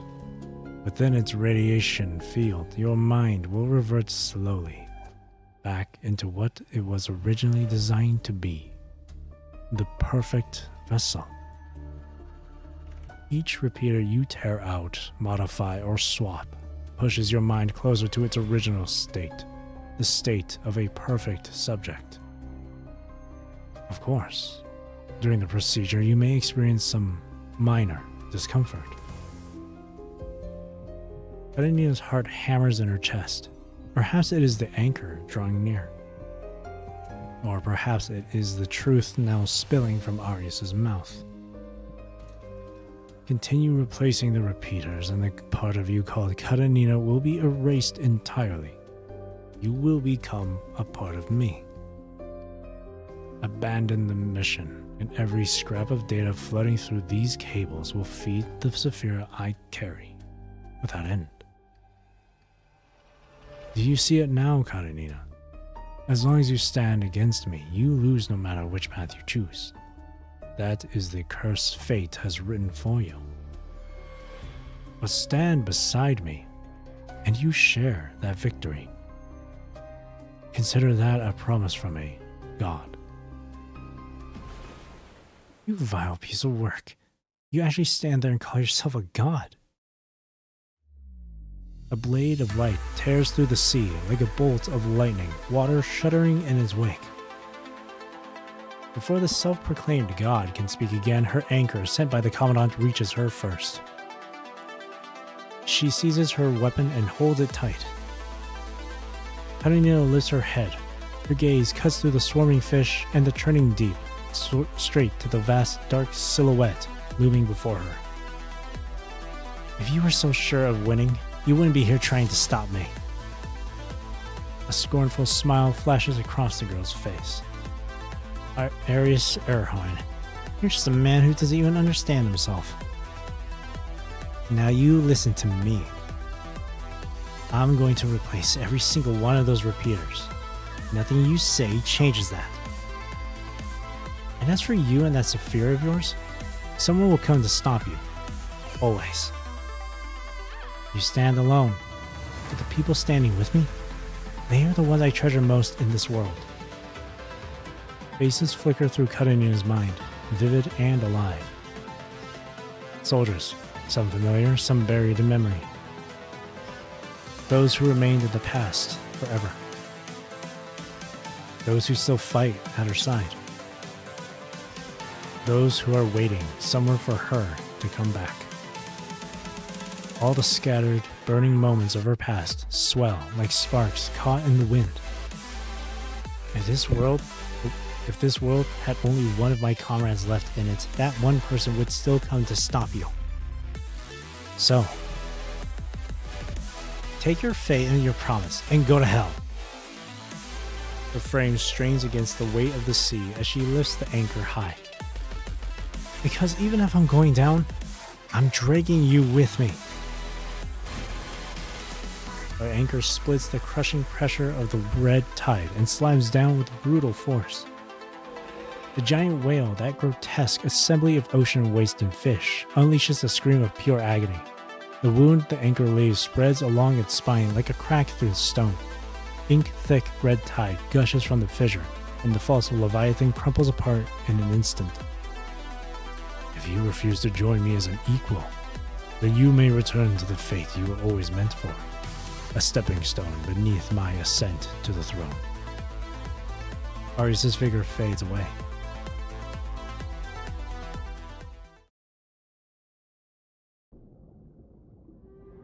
The red tide clings to her like hot tar, and every inch forward demands that she rip through another viscous membrane.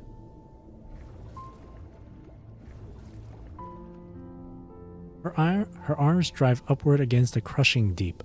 Before the raw power of nature, she is nothing but a thin, stubborn blade, and yet she dares to carve the sea's belly open from within. So heavy. My body. The shattered leviathan wails its final mournful cry. Karenina's consciousness starts to slip and blur. The whole ocean drags at her, pulling her down toward that despair, thicker and heavier than blood.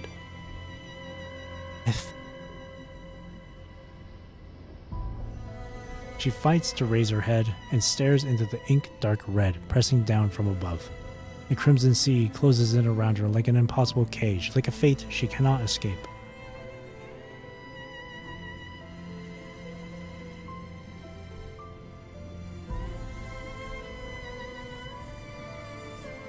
Her grandfather's smile, the look in Wise's eyes, the book page flipped by Bianca, the mischievous grin of Teddy, the Commandant's back, steady and sure. These are the finest things she has ever been given. If you continue replacing the repeaters, everything that makes you Karenina will be stripped away from you. Do you understand what that means? All the things that make Karenina who she is, the most essential pieces of her, drift away with the current. Her fingers close on water that slips away without fail. Then the noise, her constant shadow, comes to her once more. Perhaps it is because she is utterly alone, trapped beneath the sea, that it holds her now with an intimacy that has never shown before, and pulls her back into focus. A sound like something dying pulses through her consciousness again and again. It is a deep and hollow loneliness, a pain that surges like the ocean, wave after wave, trying to bury her in the abyss. Yet from this pain, from this solitude, a desperate stubbornness always finds its way to grow. I'm not the kind of idiot who just rolls over and quits. Hold on. Just a little longer. Suddenly, a sharp light rips through the heavy fog. A steady, unwavering warmth floods her thoughts and fills her mind completely, illuminating everything. That mind connection, steady as an anchor chain, seizes hold of her once more.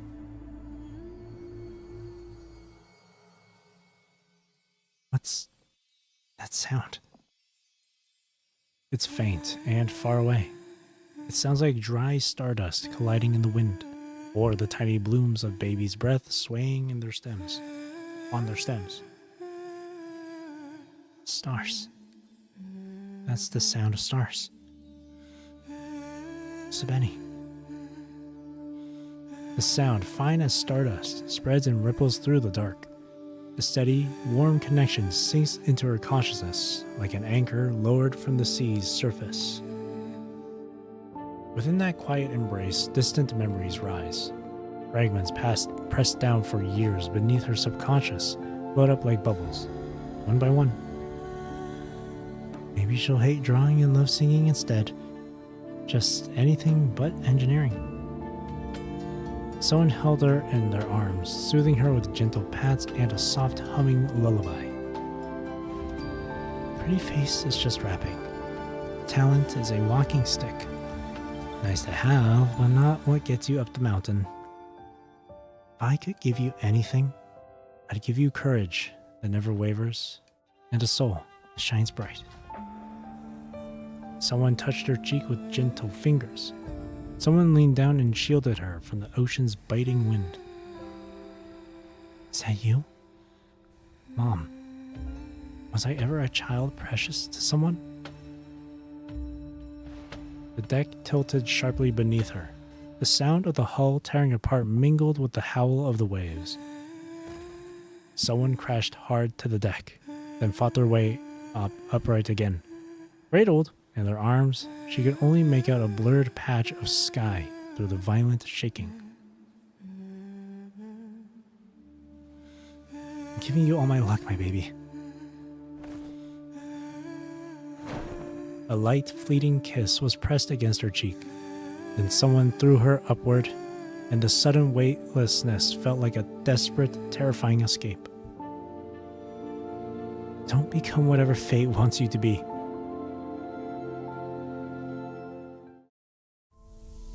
Her shattered memories spill like an overturned pallet, their bright colors driving away the vicious, thick crimson tide pressing in around her. become fate. Her grandfather's face sharpens into perfect clarity. Karenina, you know where the universe and all the stars come from. The tenderness in his features remains unchanged. It carries her back to a time when she was still just a little girl. A theory says that the universe was just a lifeless singularity before it exploded and created everything beautiful. It was an explosion that created everything beautiful. It was not the curse of fate, but her answer to it. She will break herself so that something beautiful can come into being. I will always believe in hope. And if there's no hope to be found, then I'll make my own.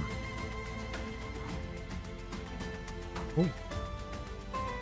A choked cry tears from her throat, overlaid with the thrum of her frame.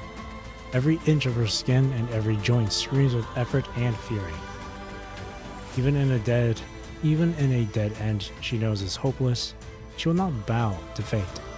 She will make her last desperate stand like a fool. Switch to surfboard mode.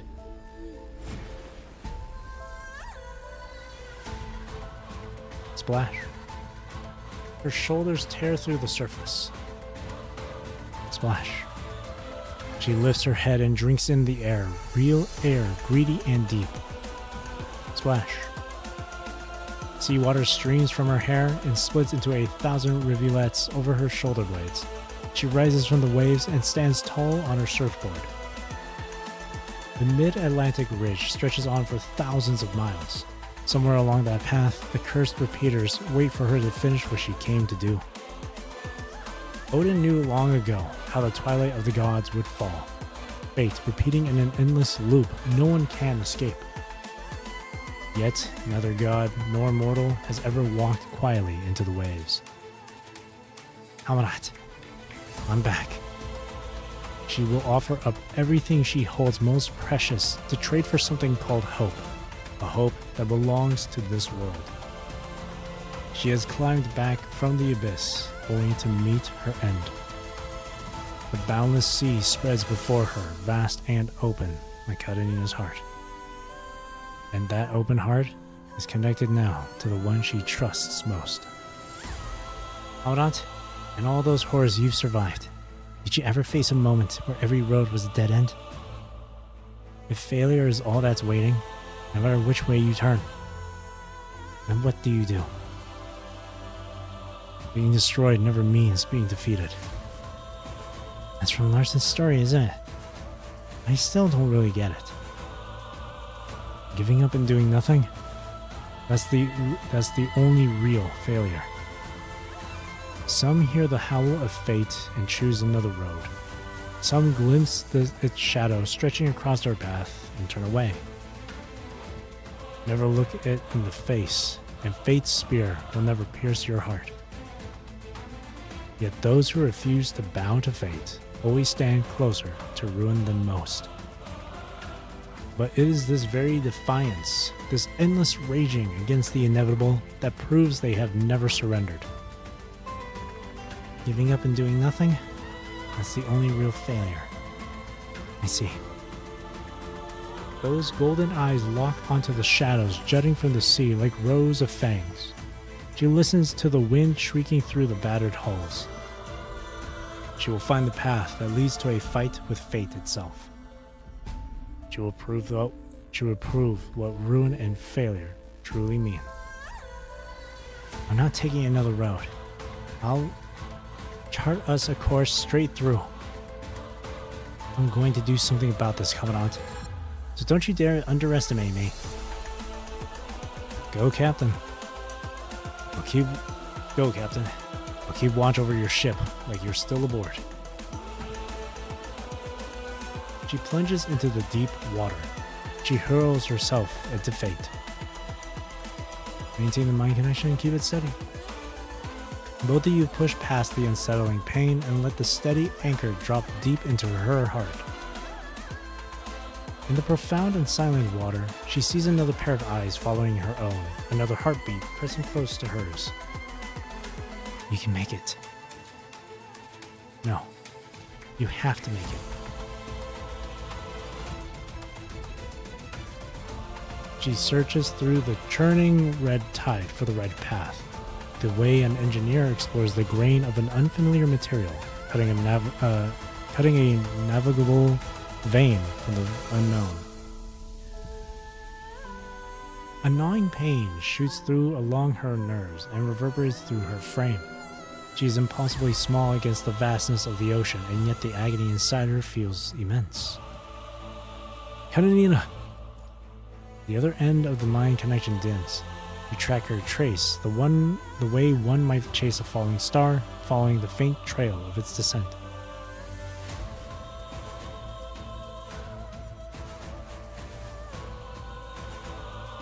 Karenina! She has gone deeper now, farther than ever before.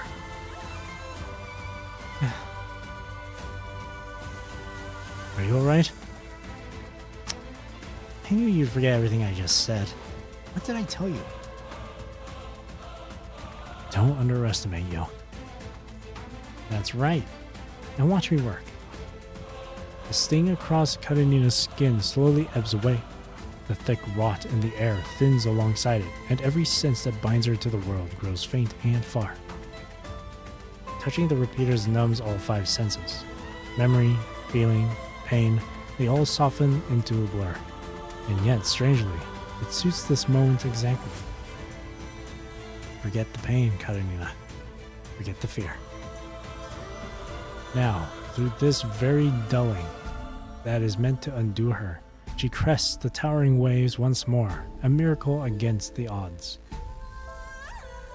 In the dim, blurred world beneath the surface, her voice cuts like a tiny blade slicing through the ocean's flesh, small, but sharp beyond measure. I want to chart a course for this ship. You will. I want to do something for this world. You will.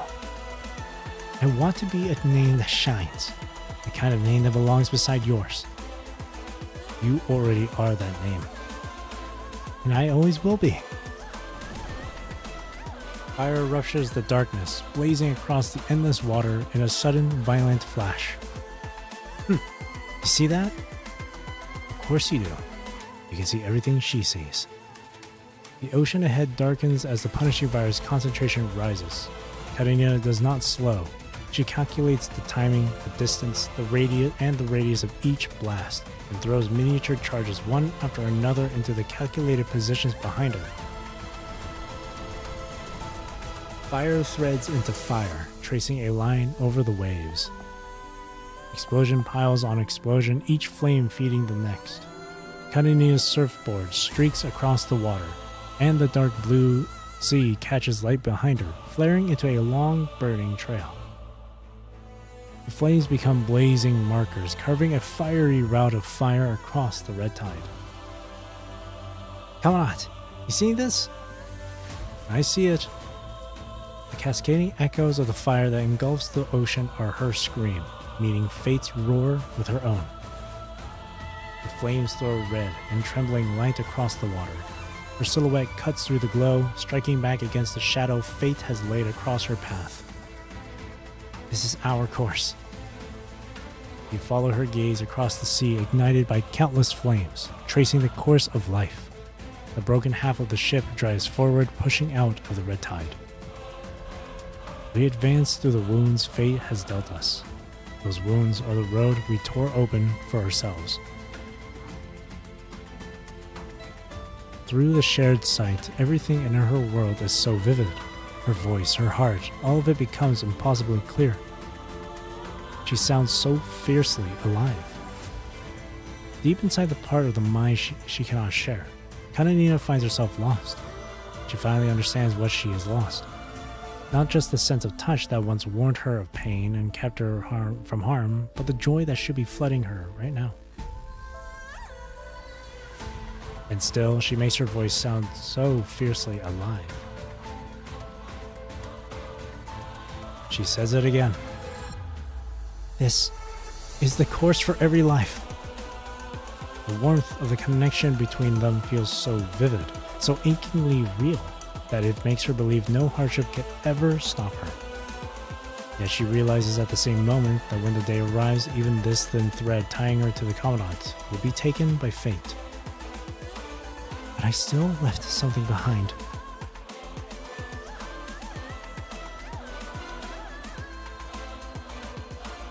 Behind her, the fire rages. Around her, the waves heave. And in this single, transient breath, she kindles a path made of light.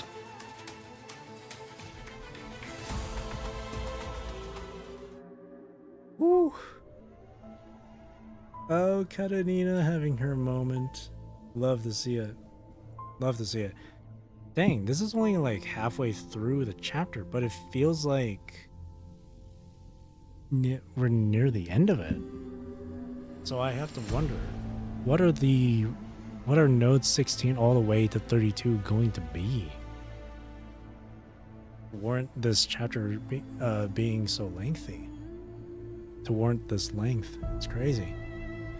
It really does sound like we're entering the climax, but interesting stuff. But I'm super into it. I really like this. Ship of Mortals. The realm of the gods had fallen into waste, but the warships of the mortals still had to sail on. Well, this is going to be the last node here before 16 gets unlocked not next week, in just a few days. Therefore, it'll be the last node for tonight. Making good time too. It's been 4.5 hours of the stream. And it's a good thing I started this 1 hour earlier than usual streams.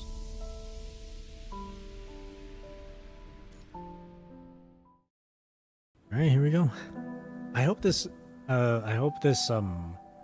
because it's time gated, I hope this at least has a good, a nice little stopping point before the next before the second half of the story, where it doesn't feel too I don't know.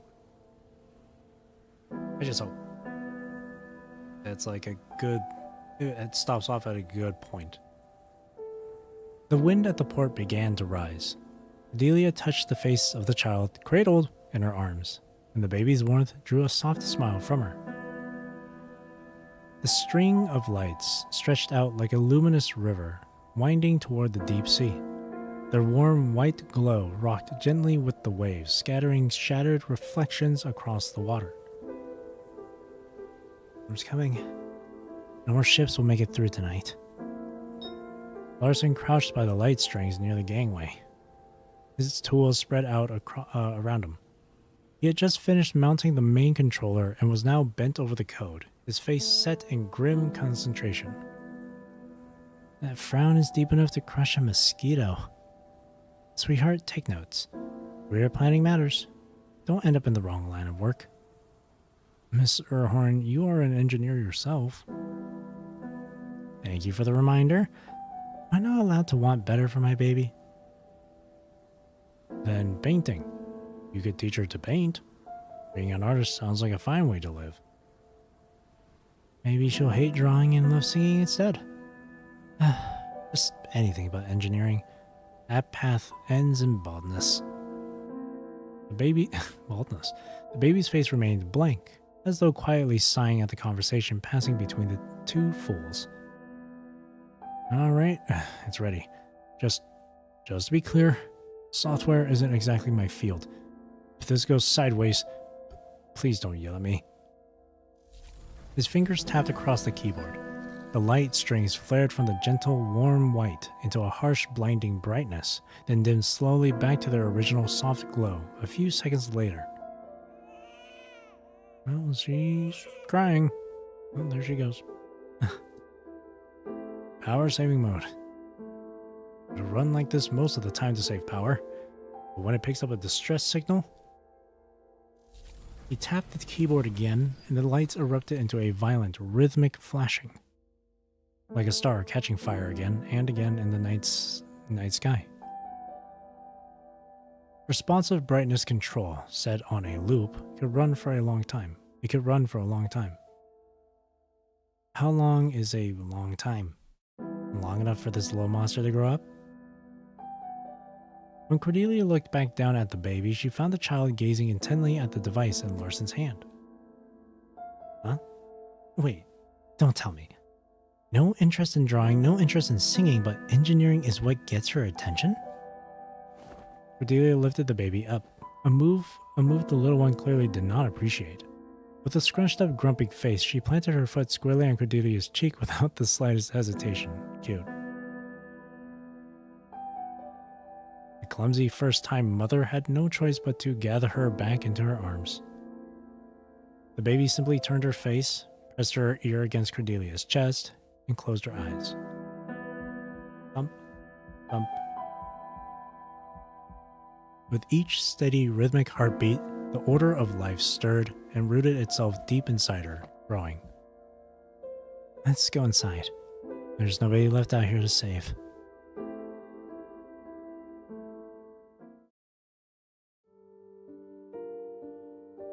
Southern Node Fenrir, meanwhile. Deep water temp. Semiconductor cooling, buffer data, extend duration. What? None of this makes any sense. Would it kill you to write your own notes clearly? Your handwriting was terrible back in school, and look at it now. Still a disaster. I get that this is your internal tech manual or whatever, but notes are supposed to explain things to people who don't get it. So why is this written in code? So let me get this straight. I jump into the ocean with this thing, link it up with the underwater unit. None of you thought about how I'm supposed to swim back? The boy turned, searching for some sign of reassurance. There was only a body, pale and still. He pressed his lips together. Our researcher stationed here, she said Fenrir goes offline in under an hour. No comms means no warning. When it goes offline, every note under its encryption goes naked. No alert, no protection, just exposed. So... The boy patted the equipment he had never touched before. She was going to stay behind. Use this thing to hold Fenrir's function, just for a while. Buy time for people who don't even know they need it. Time to escape? Or maybe just time to prepare for death. I don't know. Does it even matter? How many people are even still breathing out there who'd need that time? Only the silence answered him. So a few of us knocked her out and hauled her onto the evac plane. And I stayed. Well, I'll do the job for her. He said it with a triumphant grin, like a child who had just pulled off a prank. But the Fenrir node, people either dead or fled, offered him nothing. Only the silent sea wind patted his shoulder.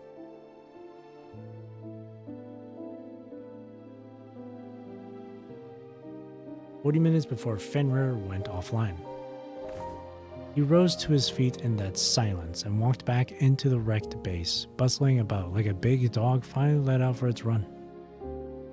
He straightened toppled equipment, gathered scattered files into rough piles, and pushed crooked chairs back into place. He was not a meticulous man. He just needed to keep his hands busy in whatever time remained, even if there was not much he could do. Tucked in the corner of a storage locker, he found a handheld console. He stared at it with dead seriousness, waged an internal battle for several minutes, and then picked it up anyway. This thing can't get corrupted, right? Who even puts a two-player mode on something like this? He muttered to himself, and when he realized there wasn't enough time for even a short game, he put it back. In the end, the only thing he took from the cluttered locker was a pack of instant noodles. Cooking them, the soldier who had only just become an adult began to hum, sounding impossibly cheerful. "You can have the soup." Just soup, though. I'm way too hungry to give you more than that. You died with an empty stomach. I'm not doing that. He sniffled loudly. His voice came out a little muffled, tinged with genuine bewilderment. How did you stand it? To die on an empty stomach. He pulled off his jacket and wrapped it around the body of his friend. For the deployment, someone had told him the ocean ran bitterly cold at this time of year. His father had reminded him to eat well, to dress warmly, as if these small things could protect him. Now there was nothing left to do. Only 15 minutes before the node went dark. He lifted the equipment onto his back, paused, and shifted it forward toward his chest where his eyes could always find it. The moon is so bright. He stood there staring until everything inside him felt hollow. Another wave of roars rose from the corrupted machines beneath the base. The moon seemed to flinch and vanished behind a bank of clouds. He turned his eyes back to his friend's body one last time, then crouched low and carved something into the wall. See you in a bit, brother. See you in a bit, brother. He said it with a bright smile, sounding impossibly cheerful.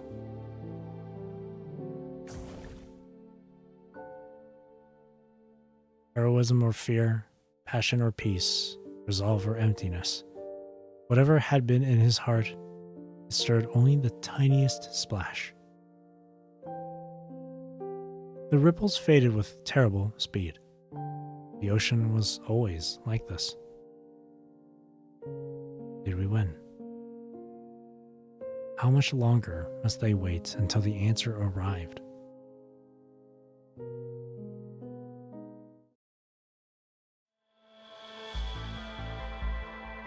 Command Room, Rainbow Bridge Base. Last night's funeral rite left everyone without much sleep. Cordelia and Gunnar discussed their next steps, while Ani and Lumi still drifted in the wake of Sieg's death. Everyone had believed the world might grant them a little time to mourn, but the world had never been that gentle.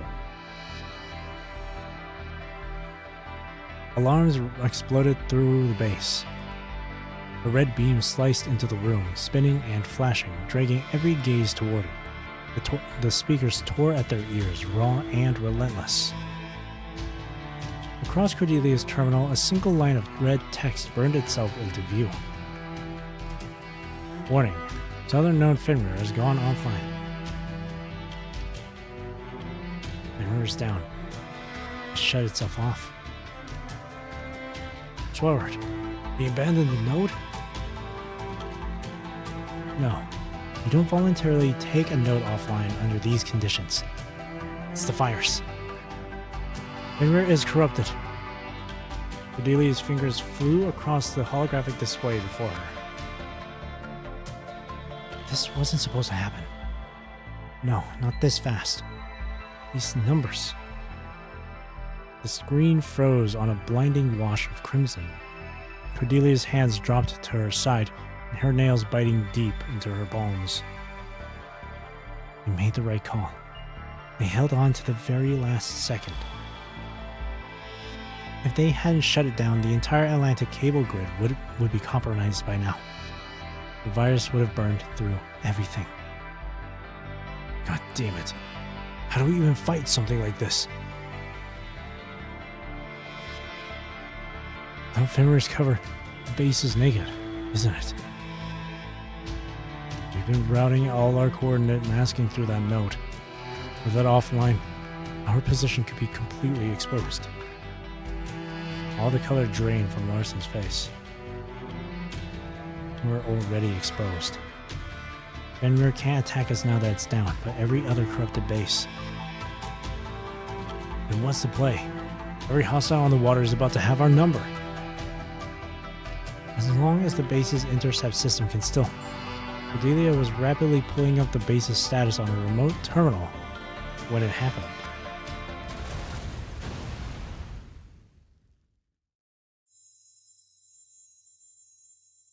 A violent tremor, blinding flash, and silence. Everything went white. All sound vanished. She blinked hard, and the white gradually receded into thick, choking smoke. A hand seized Cordelia by the arm and pulled her downward, yet somehow she found herself on her feet instead. The captain, his uniform torn and filthy, was mouthing something with frantic urgency. Jen... No... Mia... Hear me? We've been hit! The captain's voice, the screams, the bitter sting of smoke and scorched metal, it all crashed into Cordelia's senses at once. She looked down in a panic and exhaled in relief. The baby was still safe in her arms, unharmed. Missile strike! Did we lose the interceptors?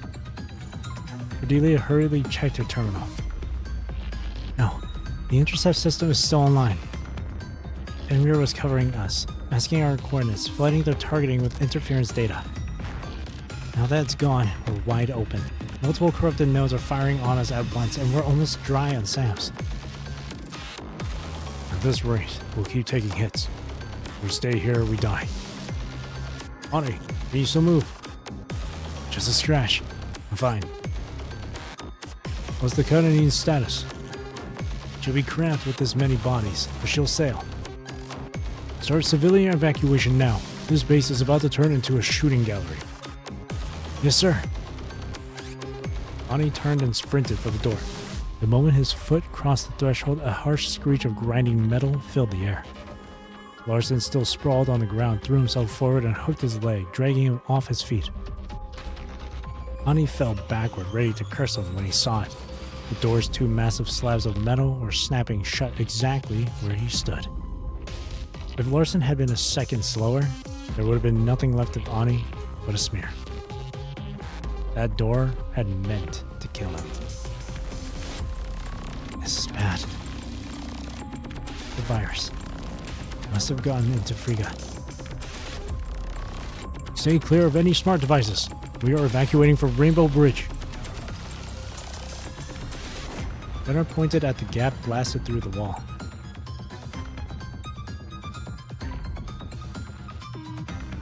Base corridor. Understood. Start the civilian evacuation immediately. How long do we have? Hard to say. The base's central system is probably already compromised. Was that gunfire? What's happening on your end? The maintenance robot tried to kill me. I returned the favor. The corruption has spread through the base. Damn it. The door just tried to take me out not long ago. Death by door. That would have been fitting, actually. You are unbelievable. Listen, I'm taking a squad to move the immobile wounded. Those who can still walk are on you. The captain and Miss Erhorn on the way to central control. No telling how much time Frigga has left. Boss wants to try a manual shutdown. Manual? Linda's eyes suddenly widened. I wonder if it's just Linda. No, the E at the end makes me think it's Linda. I'll get as many wounded aboard as I can. Go back. Find the captain. I have a bad feeling about this. Go! The emergency lights in the corridor flickered on and off. Cordelia and her group ran deeper into the base. When they reached the fork, Gunnar stopped abruptly. We split here. Larson, right path, storage. Smoke signals, ropes, anything old school. Do not touch a single piece of electronic equipment. Grab what you can and move. Lumi, left path, infirmary. Get medical supplies, as many as you can physically carry, and then some more. Get them to the ship, take a head count, and report to me the second you're done. Clear? Yes, sir. The words had barely left his mouth when an explosion erupted overhead. Metal screamed in the aftermath, and the shockwaves slammed into them like a wall. Debris rained down, choking the air with dust. Cordelia flung out her hands, grabbing blindly for something to hold herself steady. The moment she hit the wall, a searing bolt of pain tore through her brachial plexus, and her knees buckled beneath her. The ceiling split apart. A massive beam ripped through the dust and plunged downward. Old fear and the lingering damage from her modifications seized her body and mind at once, and her steps faltered for a single heartbeat. That heartbeat was enough for the shadow of the multi-ton beam to fall across her face. She clutched the child to her chest on instinct and shut her eyes. Watch out! The impact slammed into her, but the expected pain never arrived. Instead, her body was hurled backward. A tremendous roar shook the very walls and rolled through the corridor like thunder. A heavy echo rang in her skull, dizzying. The floor bucked and shuddered beneath them.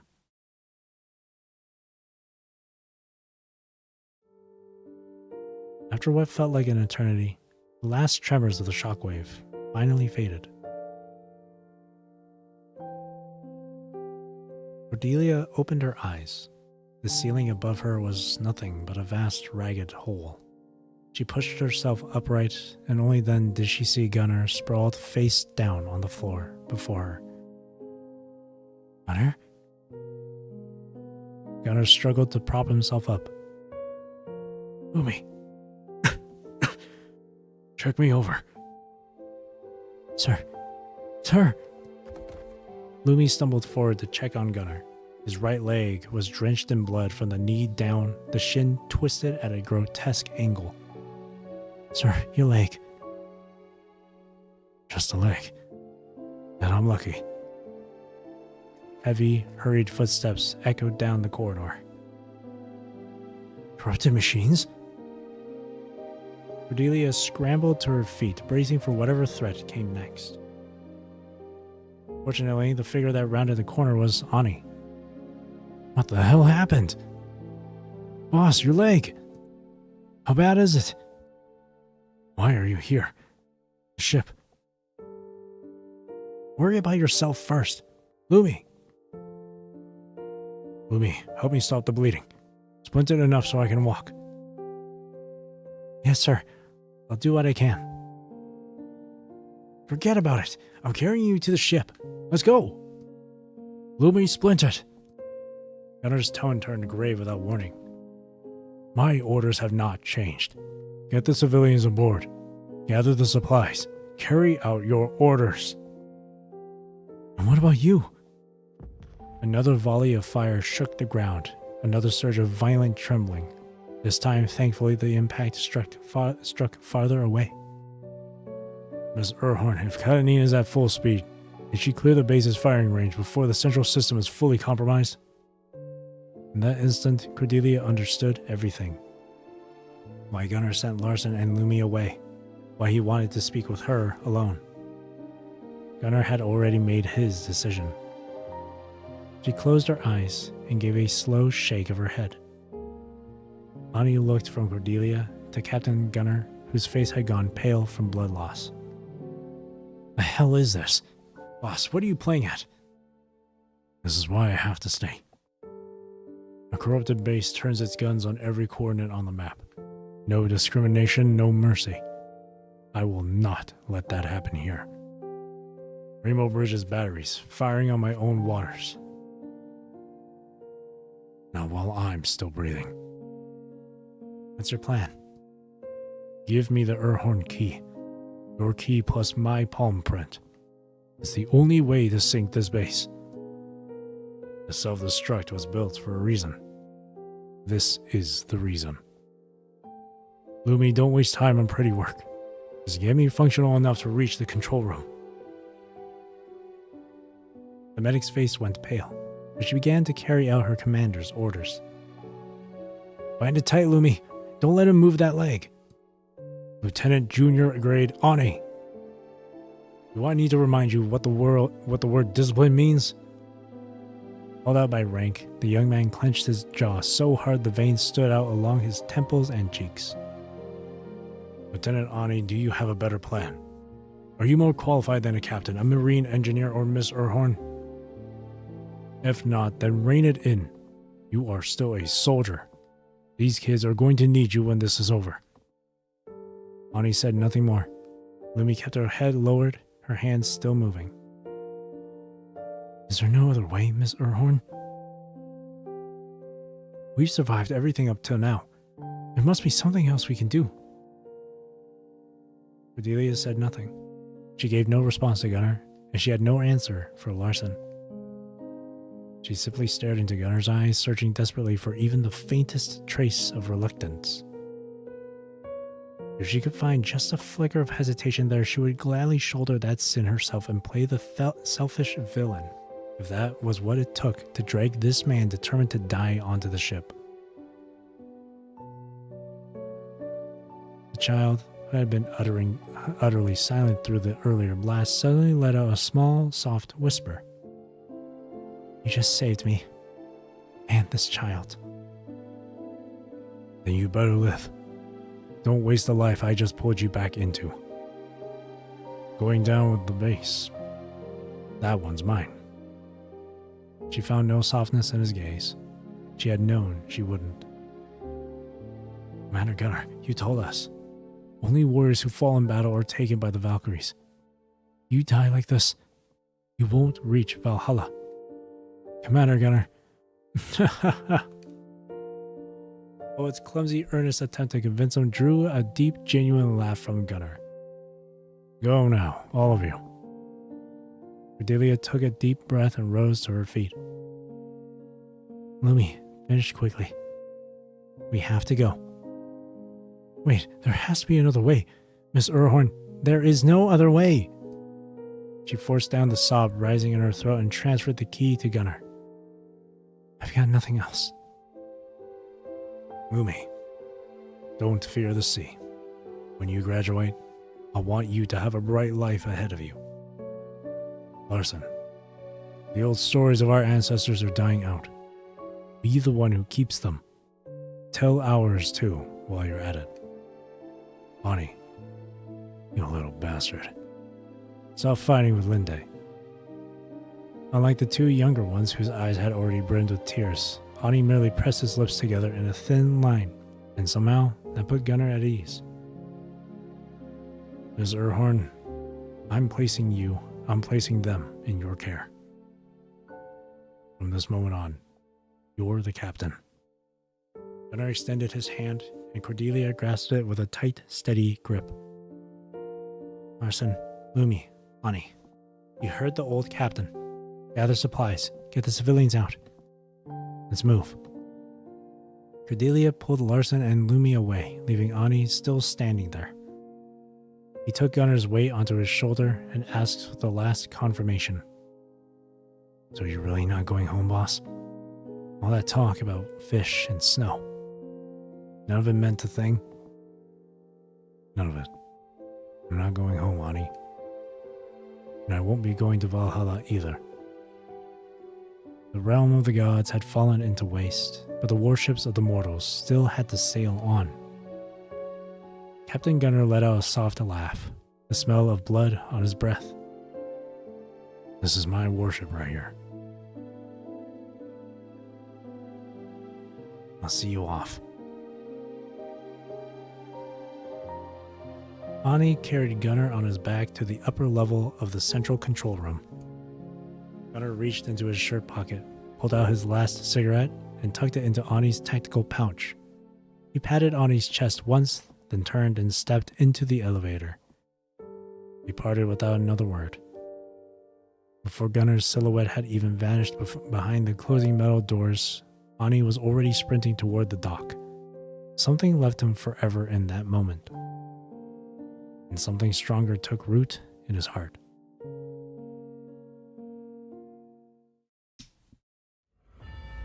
The entire base throbbed with an ominous red light, shadows flickering like phantoms.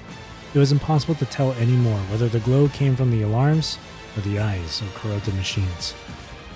The shock of the explosions and the screams echoing from every direction left Osseous dazed. Osseous. Blood trickled down slowly down his forehead. The blast must have caught him in the head. Oh right, yes, the guy that was talking with Ani at one of the earlier notes. Eris, my little snowflake. Murmuring his daughter's name, the seasoned sailor slapped both cheeks hard to pull himself together.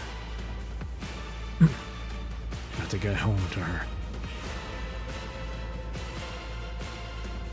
A scream cut through the chaos, and Osseous rushed forward. At the far end of the corridor, a woman clutching a child stumbled toward him. Behind her, 2 service robots lurched in pursuit. Osseous charged ahead and caught the woman just before she collapsed. Are you hurt? Quick, to the ship! The words died in his throat. His hand came away wet and sticky with blood, a sensation he had grown far too familiar with these past days. There was too much blood. She was covered in it. That she had made it this far was nothing short of a miracle. The woman shook her head in agony. Then she cast one last longing look at the little girl in the red dress cradled in her arms before turning to Osseous with desperate eyes. Not going to make it. Please. She's still so small. The corrupted machines were closing in fast. Save my child. Just get her on board. That's all I ask. The child felt so light in his arms, and it brought back memories of his own daughter when she was small. You have my word. He did not linger, nor did he offer any comfort. Osseous held the girl tight, turned, and ran away. The young mother watched his back, a thin smile crossing her lips. Osseous ran with everything he had, rounding corner after corner. After all his years working there, he had never realized how vast the base truly was. It felt endless, like there was no way out. Floor cleaners, automatic doors, charging stations, even the water dispensers. Every machine he passed wanted him dead. Blood from his forehead seeped into his eyes as he ran. His head swam heavier with each step, and he had no idea how much longer he could last. The child in his arms kept whimpering. Each time she called for her mother, something clenched tight in Osseous' chest. Around the next corner, he ran into a young girl in uniform. Her back was drenched in blood, and she was dragging a huge medical case behind her. He recognized her. She was the young medic who served under the captain. Are you hurt? One of the mad robots clipped me. It's nothing. I have to get these supplies to the ship. Sir, go ahead. I'll manage. Osseous placed the girl into Lumi's arms and hoisted the heavy case onto his shoulders. You take her. I've got the muscle for this. Lumi nodded, and the two of them started running again.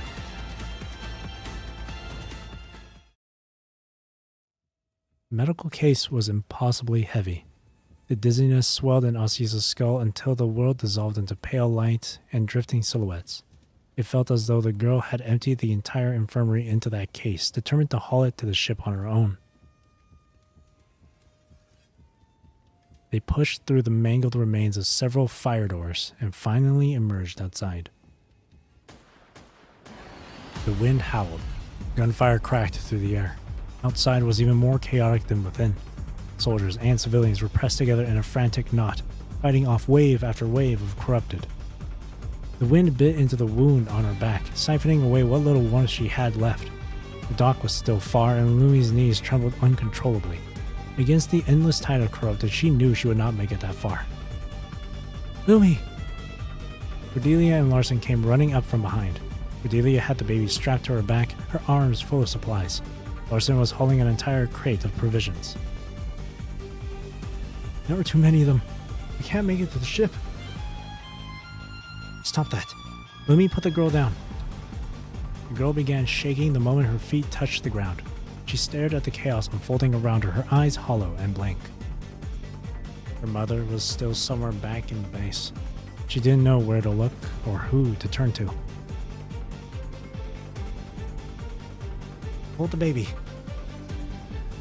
In this moment, From this moment until you see me again, your job is to protect her.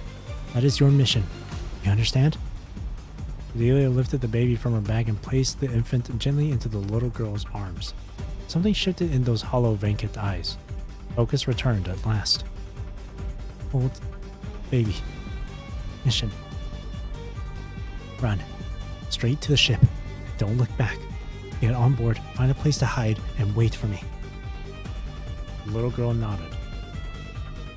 Larson, Lumi, the three of us will force a path up front. Sir, stay behind us and keep your eyes on that child. Engineer, let me take that too.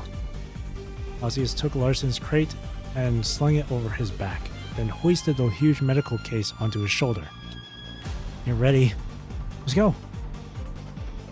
Cordelia and the other two hurled themselves into the crowd, forcing open a narrow gap.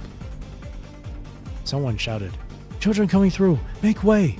And a razor-thin seam flickered open among the bodies.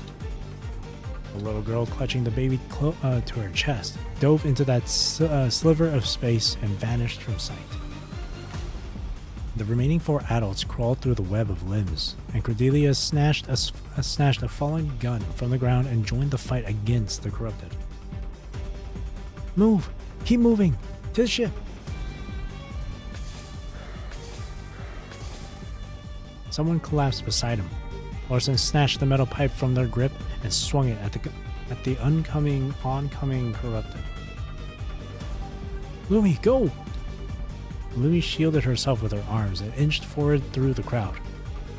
One figure fell, and another stepped up to take their place. In that long, desperate path of bodies, no one seemed willing to abandon the rest and save themselves alone. Young faces, familiar faces, faces she could not name, all stood against the corrupted so that others could reach the ship. At last, Lumi spotted the long gangway. Beside it, Linde and the soldiers had formed two lines, the final wall between the corrupted and the vessel. Linde! Linde! Get on board! Squad 2, 2 o'clock. Cover fire!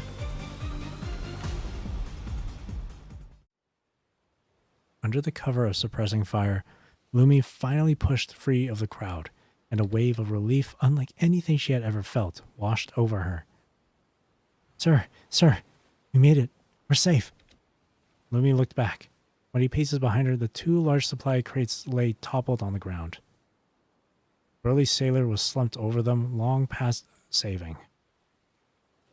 The surging crowd and the encroaching corrupted swallowed his body the next moment.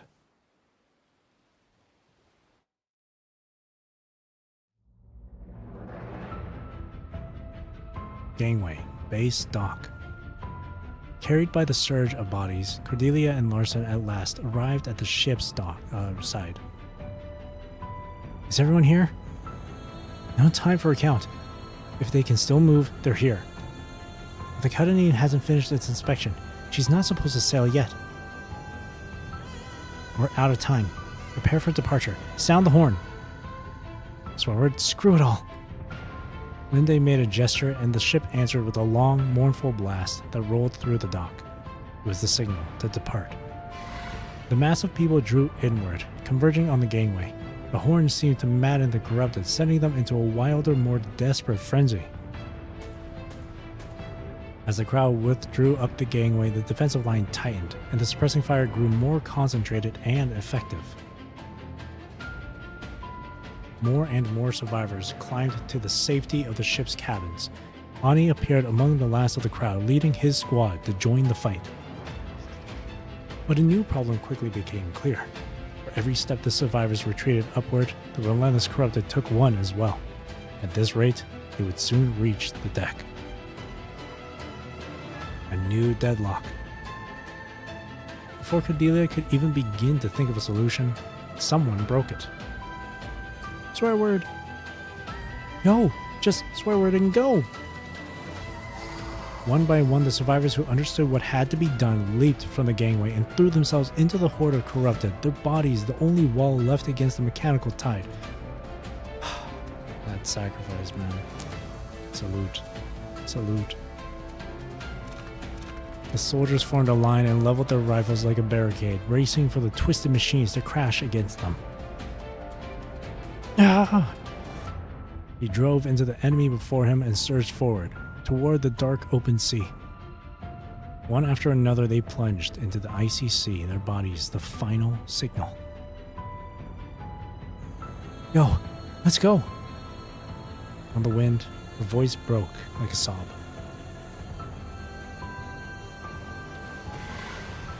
The engines bellowed, and the horn howled as the ship tore away from the dock, severing the gangway and sending countless figures plunging into the dark sea.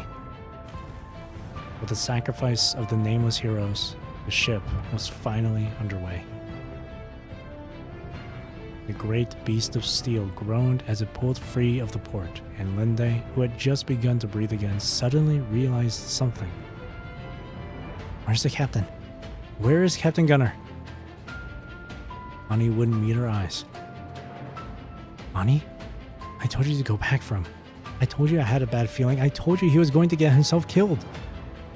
You left him there? Ani, you piece of swear word. She bolted forward straight to the railing. One foot came up onto the rail, her body tipping over the edge toward the freezing dark water below where the bodies of fallen comrades bobbed among the shrieking corrupted. Ani seized her by the collar from behind, hauled her up, and threw her into the cabin despite her furious curses, slamming the door shut. He leaned back against the door and pulled the cigarette from his pouch, holding it between his fingers. On the other side of the door, the cursing crumbled into raw, helpless wailing. See, Captain? No fighting, just like you asked. Beneath the dark clouds, Ani stared at the cigarette, his mind far away.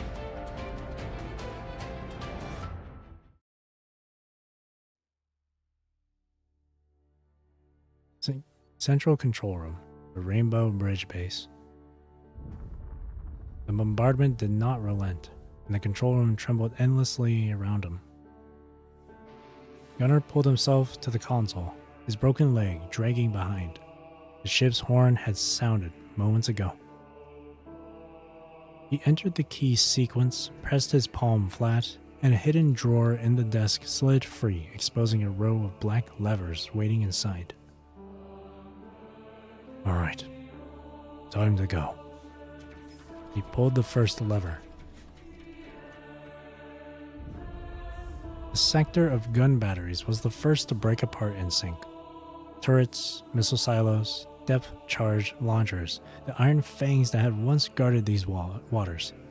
Now they all plunged into the darkness below, their long, mournful groans echoing through the air. Our turn. He pulled the second lever, and the central control room convulsed in response. Gunnar leaned his trembling body over against the console, fighting to stay on his feet. His fingers reached for the third lever, the residential area. Somewhere in that section lay the last backup branch of Frigga, the base's central AI. Once the central control descended into the deep with the base, this fragile copy, designed only for brief independent function, would never stir again.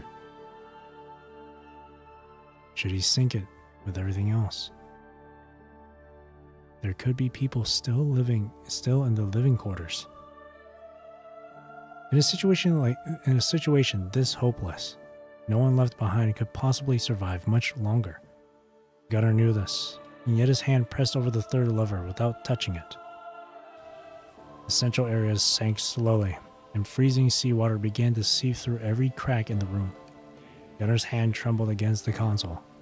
He reached for his last cigarette, and then remembered he had given it to Ani when they parted. The water was as cold as Helheim itself, the realm of Hel, goddess of the dead. The cold did not settle on the skin. It grew from inside the bones, ice needles driving through marrow, draining his life away with each passing moment. He forced his eyes open and stared into the dark water pressing down around him. Green, bottomless, vast. Of all things, somehow, his mind turned to the sky above his homeland now. In his days, thick snow filled his vision, and the sound of a ship's horn poured into his ears again and again. His young lover came running toward him with an armful of flowers, her cheeks flushed, her breath a warm cloud in the frozen air. Flowers that vivid were a sight, rare sight, in the polar cold, and he wondered how long she must have searched for them. The scent of those blooms had long since faded from his memory, but he still remembered how good his mother's fried fish had tasted. Nothing, anywhere, had ever been better than the fish back home. It's so cold. The snow of home, the fish of home, the bone-cold waters of home. That freezing sea cradled him now, drawing him into an eternal sleep, while his young lover called to him from the far side of time. What was she calling out? Valheim's ferry comes too fast. I can't make out the words. The warrior closed his eyes. The structures groaned and ground against each other, a chorus of collapsing steel. The sound rolled through the water like the roar of a festival crowd. Warrior, is this your final charge? Valkyrie, this is my final charge. Gunnar pulled the final lever, and the remaining sections of the Rainbow Bridge shattered apart, sinking back into the embrace of the sea. O dragon ship sailing for Valhalla, sound the horn of your departure. Valkyrie, rise upon the mast, let your golden hair unfurl like a war banner. Let the warriors lift their voices and sing, receiving the death kiss of the Valkyrie.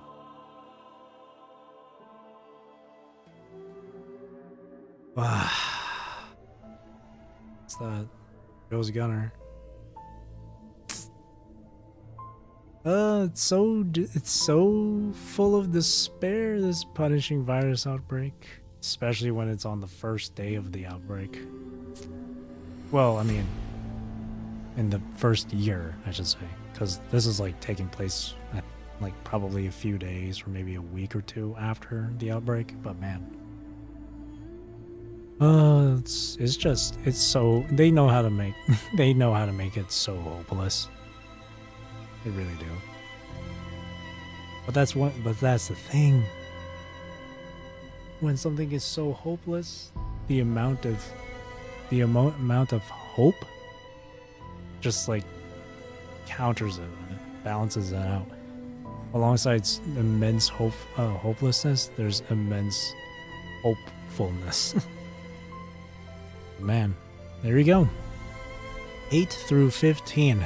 And now we just wait until the 26th for 15 or for 16.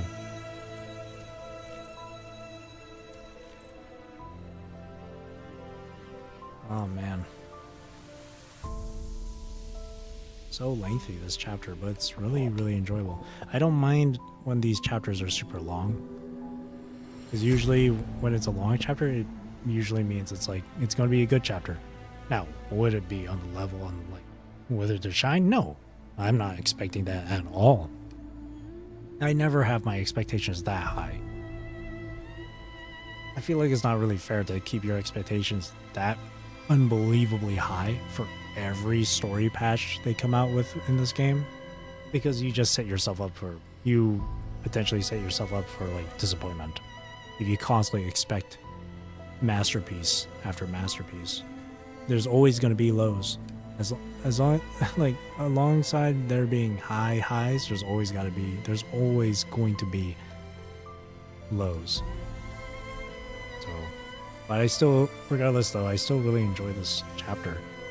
Now to wait for the 26th, and like next week I'll obviously continue going through the story and end up finishing it next weekend. Well, so I look forward to that. Now, One other thing I should mention is that I know they had their One Heart, One Hurts, or One Hurts, One Heart online concert they had recently, like a few days ago. I haven't watched it yet. I think I might end up watching it later tonight, just before I go to bed. Stuff, but apparently, from what I've learned, there is a little surprise or something. Like, I think by the end of the concert, involving both Chrome and Genevieve. So it's going to be a new frame for Chrome and a new frame for Genevieve. And I haven't seen it yet at all. I'll end up seeing it later tonight, I guess. But I am looking forward to that. Chrome, been a while since he got a new frame. Looking forward to his story with his chapter. And Genevieve, that makes me really happy too. Because that means she potentially could have a main story role. And I really love Genevieve. Genevieve is another favorite character of mine. I really loved her story from her floating record a lot. So I'm really happy that she's gonna potentially have a place in the main story and not just some side character from like that started with Derived from Matrix, that started from one of the roguelike modes. I look forward to that. Anyways, that's going to be it for me for tonight. Thank you for watching. Thank you for chilling with me. Thank you for chatting with me. I really do appreciate it. I hope you have a great rest of your day or night, wherever you're on the world. Take care, stay safe, drink plenty of water. Hope you enjoyed the stream, and I will see you next weekend for the continuation of Steering by Light. Again, thank you for watching, and again, I hope you enjoyed the stream. Normally I would say enjoy the rest of your weekend, but it's Sunday, so, well, for me here in Canada, it's Sunday. Enjoy whatever time you have left for the weekend, I guess. And if it's Monday for you, good luck with the rest of the week. Try to enjoy the rest of your week. Do your best, whether it's like school or work. I don't know. Again, thank you for watching, and again, I hope you enjoyed the stream. See you next week. Thank you. Bye bye.